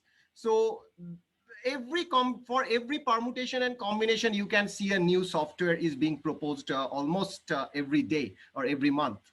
And on top of that, there are lots of like world-class performance tools like Perf, E4S, Cloudera monitoring tools. Lots of different tools are being proposed. So how to catch up with all these things, with all these technologies? So that's the big concern. And not only this big data, AI is at its peak in this era. So nowadays the scope of AI have improved is improving at a rate which we have never seen before. Like there is machine learning, deep learning, statistical machine learning, transfer learning, lots of different types of techniques and technologies are being proposed every day. And so that is also another point, how to keep up with that, how the educational things should be designed to keep up to the, to cope up with this type of technological changes. And not only the software side, not only the big data and AI side, every now and then the hardware related things are also being changed. For example, like the CPU speeds are improving, GPU flops are improving, IO performance, memory management, network bandwidth, everything is changing. And not only the single hardware resources, cluster architectures are also changing. Like there are supercomputing cluster, there are cloud cluster, commodity cluster, scale up, scaled out, hyperscale system, lots of different things. In the edge devices, lots of different things. There are lots of things which are not in this PowerPoint slide also. And for all these different types of hardware components, also the tools have different types of performance implication. And based on those performance implication, even the new tools are being proposed. So what is the best way to cope up the current educational field, how to keep up to provide the education to the future data science community? So let us analyze the mode of education nowadays, what is happening there in order to understand. So the first mode is, of course, the offline mode, which is basically a synchronous, that is a face-to-face learning, which is great for student engagement, but normally respond very slow with the technology change. For example, like it depends on the personal interest of the instructor, limited collaboration opportunities in the region, other staffing issues, and all these things. So these online education platform have solved the issues a little bit, the existing platform, like they they have provided asynchronous learning so that you can learn it in your own pace. There is no geographical boundary.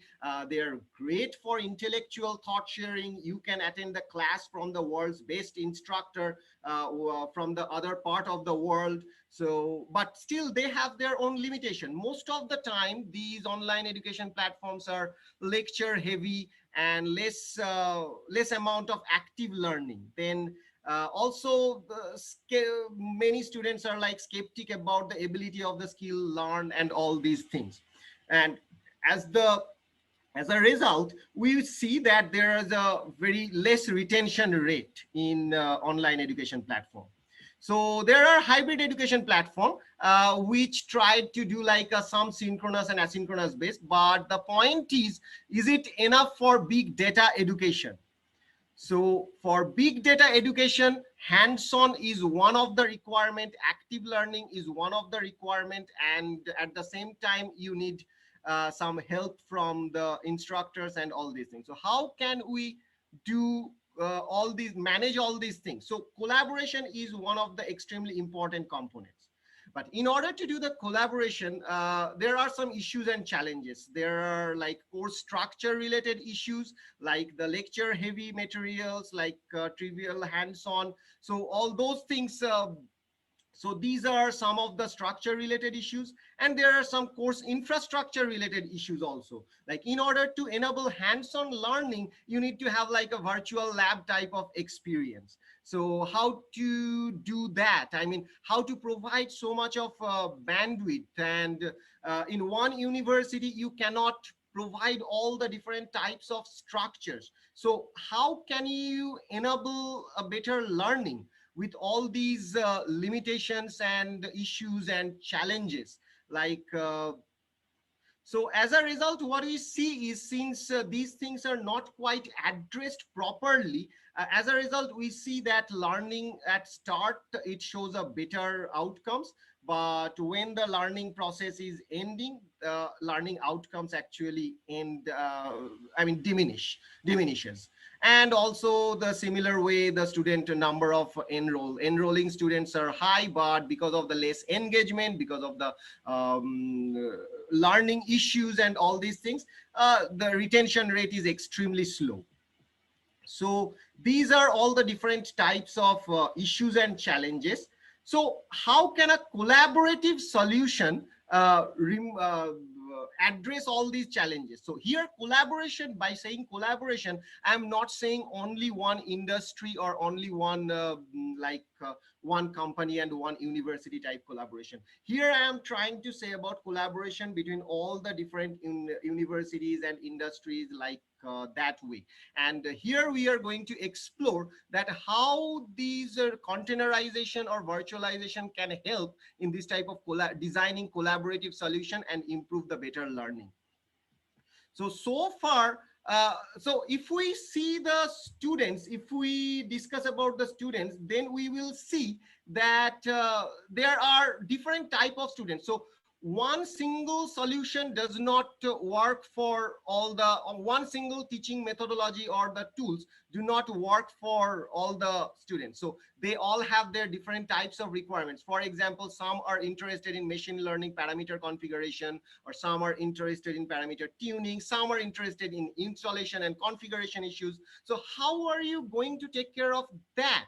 Most of the time, what happens in the best case scenario in the existing framework, the educational organization give all that everything installed in their machine, and then you just do it with without any pseudo privilege. You just learn the programming. But that's not all about the data science or data engineering.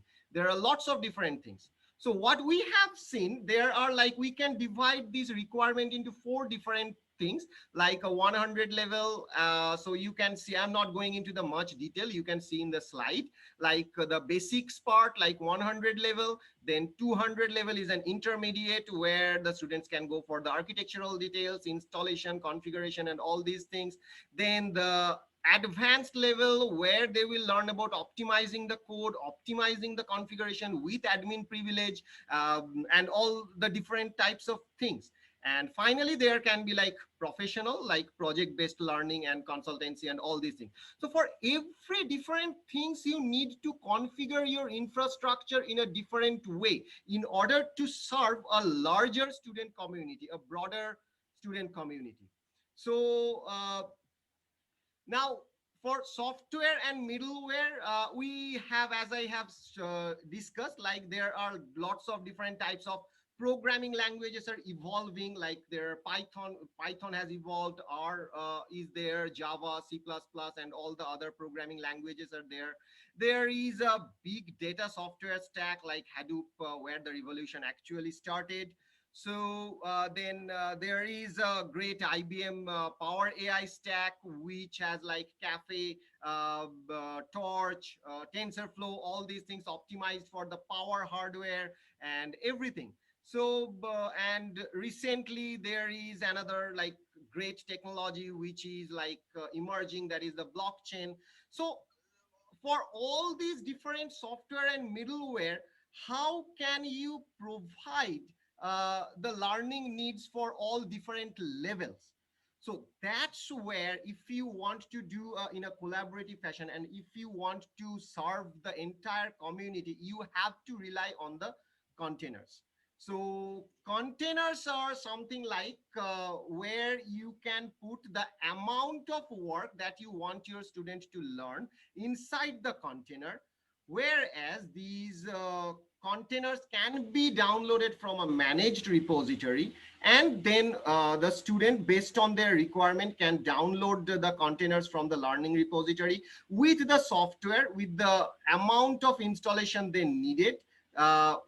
They just download it and then learn about the scaling of the software on top of like better hardware. They can get their uniform, so they can get a uniform learning environment starting from their laptop to the HPC cluster, where they will get a like a uniform experience for development environment as well as the scaling of the data. For example, like some students can develop the data like in a 5 gigabytes of data, but the students want to test it on 1000 gigabytes of data, 1 terabytes of data. Just need to understand the scaling. How can he or she do that?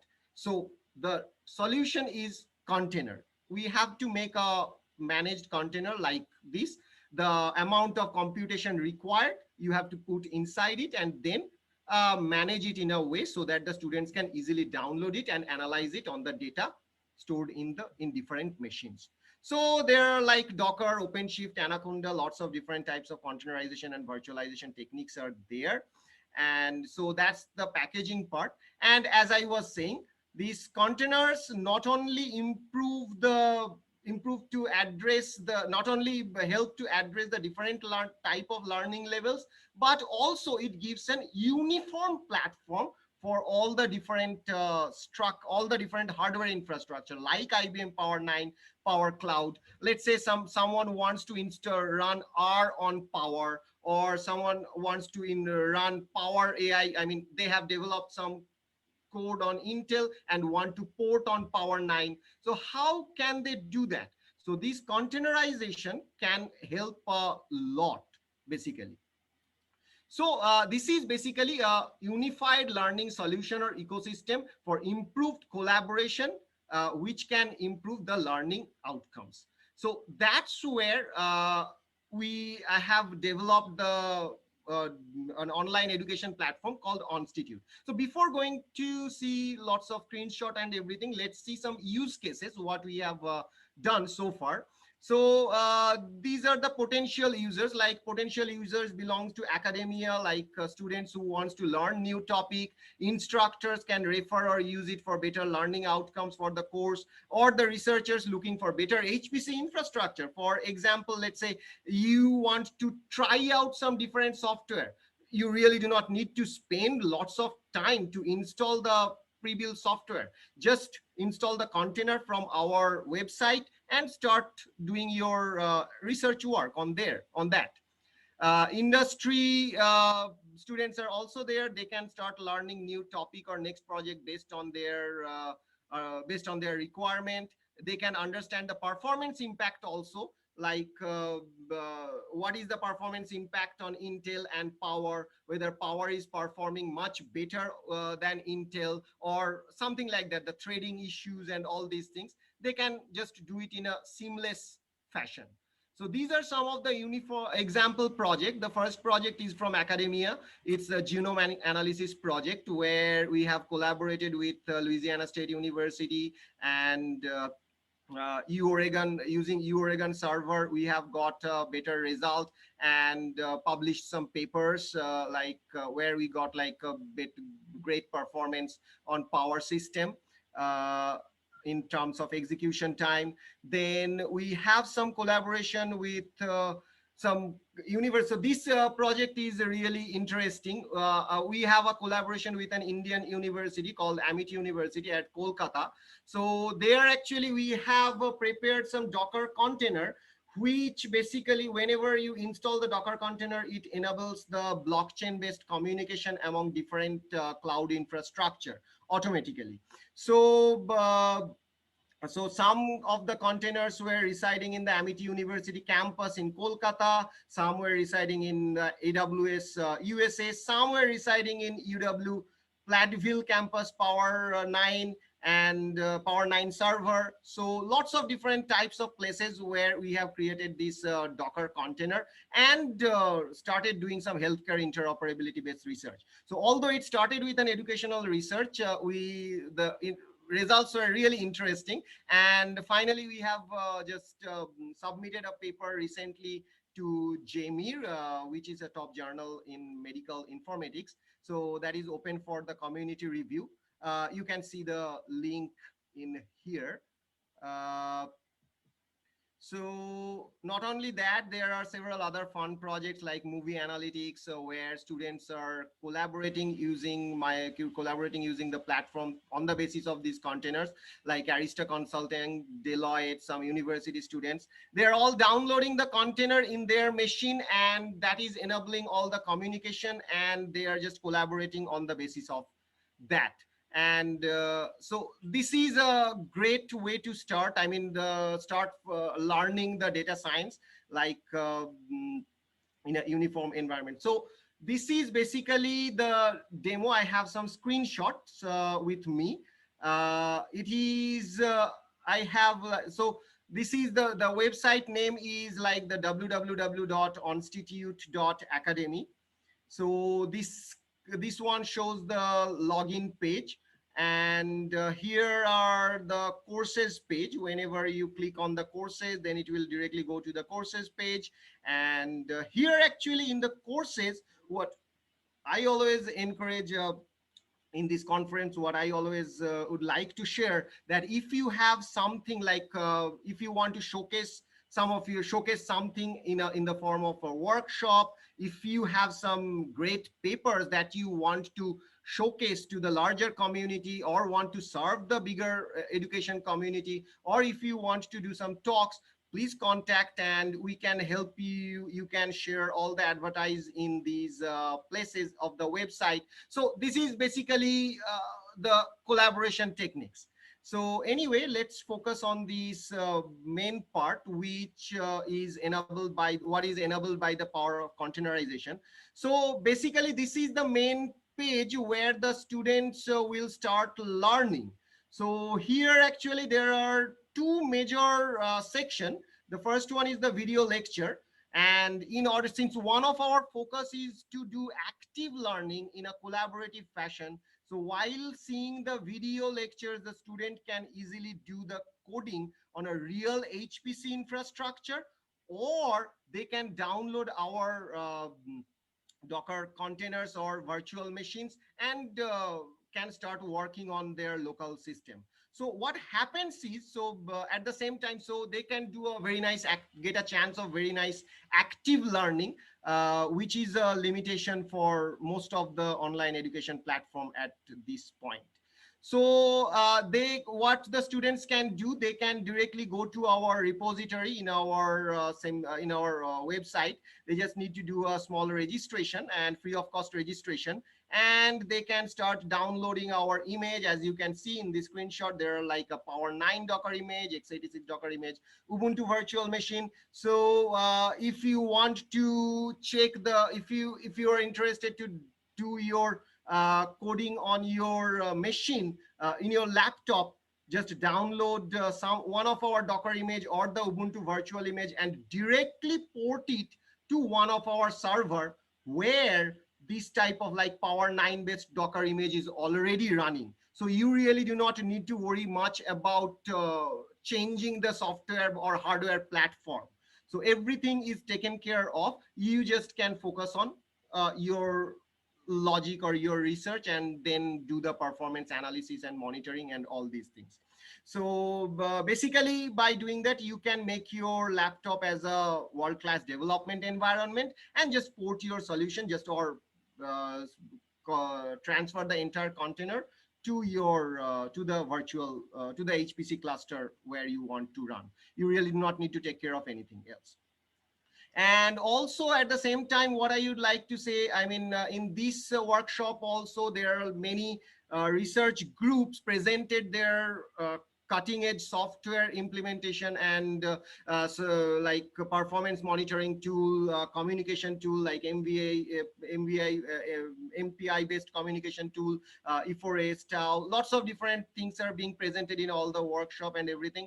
So if you are all interested, I mean, if you are interested, you can contact me and we can develop some kind of containerized package so that it can be easily broad, greater student community can download it and can start learning your software. You can think of that way. And these are some of the screenshot where I'm sharing like so these are some of the screenshot. This is a drop down menu just by which you can select one of the HPC infrastructure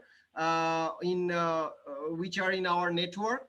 And whenever you will select this, or you can do like a local host, you can just connect one of our Docker image using this local host this local host URL. Whenever you will do and just click the connect button by doing a single click, you will connect your browser to our institute learning environment, and you can just start doing the active learning. In one side you can see the video, and in other side you can see the do the coding part.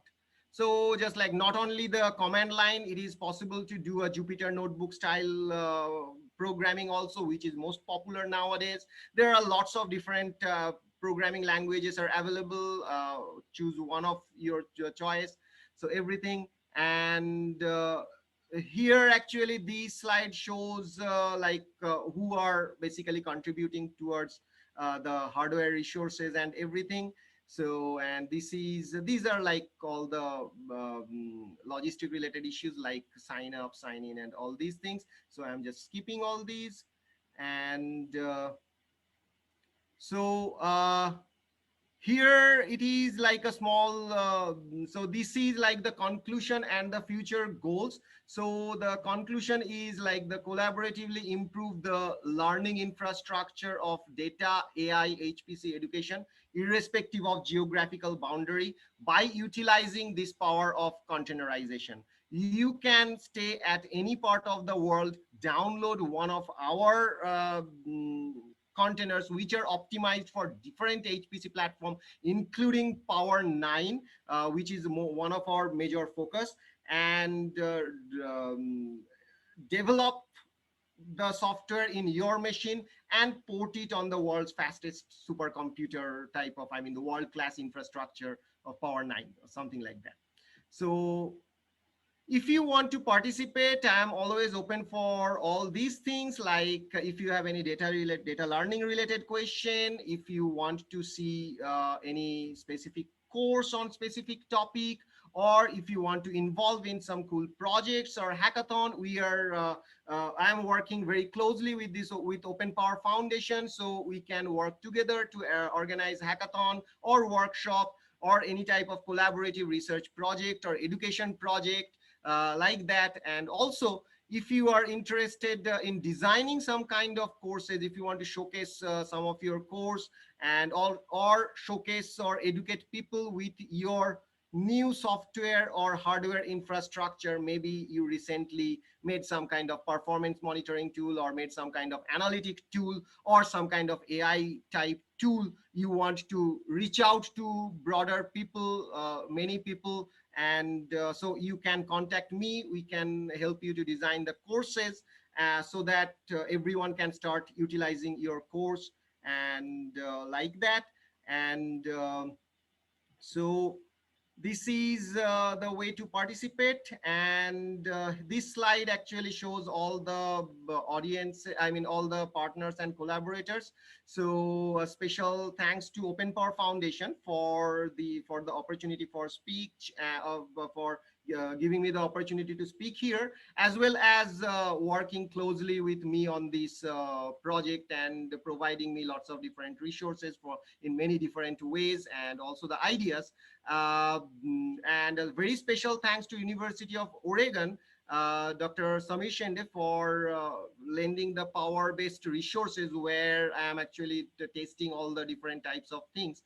And also a great big thanks for IBM, MapSys, and Raptor Computing System, who actually in our university, they have set up some servers which are helping my development process a lot.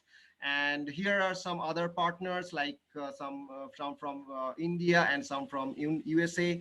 And well, and a big thanks to all the partners, and a big thanks to all the collaborators, and thanks to all the audience. And here is a small announcement that I would like to do, like constitute this available for beta user. This and if you have any question, you can just send an email to onstitute.academy@gmail.com. So that's it. And well, so let us build a collaborative future together with Data, HPC, and you. So that's all about my presentation today. So any questions so far?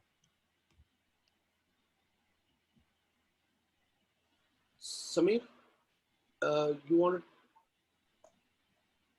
to? We look forward to how we can integrate E4S containers in your workflow and see if that might be beneficial. Sure, I'm really very much interested because yes, I have used E4S once, and that's a great tool basically. So we can easily like containerize the E4S, and we can develop some kind of course, and we can easily reach out to many people so that they start utilizing E4S. That's a great idea. I'll be happy. So we already have Docker containers and Singularity containers. If we can just invoke those containers from your workflow and see if there are any pieces that are missing, we would like to evaluate that. Sure. So let's start discussing in that thread. That I am really very much interested in that. Sounds great. Well, thank you very much for your presentation. Yeah, thanks for the interest. And if there are other questions in the chat window. Let me open the chat window. So we overlapped on the break. So we have only 8 more minutes for the break. Oh, yes. Not so what do we do now? We'll just take a shorter break. Okay, and then come back. Resume for the third session then. Thanks. 6:20 at the UTC. Sounds good. Yeah, participants will be back in 8 minutes. Please stay tuned, and there are 4 more sessions going to be, and very interesting sessions related to the features of the power and the accelerator from IBM. Thank you. See you soon in another 8 minutes. Thank you.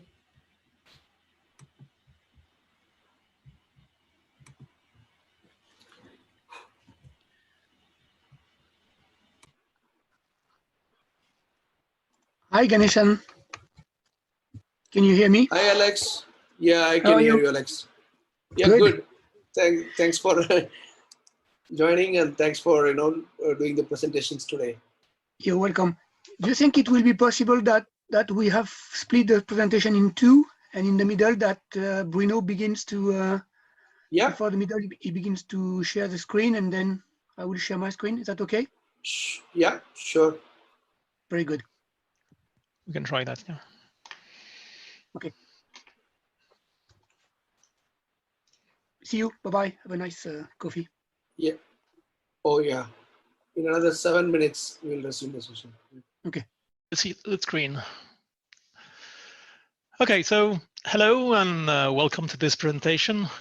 Memory is everywhere and is too often the bottleneck of your server and your application. So the goal of this presentation is to give you a better understanding of what is our IT today and what is changing, why we need a new memory fabric. So we'll go through some new concepts such as OMI, memory inception, and see also that we can do unbelievable things in other domains such as huge data acquisition. We'll go also finally to the OCXL, which is the open source framework, who will give you the ability to code a program or to program an FPGA without any hardware skills. So all this is about future of IT, but not only, because everything is available today. So I'm Bruno Mesnay. I'm working on OpenCAPI enablement in IBM Company. And you will hear in the second part of this presentation, my teammate, Alexandre Castellan. And we are, well, happy to share with you this awesome technology, which name is OpenCAPI. So let's start with the basics. Here, we recognize the classic CPU fabric architecture. And we have on the top, the memory bus, which is latency and bandwidth critical. On the right, the processor interconnect buses, which are proprietary, but mainly latency and bandwidth critical. And we have also the storage attached on the bottom, which is latency and bandwidth tolerant. And finally, on the left, we have the network attached, which is latency relaxed and bandwidth critical. So that's the way IT works today. I don't know if you are happy with that, but why would we change something? Well, we see that this data-centric shift where we see memory everywhere.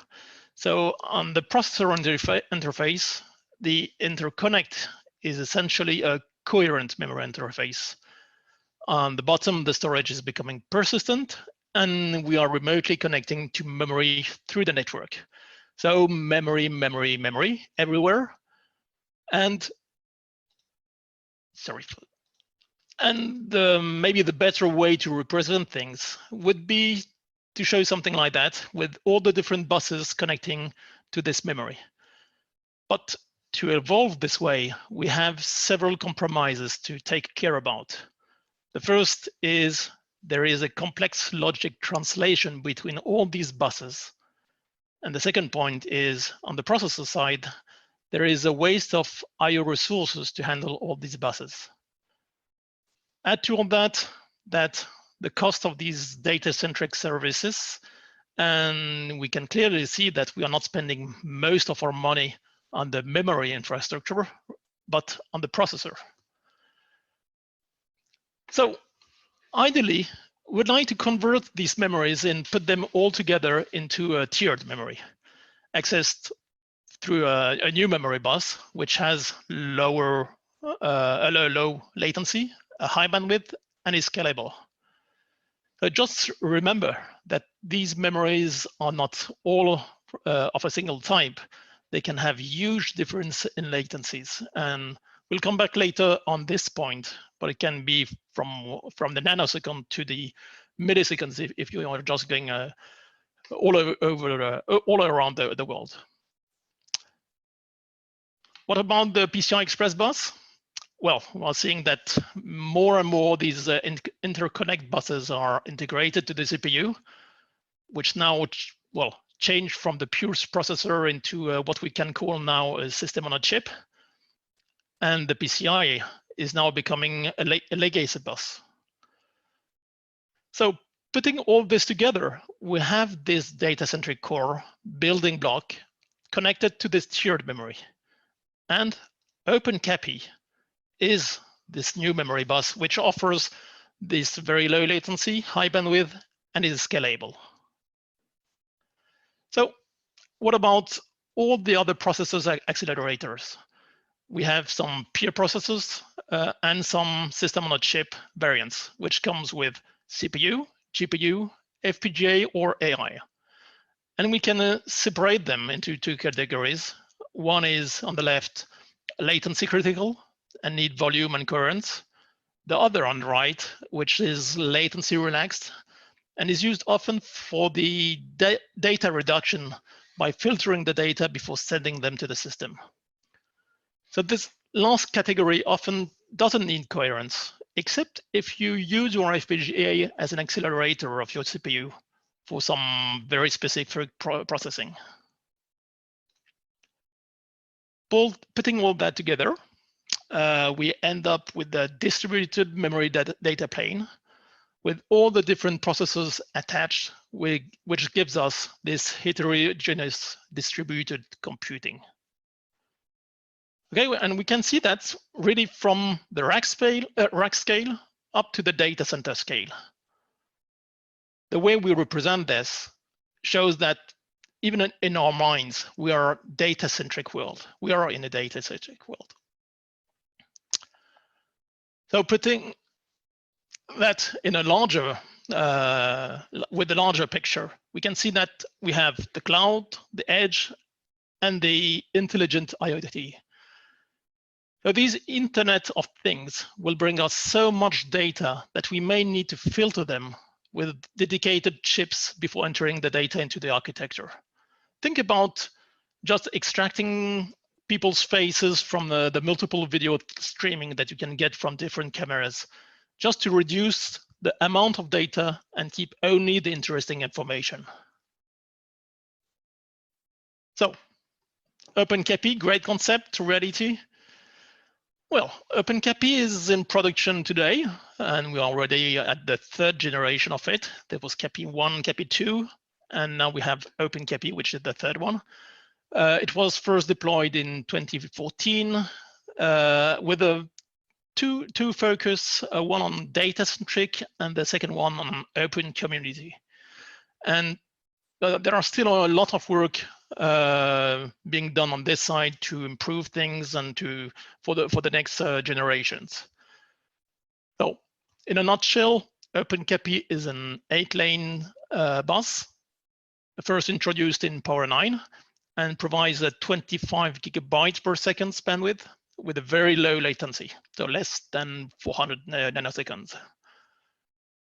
OpenCAPI is also introducing since 2019, the Open Memory Interface, called also OMI, with the differential DDIMMs.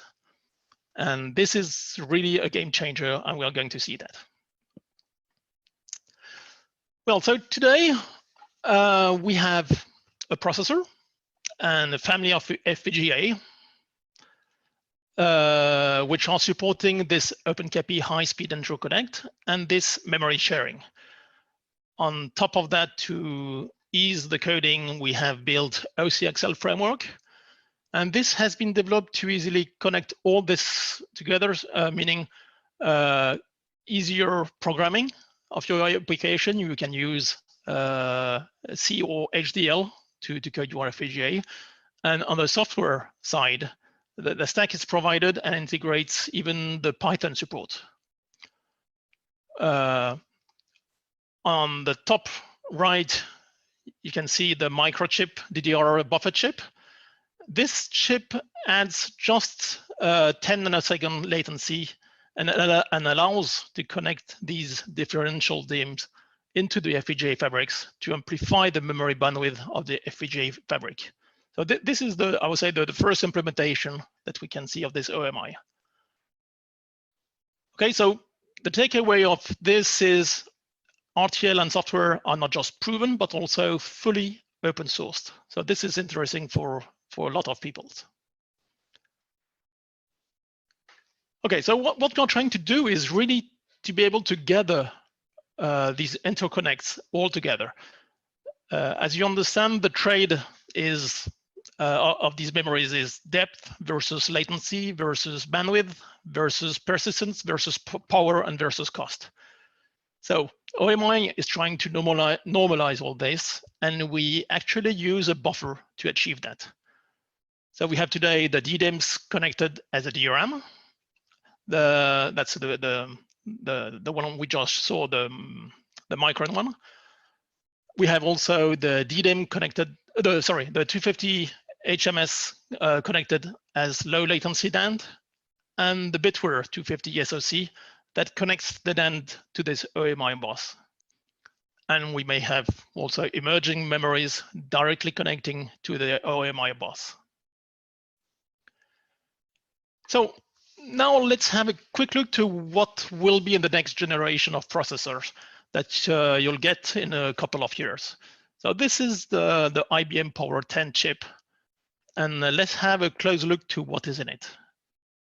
On the right, you will see the two bunch of OMI connections directly on the chip, providing 6 times more bandwidth per square millimeter than DDR4.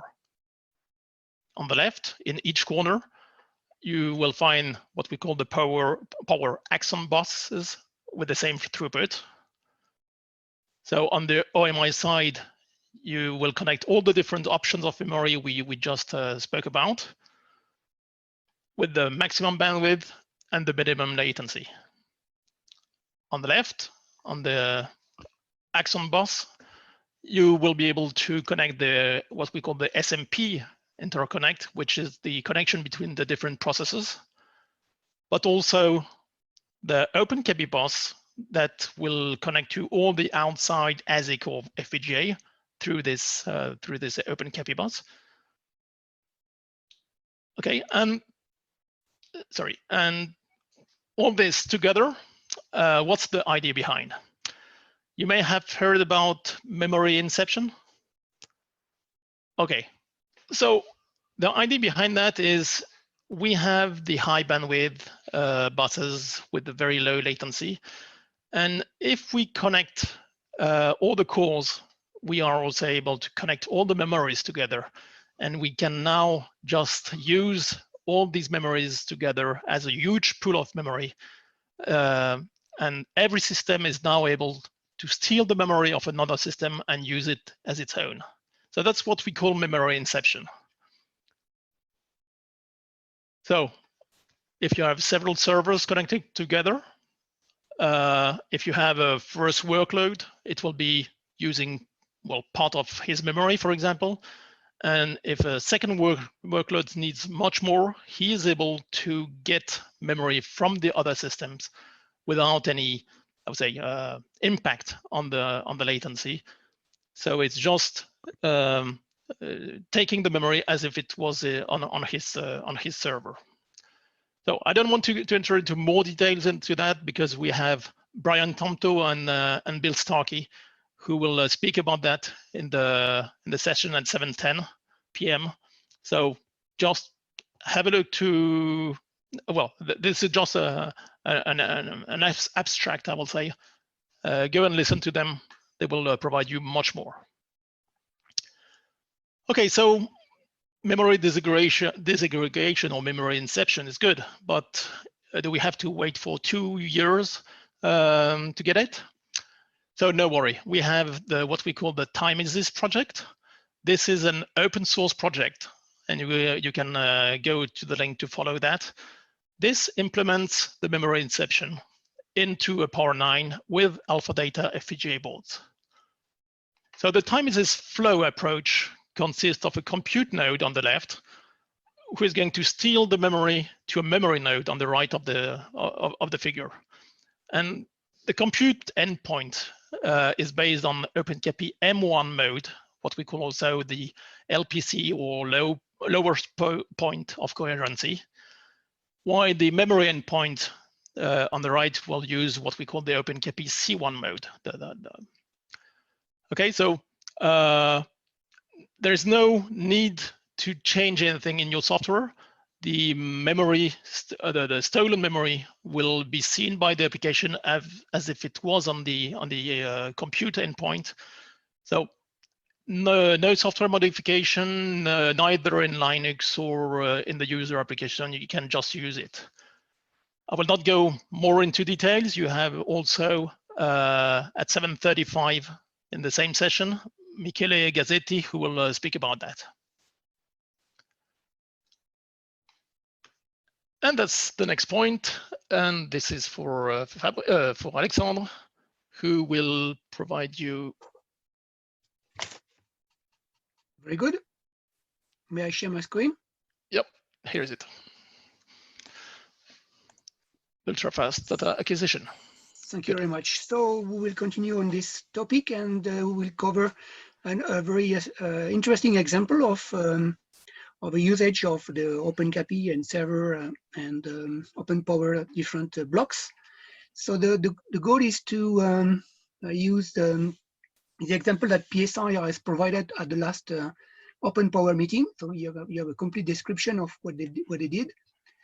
The PSI is a research institute in Switzerland, based in Switzerland, and like many accelerators, they generate electrons and they accelerate them into a huge beam of electrons.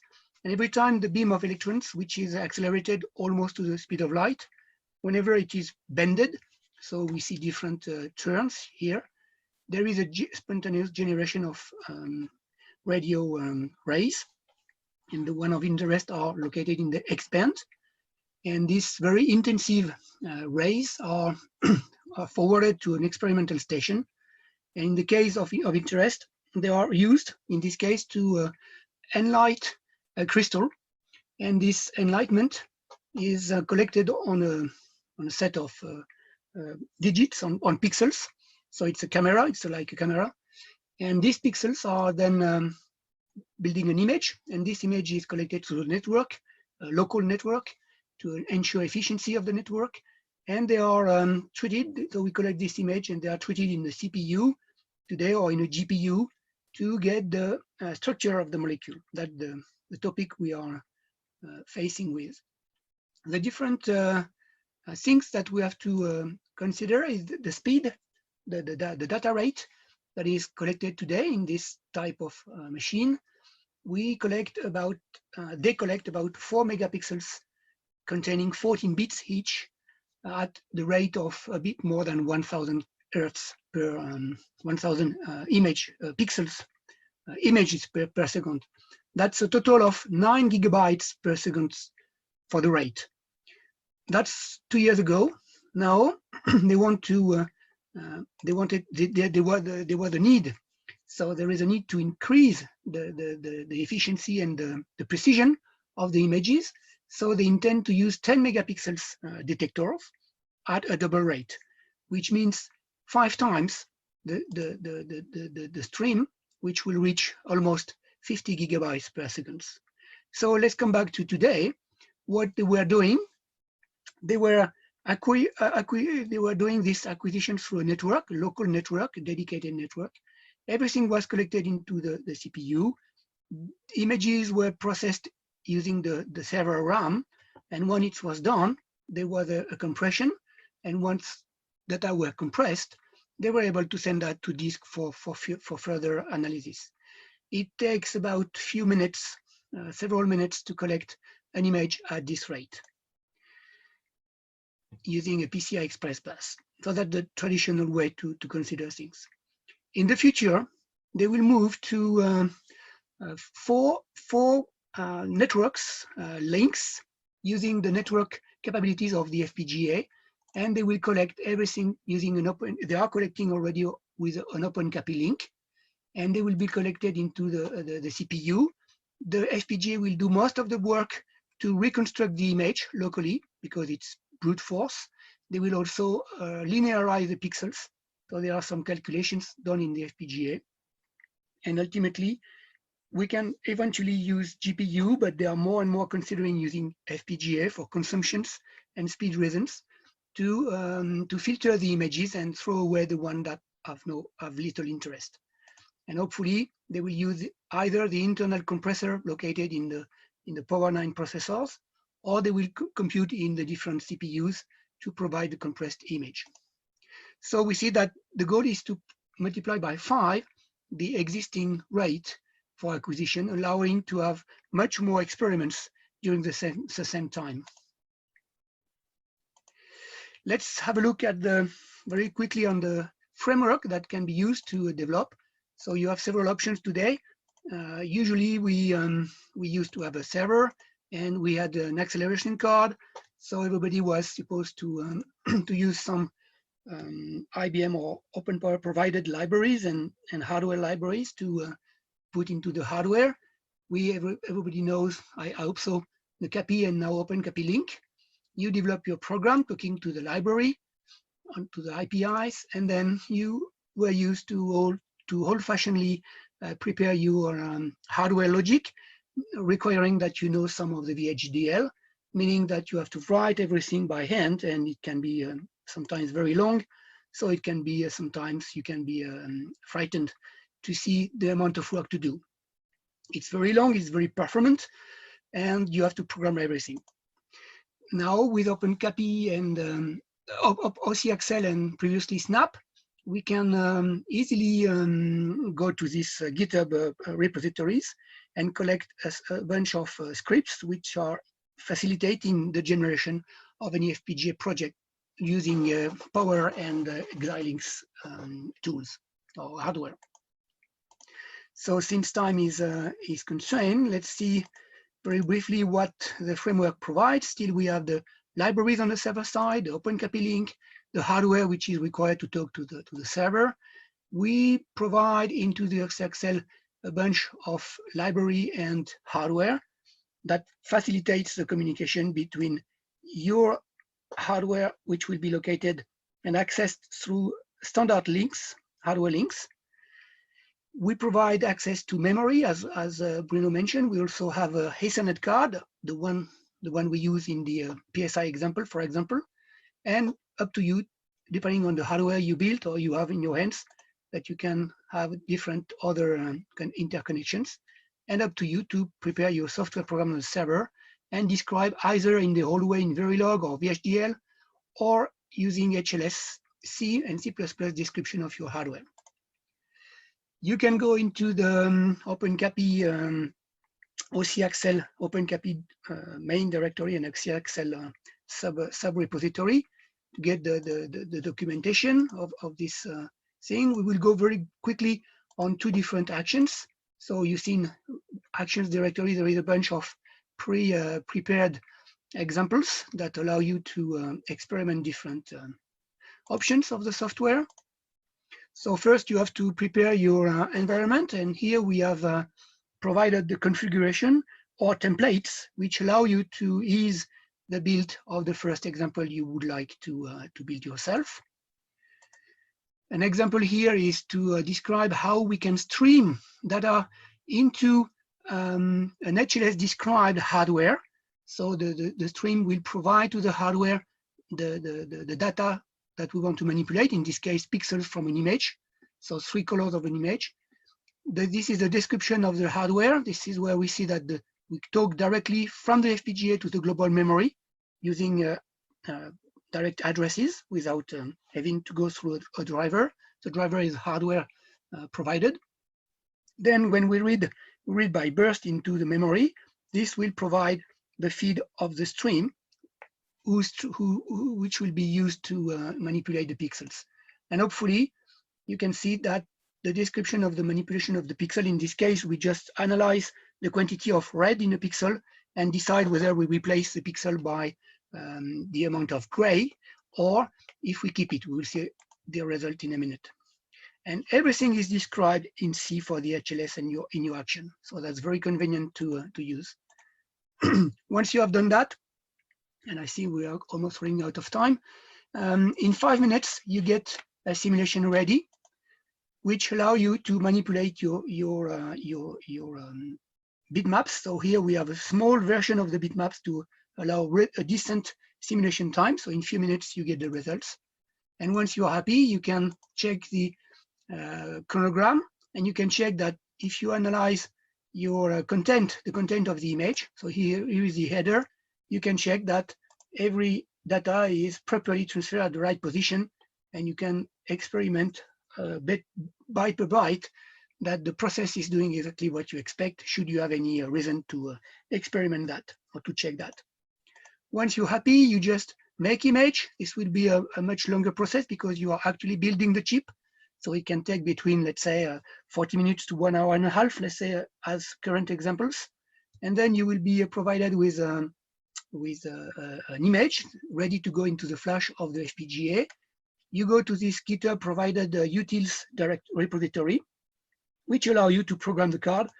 And once you have programmed the card, you go to a power system, check the cards that are available on it. And once it's available, then you can run and you can manipulate, in this case, a tiger, and check that every red containing pixel has been transformed into grayscale. So you can really compare, optimize, train, and see what it gives. Here is another example where we provide the bandwidth. So here we see the bandwidth of the exchanges occurring between the FPGA or the server RAM. From the host to the FPGA RAM, or from the FPGA RAM to the host, or to the local memory. It can be a DDR, it can be an HBM, or it can be any future OMI memories. We have a Python application that is provided by our research, and we want to thank Dionysos for the work he has done here. Depending on a control environment, so we will work in a PIP3 environment to make sure that you have the good dependencies. We will use exactly the same binary as the one provided in Hello World example. So no need to rebuild the binary. You can use the one that we provide as an example, but you can also rebuild yours. The host memory is directly accessed by the Python, which in turn exchanges the data with the hardware through a very small OpenCAPI interface. And the OpenCAPI interface is written in C++. So it's really basically a sub-layer of the Hello World example, just to make sure that you understand exactly what is manipulated. You can also run everything into a Jupyter notebook as an example, so you can make your demo. And everything is accessible here in this directory. So you see it's OCAxel, and in the action directory, there is an NHLS Hello World in Python. So we won't go through the example of what you gain, but in details, but if you have an FPGA, you have a server and its memory, you use OpenCAPI link to provide the memory view to the FPGA. You have your action and your application in yellow, that's what you have done. In blue, you have all that is provided. And if you use Vivado HLS, which is the converter from C to HDL, then you have the 4 ingredients to have the best recipe to accelerate on hardware in the minimum of time. You are not obliged to wait for the hardware to be finished to be executed to get the hand back. You can consider parallelizing things. So on the beginning of the week, you can start the hardware. And for example, the goal of the hardware is to collect an image or videos from a stream, like you are surveying parking lots or an hotel rooms and so on, hotel corridors. And whenever you see a movement, the FPGA can extract the data for you. And when there is a movement, you can put the data into the memory with a flag, and then the main software can analyze. If nothing happens, then it just throws away the images. And at the end of the week, you switch off the hardware. So the hardware can run completely in parallel. We won't spend too much time here, just prepare your extraction of your action, ready to go into the hardware. Make sure it's completely independent. Make sure you run a simulation, then run your hardware and check that everything is fine. The good point here that simulation engine are provided for free. So you can experiment directly using your main application. There is no need to build a unit test to test your hardware. All right, so as a summary, we are in a position today to run servers in a traditional way. And as Bruno said, we are considering having a standard interface to access different type of memories. Then we can also, through the OpenCAPI link, we can also access FPGAs, which can be easily programmed using OCXL or directly programmed with a low-level description. In turn, these are accessing different memories, which can be used by the FPGA or by the server. And here you can put your own computation engine attached to OpenCAPI using your own memory. And then you can have exchanges from the IBM or from the Power to any memory in the system. And also your computation can access any memory in the system. So just one thing to remember is that everything is running today. Most of the links are proven. They are not an idea of, like a dream. It's really existing and working nicely. Should you have any question, you can contact one of us, either Fabrice, Bruno, or myself. We'll be very happy to help you. And this is a reminder of the different links to access this excellent technology. Thank you very much. Do we have any questions? Yeah, thank you, Alex and Bruno, for the wonderful presentation. You're welcome. We do have a few questions on the chat window. Interest of timing, because already 7 minutes lagging we have actually here. So can you respond to those questions, on the chat window, the Zoom webinar chat window? One is from Kiran. I think both are from Kiran Mehta. Yeah. Okay. We'll do that. Yeah, because we have in some of the places like in India and all, it's already midnight. Still, people are there. Actually, we need to pay attention to them. Okay, sure. Thank you again, Bruno and Alex, for the wonderful presentation. Let's move on. And our next presenter is going to be from TU Delft, the Professor Zaid student, Akos Adnagi. He's going to be presenting the FPGA acceleration of Spark SQL queries using Apache Arrow and OpenCAPI. Basically, the first presentation, is from IBM, the product team, and now the application, how they are using that, the feature, as part of their research. Akos, please go ahead and start your presentation.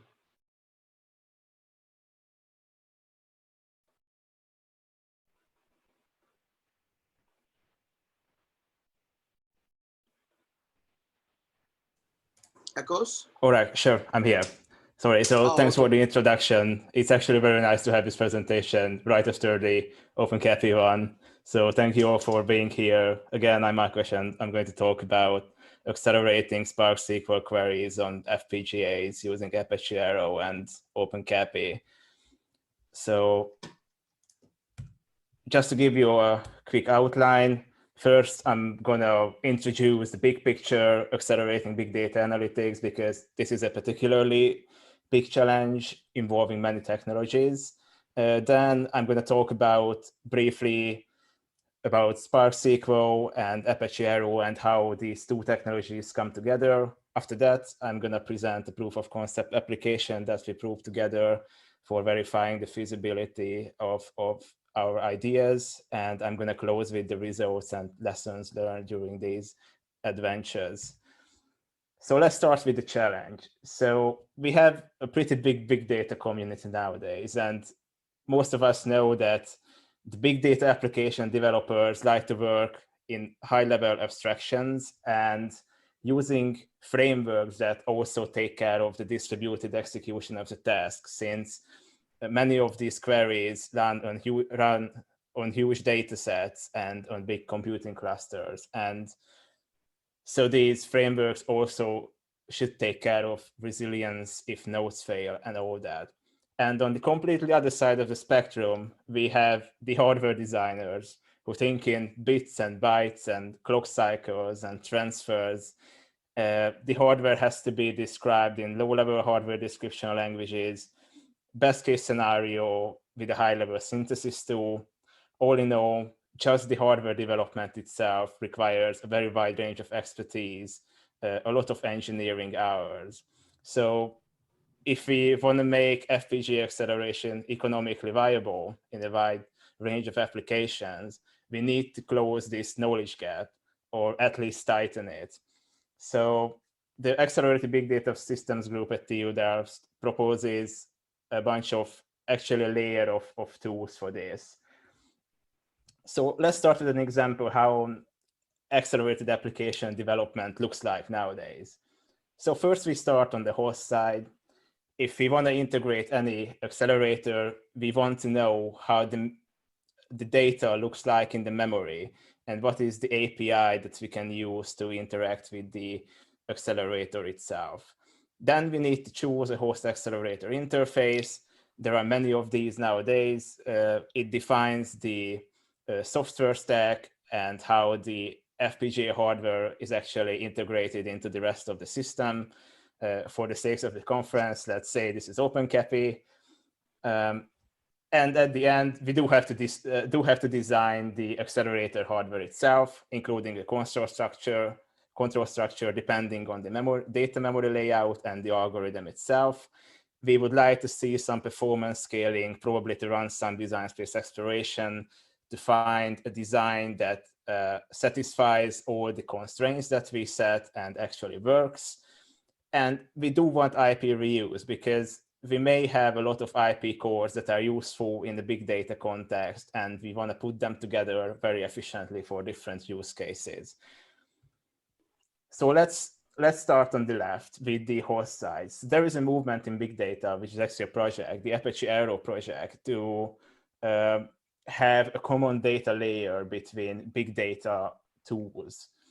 Apache Arrow is designed as a physical memory layout. Currently it supports, I believe, 11 languages, meaning that if you store the data in Apache Arrow format, the memory layout of the data is going to be the same across languages. It is designed to be hardware friendly. Apache Arrow is a columnar format, meaning that the data with the same data types are stored together in memory. And Apache Arrow stores data contiguously whenever it's possible. So this increases cache hits, helps maximizing memory bandwidth, and also presents us with the opportunity to use SIMD operations.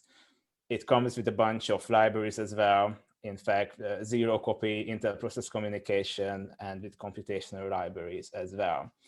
So it's a very good match for big data applications and also an efficient choice for hardware. But we do have to get this data to the actual accelerator. And that is where Fletcher comes into the picture. Fletcher is a tool from the Accelerated Big Data Systems group. You can see the high-level architecture, actually the workflow. We have an application that reads and writes Arrow record batches. Record batch is the abstraction in Arrow for tabular data. Basically, it defines the types of the columns in the tabular data structure and how the buffers are laid out in memory. Based on this Arrow schema, we can generate hardware that reads this data from memory and presents it to the accelerated algorithm, the kernel itself. And Fletcher also masks the accelerator interface, so it supports OpenCAPI and a bunch of other technologies. The most important thing on this slide is that the interface that is presented to the accelerator kernel is not based on memory words or bytes. It actually transfers elementary data types that are defined in your Arrow schema. So you get the data type that is specified in the Arrow schema. Easiest example, if you have a 64-bit integer, you're going to get a 64-bit integer in hardware as well. And because of this, the data is not indexed with memory addresses or pointers. It is indexed using row indices. So we can request data by row indices from hardware. But it is actually worth elaborating a bit more on these interfaces. So until recently, we had the high-level software data types that you can see on the top. very typical. You can create complex, dynamically sized, nested data structures. These are usually stored as a sequence of bytes or memory words in memory.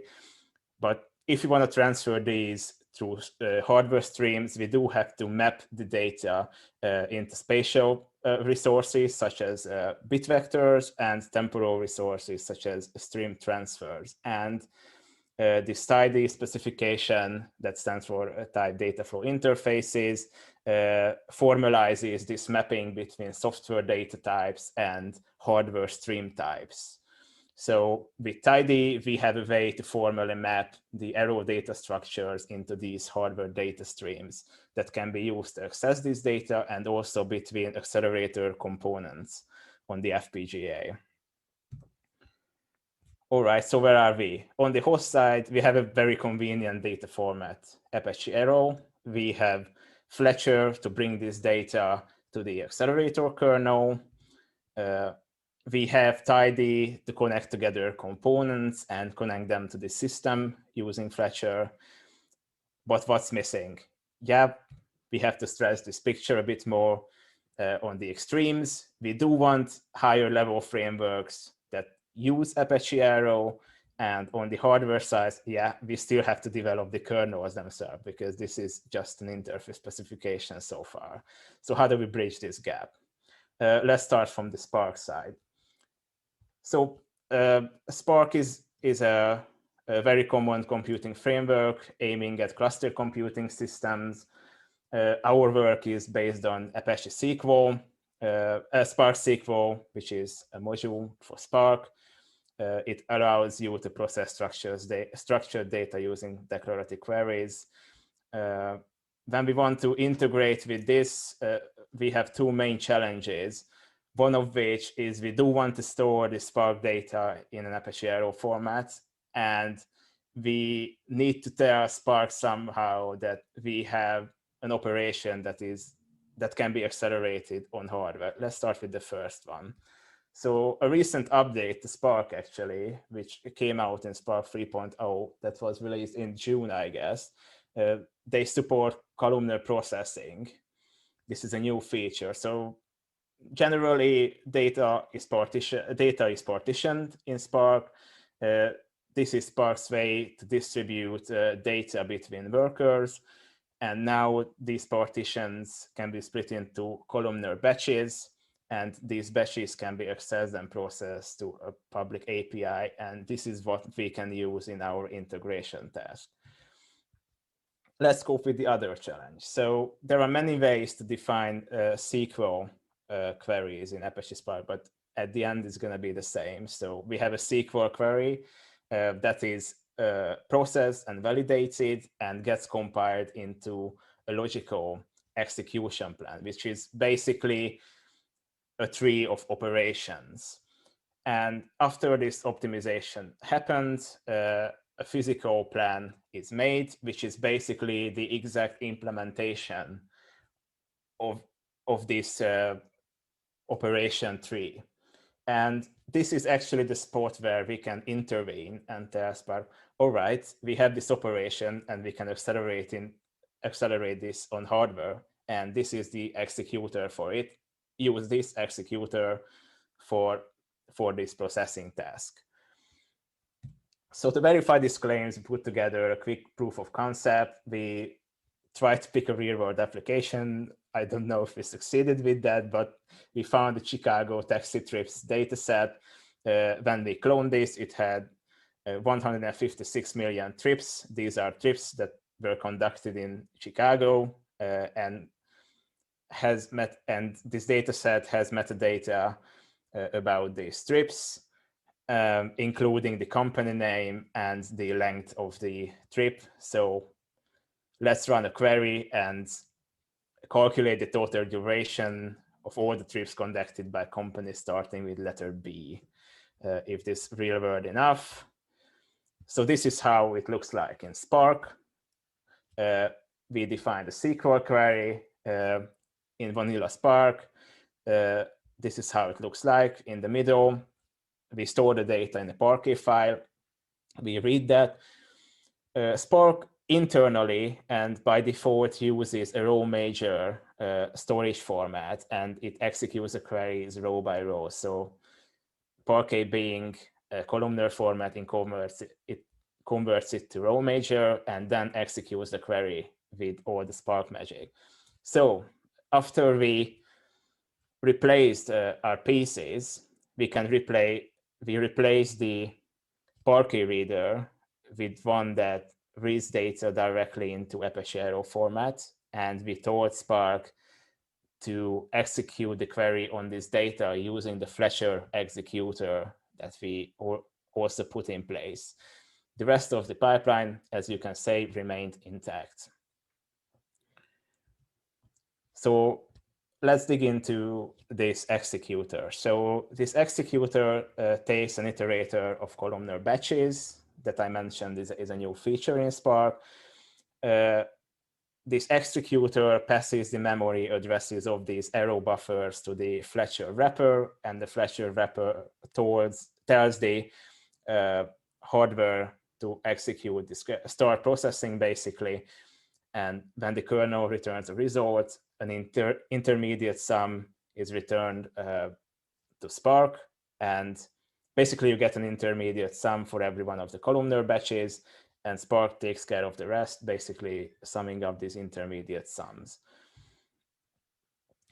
So let's zoom out again. This is the Fletcher workflow. If you recognize it, we have a Spark application that writes an arrow record batch that consists of a string column and an integer column. The string column stores the company names, the integer, obviously, the trip seconds. Based on the schema, we generate the Fletcher infrastructure, and we get 2 streams for our kernel, 2 incoming streams, a string stream and an integer stream, and the kernel returns a single result.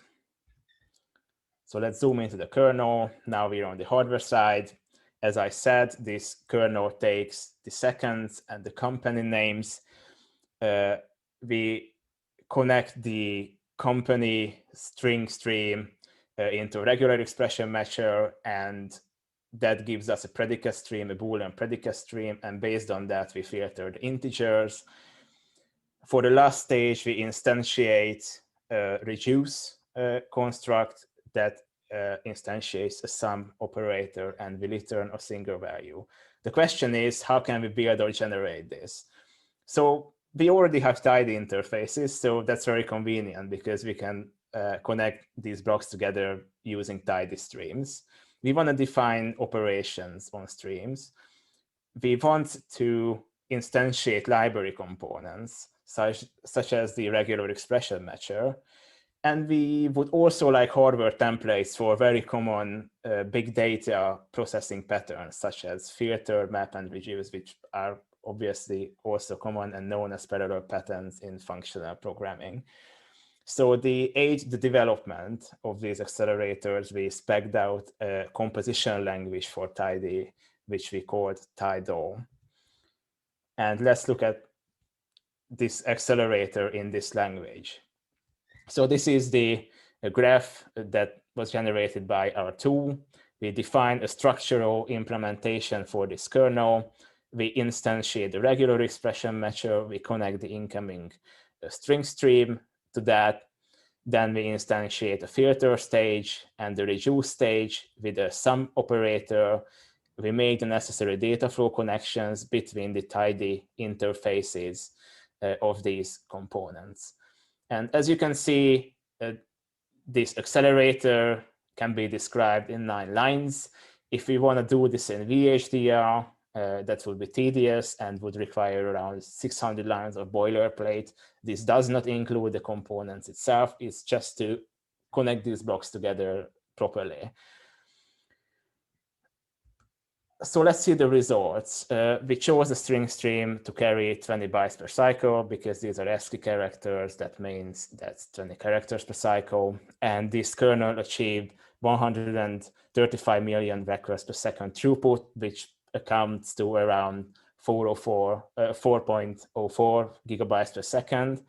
The whole design occupies 10% of the FPGA, from which Fletcher and the kernel only accounts to about 3.5%. We've seen an overall speed up of 8x compared to the vanilla Spark application. This is with just one core. If we were to instantiate 6 of these small kernels, which we could do because it would easily fit into the FPGA, that would saturate OpenCAPI. Another way to look at this is that we could easily replace 48 cores, 48 Power 9 cores using these 6 kernels in a design. So conclusions. I touched on many things, but the take-home message is that now we have a complete workflow for accelerating big data workloads. Compared to an approach where you have an application and you try to integrate it to the high-level synthesis tool, unleash it on a big and complicated design, we have many layers of suitable abstractions along the way. We have Apache Spark to integrate with big data frameworks. We have Fletcher to bring this data onto the FPGA. We have Tidy to express complex data types in hardware. We have Tidal to quickly compose designs from existing components and parallel patterns. So all in all, this is very suitable for manual hardware development, and also a very good asset for code generators to automatically generate accelerators from higher level descriptions, such as SQL queries. We've achieved a very good code size reduction, and obviously this reduces the chance of bugs as well. So this can be either good if you want to code up your accelerators manually, or it's a very suitable intermediate representation for code generators as well. I would like to close my presentation with this. I'm open for questions if we have some time. Other than that, thank you for attending. Thank you very much. Yeah. Hi, I have a quick question. Hello. Sure, go ahead. Yeah, Arjun. Yeah, go ahead, please. Hey, hi. Can you please share the details of each of the commands, insert, update, and delete, that you have achieved in this process after moving the framework to FPGA for accessing each of the hash tables in the SQL database, please? Sorry, I couldn't really catch it. I see that the complete access, the algorithm to access the database is moved to FPGA and accelerated, correct? And the interface used here. So the data is currently stored in Apache Arrow format. So we bypassed many Spark steps in the beginning. So if we go back to this figure, we actually read straight into an Apache Arrow format from Parquet, and Fletcher can access this data directly in memory. So the only Correct. Spark thing that's left here is that we return the intermediate sums, and those are finished up in a distributed way using Spark's features. No, but I believe any database, the queries that you do to any database are generally insert, update, delete. These are the ones which it finally ends up. Am I right? So these are analytics queries. Okay. We usually, so this is immutable data. Apache Arrow is designed to store immutable data. So you have a big data set, you load it in, okay, and you run a query on it. So you don't really manipulate that, write to the database. You get it. Yeah, I get that. Okay. So do you have the information of the time, the CPU cycles it consumed for the analytic commands here? Probably for each of the hash tuple, you have such data with you? No, I don't know this number by heart, sorry. Okay, no problem. So the reason I'm asking, we have actually implemented something something similar, but however, that is for a database on the financial institution, right? So we have implemented, the key value store, basically on an FPGA, along with the algorithm to access the database. In fact, the keys as well as the data, both was implemented on an FPGA using HLS flow. And the interface which we used to connect to the host machine from the FPGA was an OpenCAPI. So I felt this was something similar, but it is more of a database accessing. And here I believe it is database analytic commands.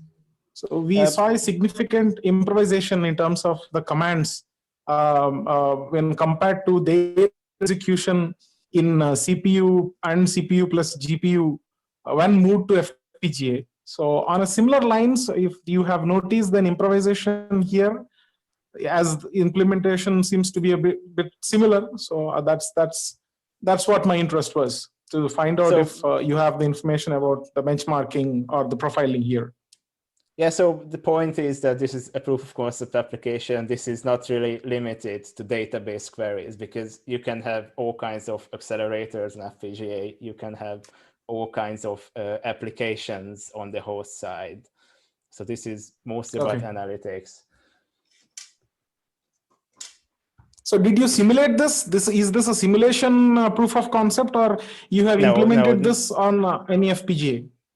Yes, it was implemented on FPGA. In fact, it is. So it was run in a Power 9 system with an Alpha data card using OpenCAPI. So these are real-world numbers. We measured these. Okay. So which FPGA was it? Go ahead, Akash.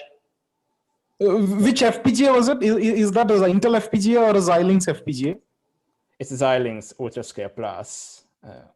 Okay. Yeah, sure. One of the engineering samples with HBM memory, but we didn't use that. All right. Okay. Thank you, Akash, for the wonderful presentation, and also thanks, June, for that question. Interest of timing, let's move on to the next presentation. Audience, if you have any further question on this session, please go ahead and put it in Q&A or a chat window. Thanks, Akash, again. The next presentation, I'd like to invite my colleague, Brian Tamto, the IBM Distinguished Engineer and the Chief Core Architect for the IBM Power 10 processor. He's an IBM Master Inventor with over 20 years of experience leading global development teams across 10 generations of IBM Power and IBM Z processor. Mr. Tamto joined IBM after receiving a BS degree in Electrical and Engineering and a second major in Computer Science from University of Wisconsin-Madison. He's going to be presenting about the upcoming, the Power platform, the Power 10 features. Tamto, please go ahead and start our presentation. All right, thank you very much. Okay, so happy to be here today or this evening, for depending on your time zone, and excited to share with you some of the features of Power 10. This is going to be IBM's newest addition to a long legacy of processors that we've been generating for decades now in the Power family. Kind of displayed here on the screen, you can see the last decade of Power family, starting from Power 7 and on up. And I think many of you know, right, these have been and still are very integral to many industries and really powering the enterprises of today, as well as, of course, with Power 9 as its most recent, powering a lot of high performance computing clusters, including, of course, Summit and Sierra, which were at least, which are still here in the top 3 here of the world. So excited to share with you today a little bit more about Power 10, which extends that rich legacy of technology innovation. And Power 10 will be available around a year from now in the commercial form. So Power 10 really focuses on a number of areas of innovation, and really then positions it for extreme value, both in the enterprise, of course, in the cloud, and with spaces such as high performance computing as well. And that really starts by extending our investment and our capabilities in the data plane, which has always been an integral part of what's made Power really differentiated. So we continue to invest and have significant data plane bandwidth capacity enhancements, as well as new ways to compose systems, which I'll take you through in a bit and connect them. In addition, we've refactored our processor core. We have a brand new enterprise core that has a lot of great performance enhancements in it, and a new architecture that's also optimized for energy efficiency, along with larger caches and a lot of great capabilities in there I'll take you through. A lot of focus on security in Power 10, really co-optimized across the stack. A lot of the focus there in our enterprise space, working with the Power VM to make sure we have a co-optimized solution from hardware all the way up to software. As well as I mentioned, energy efficiency at a socket level, extreme improvements in energy efficiency over the previous generation. And then in AI space, right? So Power 9 was known as having, these very high bandwidth links, that were there with the GPU. And the focus for Power 10 is now turning inward to the processor core itself. We've actually got some significant investments and improvement to make sure that we've got the horsepower needed right there in the CPU to tackle the latest generation of AI algorithms. So we've got significant improvements there, both in the bandwidth and compute capabilities integrated into the processor cores. So I'll be taking you through a little deeper each of these key characteristics that are really positioning Power 10 for, as I said, a wide range of deployments and capabilities. So here you can see an image of a Power 10 processor chip. And you'll see on the next slide, these chips can come either 1 or 2 per socket. And so on each chip, there are physically 16 cores. Of that, we plan to make available 15 of them, just so that we maximize the availability of our highest core count offerings, which are in high demand for us. And this is built on Samsung technology with over 18 billion devices on each chip. And uses the Samsung 7 nanometer technology, but also with some IBM secret sauce components kind of built in there as well. And I'll be taking you through a number of the other capabilities here, but ultimately you can see the cores in the picture there along with each one. These are the SMT8 cores. We also provide a variation of the chip that has double the number of cores that I mentioned, but in an SMT4 variety, meaning that where there you see one SMT8 core, instead there's 2 SMT4 cores, meaning each one can support 4 threads. And in this case, we have 2 megabytes per SMT8 core, and it would be half that for the SMT4 core. So let's walk through, and I should not pass the L3 cache, robust L3 cache on the die, 120 megabytes per die here. So Power 10 is available in these 2 packaging options, right? One of them is the single chip and the other the dual chip. And the single chip is really focused on maximizing the strength of each individual thread and processing core, as well as the IO connectivity and bandwidth connected to each one. So it's really maximizing the thread strength, and it also enables our highest scaling system. So all the way up to 16 sockets, glueless, connected, and building on a rich legacy of capability there over many generations of power, with enhancements in Power 10 to further improve bandwidth and scalability. And then you see on the bottom, the dual chip module. So the dual chip module is really enabled through the improvements in energy efficiency, enables us to put, instead of 1 die, really 2 dies in the package, and then get twice the compute per socket compared to the single chip. So it's more about compute density, and this option scales all the way up to 4 sockets with single hop between each of the dies. So that one's really more focused on the compute density. Also in that dual chip package, you also can get more lanes of IO. So now let's take a little bit of a look at some of the pivotal foundational elements of the connectivity for Power 10.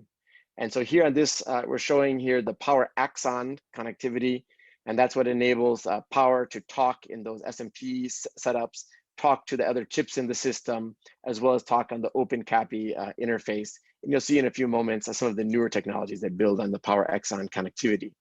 And that's 1 terabyte per second off of Axon coming off of each Power 10 chip.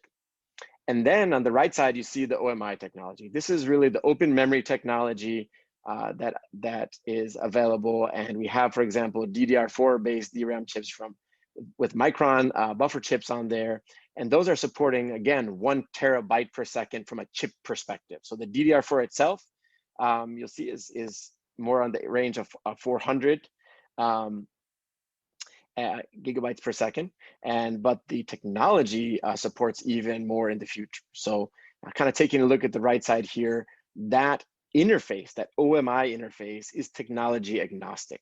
So what does it mean? It means that if you hook up an OMI protocol compliant DRAM or other chip device, memory device, you can actually put in any number of potential technologies there. So while the initial offering will be DDR4, in a future offering that could be DDR5, or other types of memory technology could be plugged in there.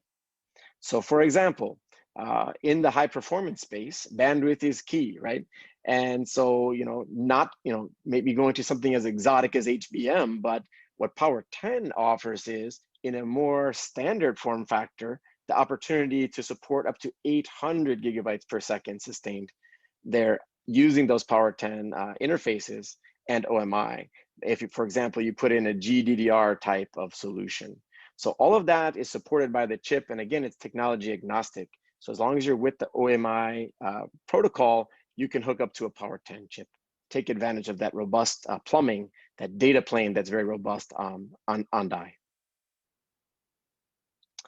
So then let's look over at the Power Axon side. So how do we take advantage of that capability, those connectivity? Well, of course, you can put in OpenCAPI based accelerators, FPGA or ASIC, take advantage of that high bandwidth and low latency and coherency aspects that OpenCAPI provides.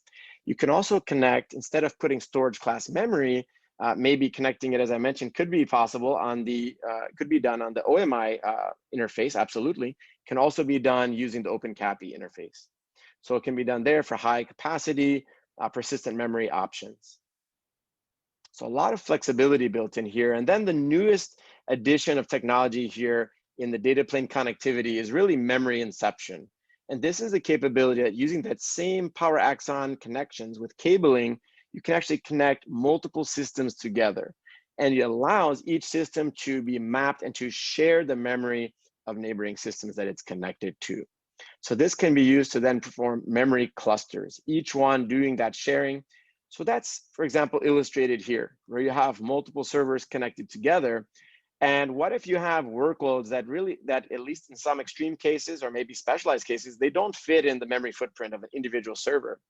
So in this example here, you can see that, for example, the workloads C and B, they're overflowing. They're actually borrowing the memory of adjacent servers.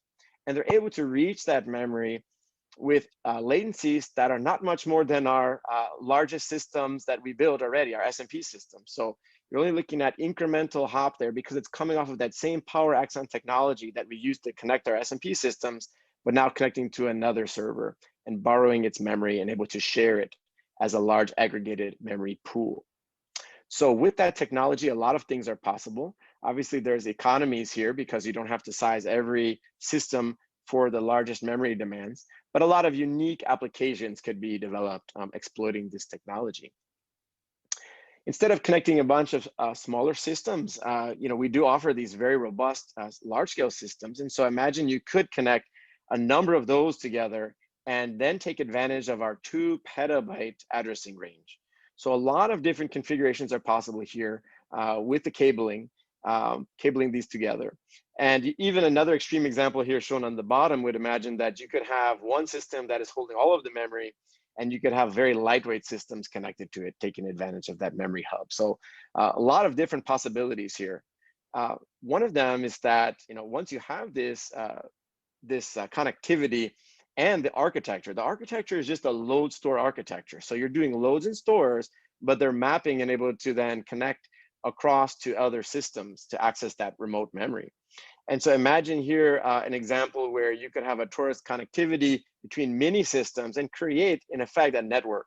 So using hardware only, you can, the default hardware and cabling, you can actually build a large network of thousands of nodes where you have a large 2 petabyte addressability that allows you to create a big memory window for message passing. So you could now effectively build an ad hoc network here, or custom network, using this technology without any additional networking hardware. And so a lot of unique applications may be possible in this space, ways to share the memory, ways to move the memory around, and then ways to communicate very seamlessly using the low latency and high bisection bandwidth that Power10 Axon provides. So not to be forgotten here in the connectivity space is the PCI Gen 5. This is of course very important for bringing in the latest generation of connectivity, and then that dual chip configuration that's up to 128 lanes of PCI Gen 5. So taking a look at the performance, and then I'll go a little deeper into the core microarchitecture and some of the compute capabilities that help to deliver this.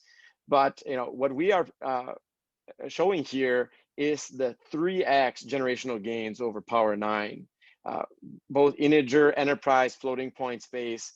Those are very outsized gains, obviously, from a generational perspective. And they're made possible by not only the enhanced compute and performance characteristics, but especially by the energy efficiency of Power 10 versus Power 9, allowing us to just put more compute and get in the dual chip module, all of that compute packed into one socket. So nice generational gains. And you can see also the extreme memory bandwidth capability that Power 10 is delivering, capability per socket, as well as the possibilities that DDR5 provides.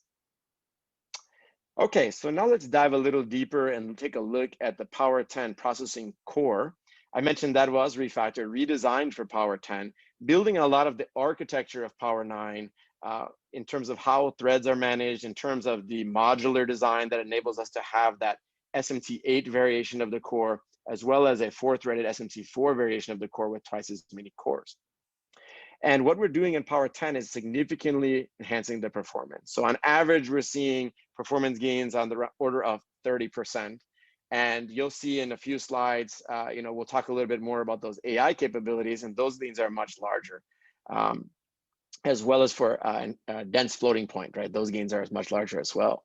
But in the general compute space and for across a wide range of workloads, we're seeing these very healthy gains, as well as on single thread, very nice gains. And then when you couple that with the energy efficiency focus, you're getting each core at 2.6x core performance efficiency. So apples to apples, Power 9 to Power 10. So that's a significant generational improvement. It's 30% more performance at half the power. And at a socket level, we get even more out of that by running at a more efficient operating point. The other main focus for Power 10 was really in the AI space. It's really, as I mentioned, in the core, then embedding that horsepower. So we've got more flops, whether it's for HPC or for AI, but especially for AI, putting in special purpose engines and acceleration that enables that next generation of algorithms and the deep learning algorithms to run very nicely. Okay, so I'll go a little deeper here and take a quick survey through some of those enterprise characteristics, which are very important, but it depends on the space, right? Some spaces, you're more interested in the Linux, but for our enterprise clients, it's very important that we're providing this flexibility to run AIX, IBMI, Linux on Power, and of course, OpenShift and container-based applications. And then on Power 10, another thing we're doing is opening it up so that on our Power VM hypervisor, we can also run a nested KVM. And that allows us to have that kind of full gamut of virtual, container-based, management schemes that run on KVM as well, running right there side by side with all those other applications. So a lot of flexibility built into Power 10. A brand new set of architectural improvements as well. So the ISA has been updated. It is open. The open ISA from Power is there with both the Power 9 version 3.0 as well as Power 10 version 3.1. And we've got a lot of new capabilities there, new prefix instructions, hundreds of new instructions there available for the compilers, for the programmers, as well as a lot of capabilities that are plumbed end to end, taking advantage of things like storage class memory, for example, and all the hooks that are there for all those connected technologies that I described a little earlier. I mentioned security is very important for us, especially with our enterprise clients need that isolation, and whether it's HPC or whether it's in the enterprise, sometimes you're running different types of data and you're running them side by side, and you really want to make sure that they're secure and they're separated and you're not having snooping going on or anything like that. And so we have a rich legacy of very robust isolation with our virtual machines. And now what we're doing with Power 10 is we're extending that confidential computing basis to also include containers. So because of the popularity of the containerized applications, and they do run very seamlessly in Power 10, we're putting in technologies in the hardware that are co-engineered with our firmware and Power VM, and then ultimately with KVM and with the operating system sitting on top to allow for containers to have very secure, isolated from one another, and from the KVM open source operating system on top, or operating environment sitting below them.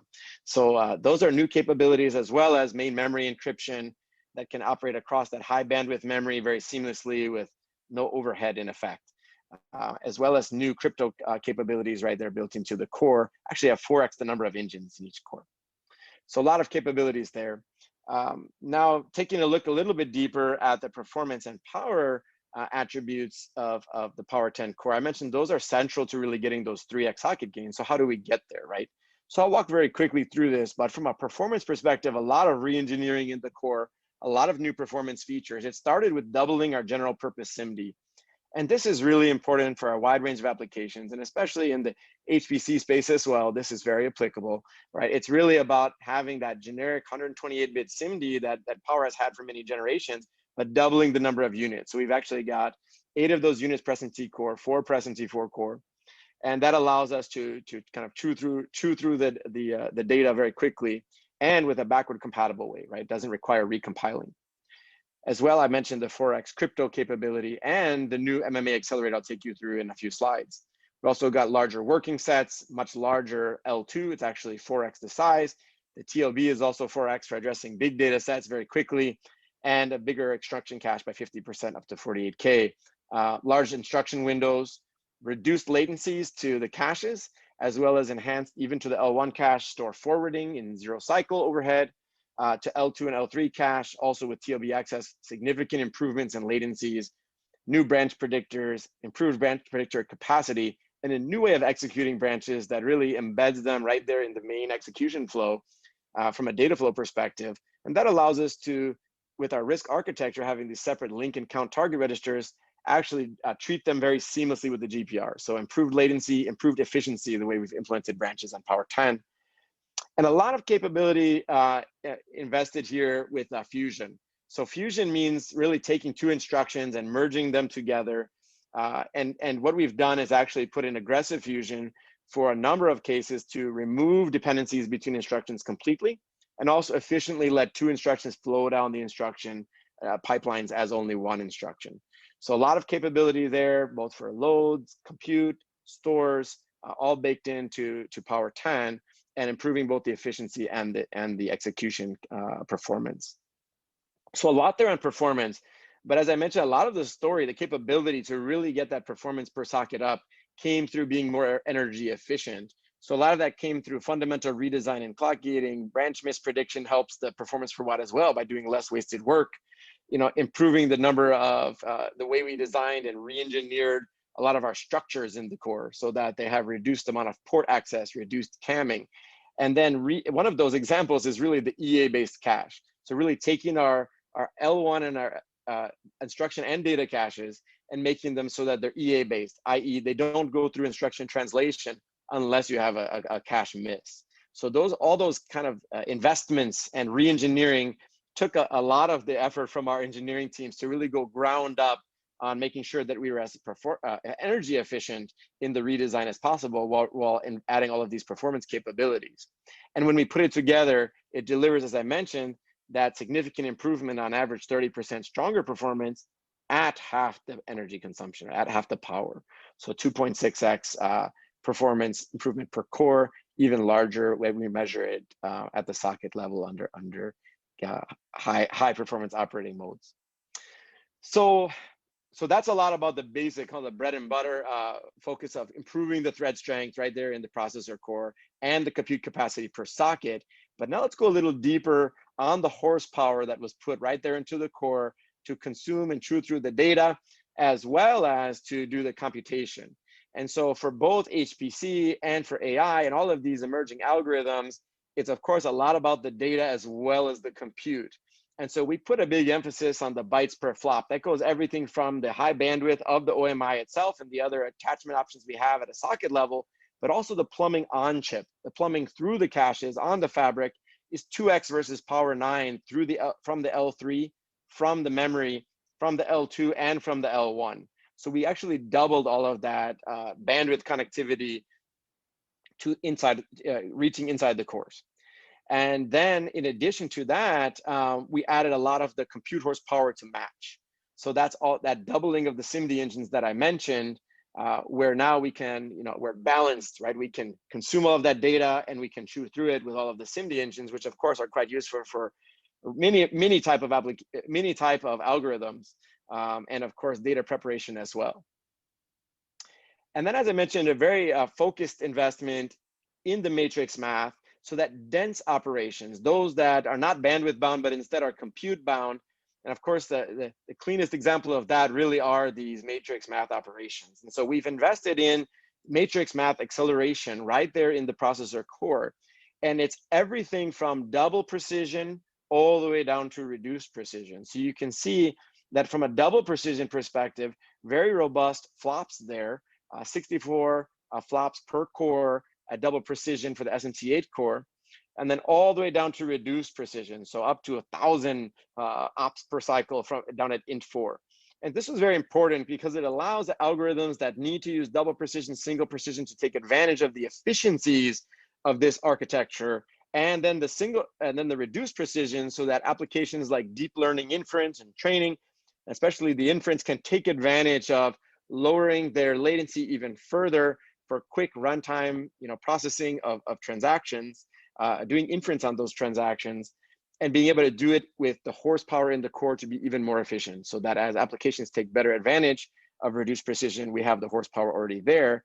And all of this can be done, right? This is right there in the processor core, in many cases, just by adopting new libraries, right? So adopting new libraries in the processor, in the application stack that are doing those BLAS routines or doing those rank operations. Taking a look at that accelerator a little more, it really is a matrix construct. So the operands feeding it are the same number of operands that you'd be feeding a SIMD operation, but you're taking those operations and you're leveraging them to cross multiple components. That's more efficient. And that efficient operation is really good for energy efficiency as well.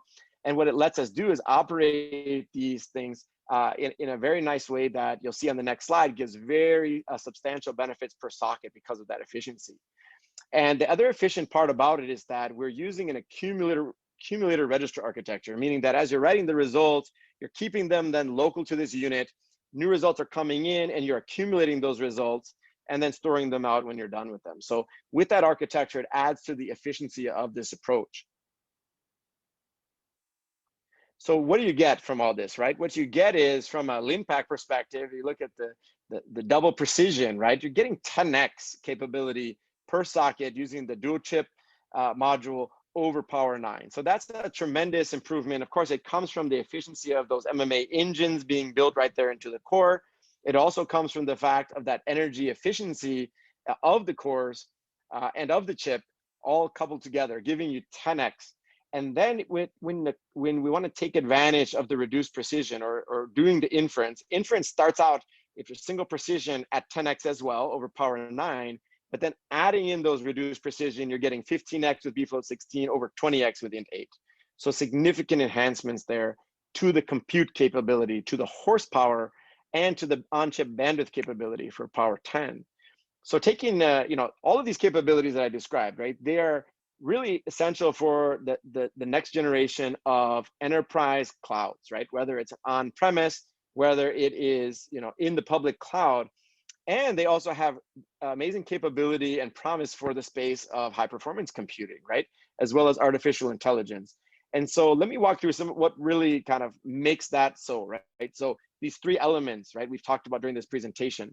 It's that compute capability that we've got, coupled with the bandwidth capability per socket using plug-in memory that can get all the way up to 800 gigabytes per second, as well as the clustering capabilities we talked through. So when you really look at all three of those are all unique capabilities on their own, but when you put them together, they open up a strong array of possibilities in the space of HPC and AI, for example.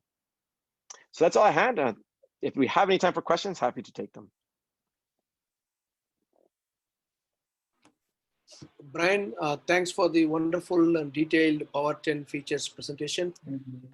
Participants, any questions for Brian?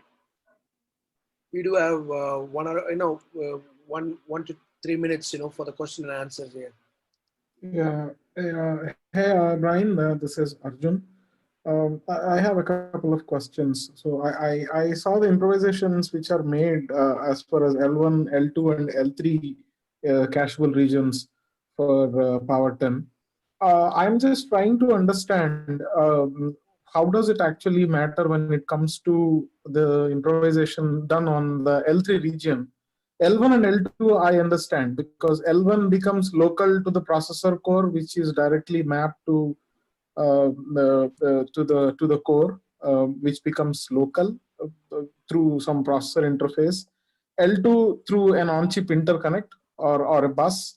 But L3, I don't understand how does it matter, because L3 is something which gets connected through a bus and a controller, correct? So yeah. So what is? Mm-hmm. Yeah. Go ahead. Sorry. Yeah. So how does it actually matter if there is any improvisation on the load queue of the L3 space is brought in here?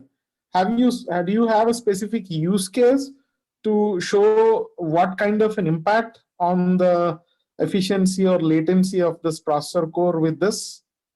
Yeah, absolutely. So let me explain this briefly. Keep it quick here.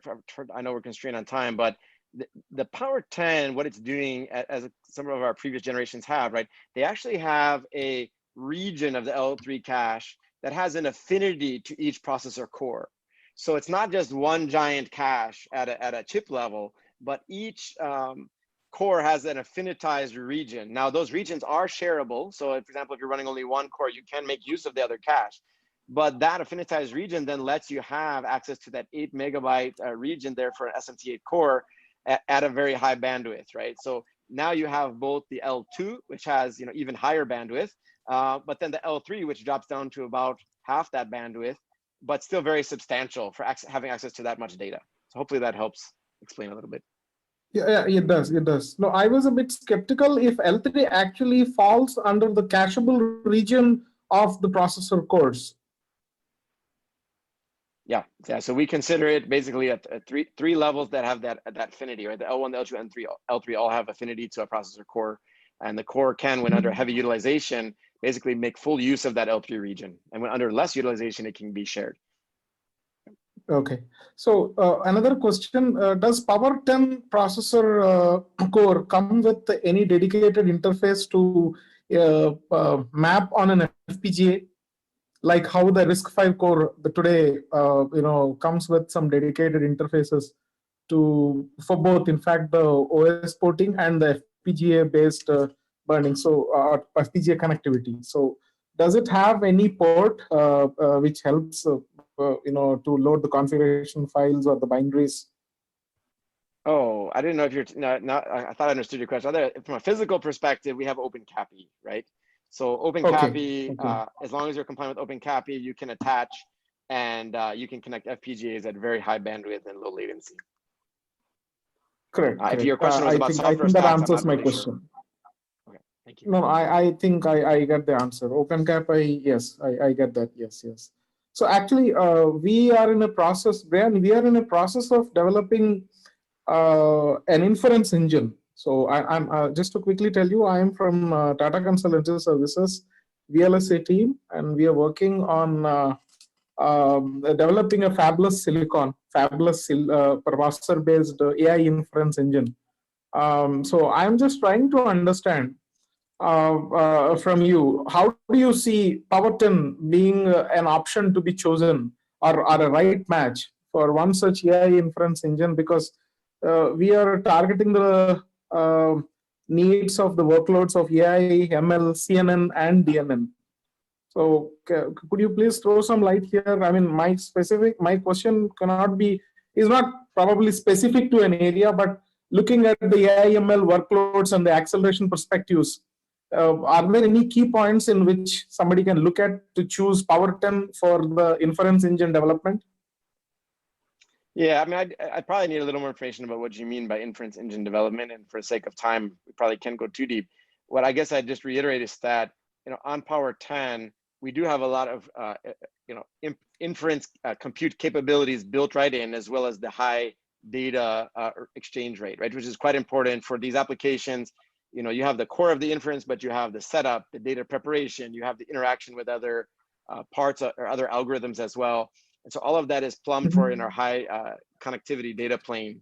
So, you know, I'm not sure exactly what you meant by that. It'd probably be interested to take it offline and do some follow-up discussion. Sure, sure. I'll probably connect with you offline. Yeah, thank you. Great. Thank you. Thank you, Arjun. Thank you, Brian. And Brian, there are some questions in the chat window. Please, you know, do answer them. And thank you for your wonderful presentation, Brian. Thank you. Let's move on to the next one. I think we are running out of time now. The next presenter is going to be again from IBM.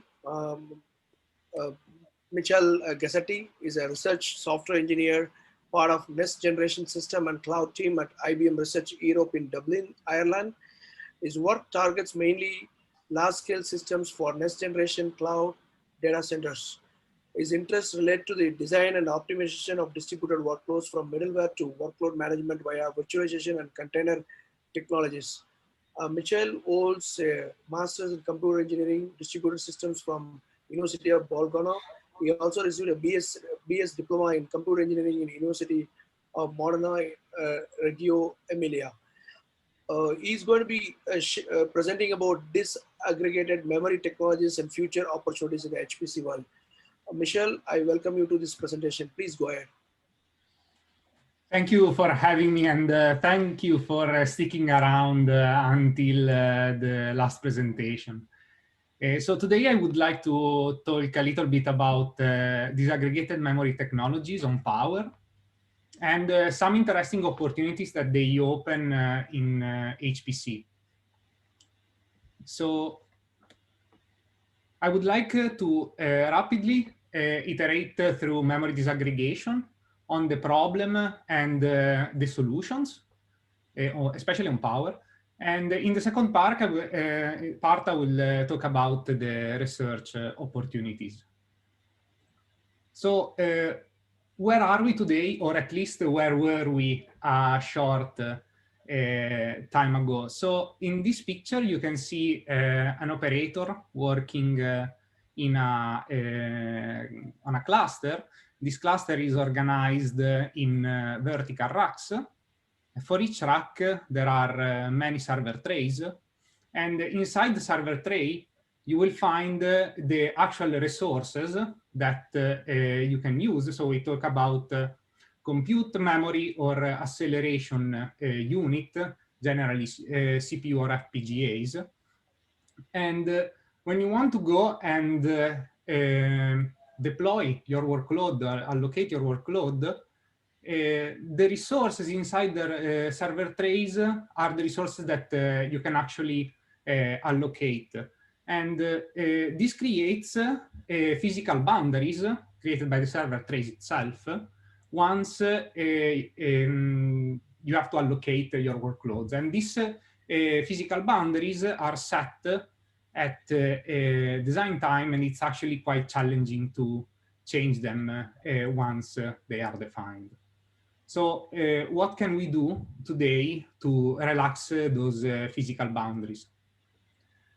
Of course, I can only start by mentioning memory inception for Power 10, enabling high-performance disaggregated memory at scale. This is the most promising solution to relax those physical boundaries. It also been introduced before, so I will not iterate on the details. If you really can wait to start using memory disaggregation, there is another project that is targeting Power 9 instead, that is called Timesys Flow. And this is a research hardware and software prototype for memory disaggregation based on OpenCAPI.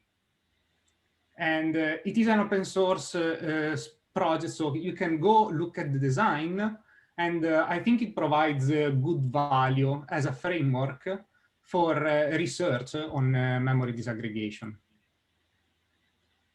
So a little bit more about Timesys Flow. Here is a picture of the prototype.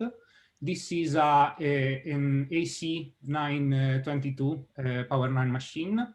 and we leverage FPGA Alpha Data 9v3 to run the design. It also comprises a 100 gigabits internode disaggregation connection. This is between two nodes that we are going to see in the next slide. It also comes with a software stack that can be used to configure the system out of band. And the memory that disaggregated that gets allocated is fully integrated with the Linux subsystem, and it appears transparent to application. There is no need to change your application to actually run it. And so here you can see a full picture of the prototype. There are two main parts. One is the software stack that you can see above this vertical line. And at the bottom, we have the hardware design. And the most important thing to understand right now is that with Timesys Flow, we have two nodes. One is a compute node. That is the node on which you run your application. And this is generally a node that requires additional memory resources. And there is someone that, of course, can provide these resources. And this is the memory node. Memory node is a node that generally has low memory utilization and can donate some of its resources. An important point about the design is that we are using OpenCAPI, the coherent attachment, to actually enable the disaggregated memory. Hello, I was lost for a second, sorry. And using OpenCAPI, we run M1 mode on the compute node. This is a representation of the FPGA. And the connection with the system is done through M1 mode. So we can actually present the peripheral as a memory expansion that can receive requests for memory access. And on the other side, on the memory node, we are running as a C1 mode. So in this case, we are an accelerator. This is from the perspective of the peripheral that can actually issue transaction towards the main memory that is in the system. A little bit in detail about what is part of the design. We can, for instance, take a look at what happens when the compute node tries to access a particular memory section. So what happens is that via OpenCAPI, what is received on the accelerator is an OpenCAPI transaction. And the address that is referred to the OpenCAPI transaction needs to be changed to an address that is relevant for the compute node, that is the memory node, that is where the memory is actually allocated. And this is done by an RMMU. And as part of this layer, we are also forwarding the transaction to the remote destination. We have also a custom link layer that is back pressured based on credit and provides a reliable channel using CRC check. In terms of network link, we have 100 gigabit per second network link. On the memory endpoint, as we said, we are running in C1 mode, so as an accelerator that emits the OpenCAPI transaction towards the local memory to actually access the memory that is allocated. And of course, the response returns in a similar fashion through the design. As said before, we are open source. So if you want to have a look and you're curious, please go ahead. We are under the OpenCAPI organization. And if you want to know more about the internals and how this performs, we provide a complete evaluation with Memcached, VolDB, and Elasticsearch as workloads. And there is also a full description of OpenCAPI-based, the OpenCAPI-based prototype. I would also like to take a moment to recognize the people that contributed to TeamSys Flow. From my same team, Next Generation System and Cloud, we have Christian Pinto, Panos Kucho-Vasilis, and Michael Johnston. And I would also like to thank Peter Hofsti from IBM System for the contribution to the project. Now we can jump to the research opportunities that this technology actually open, especially in HPC. So the first one that probably is the most trivial is resource allocation, at least to understand. So in this case, we have 4 machines. Each one has accelerating units. Yes? Oh, a computational unit and memory unit. Hi, Christy. I'm good. How are you doing? Good, good. I have my colleague Jason Sorry, on the phone as well. Jason, please, you there? thank you. And so we have accelerator unit, computational unit, and memory unit for each node. We also have a queue of jobs that cannot be scheduled. And we have jobs that are coming in time. So we are going to look now at the conventional way that we would allocate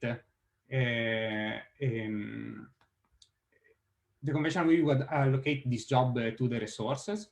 So let's say that job 1 comes, it has 4 tasks, and each one requires 1 GPU, 1 memory unit, and 1 core. So we don't have any kind of resource allocation. So this can be easily allocated in the first 2 nodes, 2 tasks on the first node, and 2 tasks on the second. The second job comes in. This one also has 2 tasks. Each one requires 1 GPU, 2 memory unit, and 1 core. So even here, plenty of resources in the system, and we can allocate, for instance, on the third machine. And then we have job 3 that comes in. This requires 2 tasks, no GPUs, but this is memory intensive. It requires 3 memory units and only 1 core. So if we look at the picture of our tiny cluster, we have plenty of resources, but if we try to allocate job 3, we don't have enough resources on the same node that can actually host job 3. So what happens is that job 3 gets in the queue, and here we hit the physical boundaries that limit our allocation. Moving to disaggregated memory, let's see what can we do. So for job 1 and job 2, we can approach the problem the same way. For job 3, now we can go and borrow some of the memory, as we have seen before, from another node that doesn't experience great memory allocations, and we can actually allocate the job 3. So what we see is what we can inspire to is reduced job waiting time and higher resource utilization. The second kind of opportunity is workload management via disaggregated memory. This is a similar situation where we have GPU resources, computational and memory resources on one node, but here we have a different type of node, only with the computational resources and memory resources. And this can happen when you have refresh cycles, so not all the machines present the same configuration. And in this case, what happens if another job comes in and this requires two tasks, requires the two GPU that are currently unused and 4 memory unit and 1 core. So in terms of memory unit and computational unit, we could host our job on this machine that currently has no workload. But the accelerators that we actually need are stuck on another machine where our workload is already running. So we would have to wait, for instance, a checkpoint that could be hours from now to actually move our current job. So if we think about disaggregated memory, what we can do is we can think about using disaggregated memory to host our workload. And if we are in need of GPU resources, we can snapshot the process, move it on the other side, but in this case without keeping the same memory allocated in disaggregated memory. So there is no need to creating a snapshot on the disk, move the process and restart the process. And this enables us to access the jailed resources that were on the first node and schedule the job that was coming in.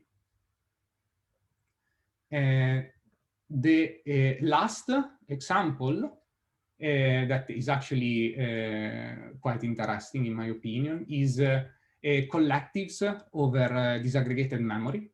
So let's take a simple example that could be the conventional scatter-gather.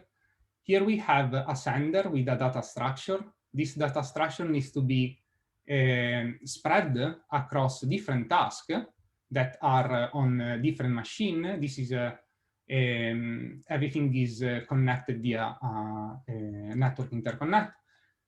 And in a conventional scenario, we will have the data structure shared between the tasks. There's going to be an update that is local, and the response will be returned to the sender. In this case, we are passing through the network that might have different kind of properties in terms of throughput and latency.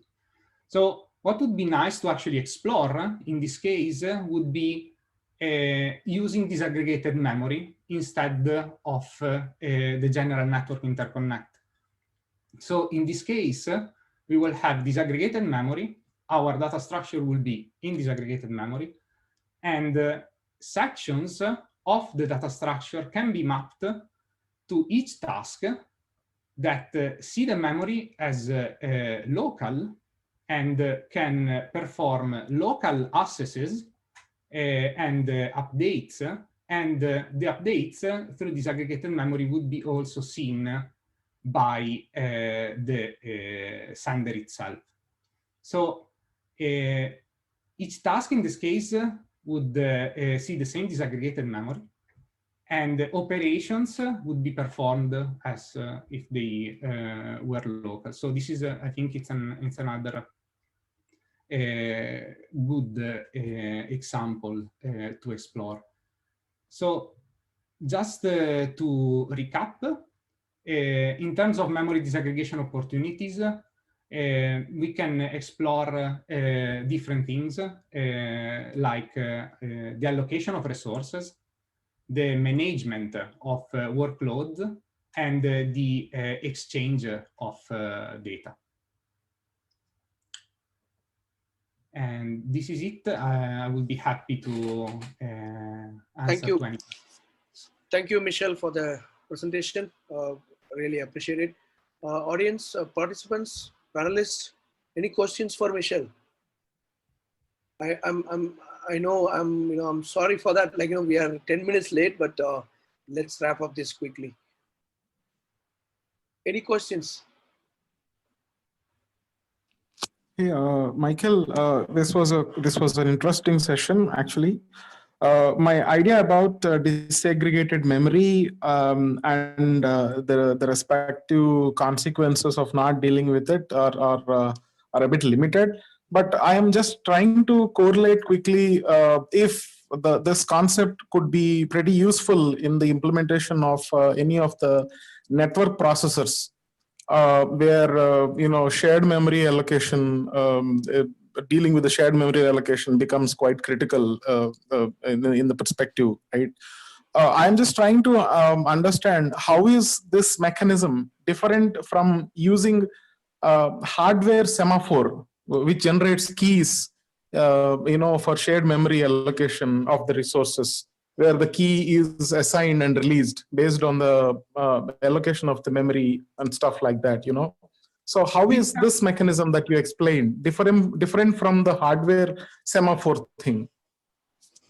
So I don't have a great knowledge about hardware semaphores, but if we are talking about coordination, this is the additional layer, in my opinion, that would be that will need some exploration and see what can be done in terms of coordination between multiple processes or agents that are working together using disaggregated memory as a means of communication.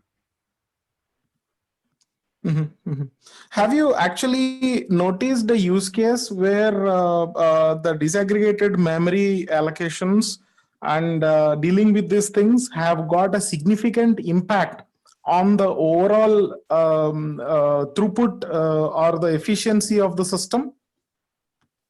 So we have done some preliminary evaluation, and this is available in our paper that was published at the micro conference about resource allocation. And we are seeing that much of the resources that would be jailed otherwise can be actually exploited. But this actually requires a much larger, this was a simulation, so take it as it is. It's actually an interesting element, I think, also evaluating resource actually savings once technology can actually be used at scale. Thank you, Michael. It was very interesting and informative. Thank you so much. No problem. Thank you, Michael. Thank you. Any other questions? Okay, I think we are at the end of the the ADG workshop. It was really great, for people staying so late in India and in Europe, as well as daytime fully, in the US. Different part of region people participated, and there are a lot of discussions happened, for the last 6 hours. Really, it has been a technologically, wonderfully, people shared and exchanged many things. Professor Dirk, do you want to say a few words? Yeah, I mean, there's not so much which I can add to what you have been saying, Ganeshan. So I think it was really quite an impressive tour through many different fields, and I'm quite happy to see that say there was throughout the whole workshop a strong attendance. And so that means that say the ADG is continues to be say very much alive, and that is also very much thanks to your networking effort, Ganeshan, to bring us all together once again. Yeah, thank you for all your support also throughout the year. Last 5 years, we have been successfully doing this actually, and wish you all the best, and let's regroup, in our next year ADG in 2021. Okay, thank you all. Any other? Bye-bye. Yeah, thank you. Thank you all for all the participants and presenters. Thank you. Bye-bye. Thanks a million. Thank you. Bye. Thank you. Bye all.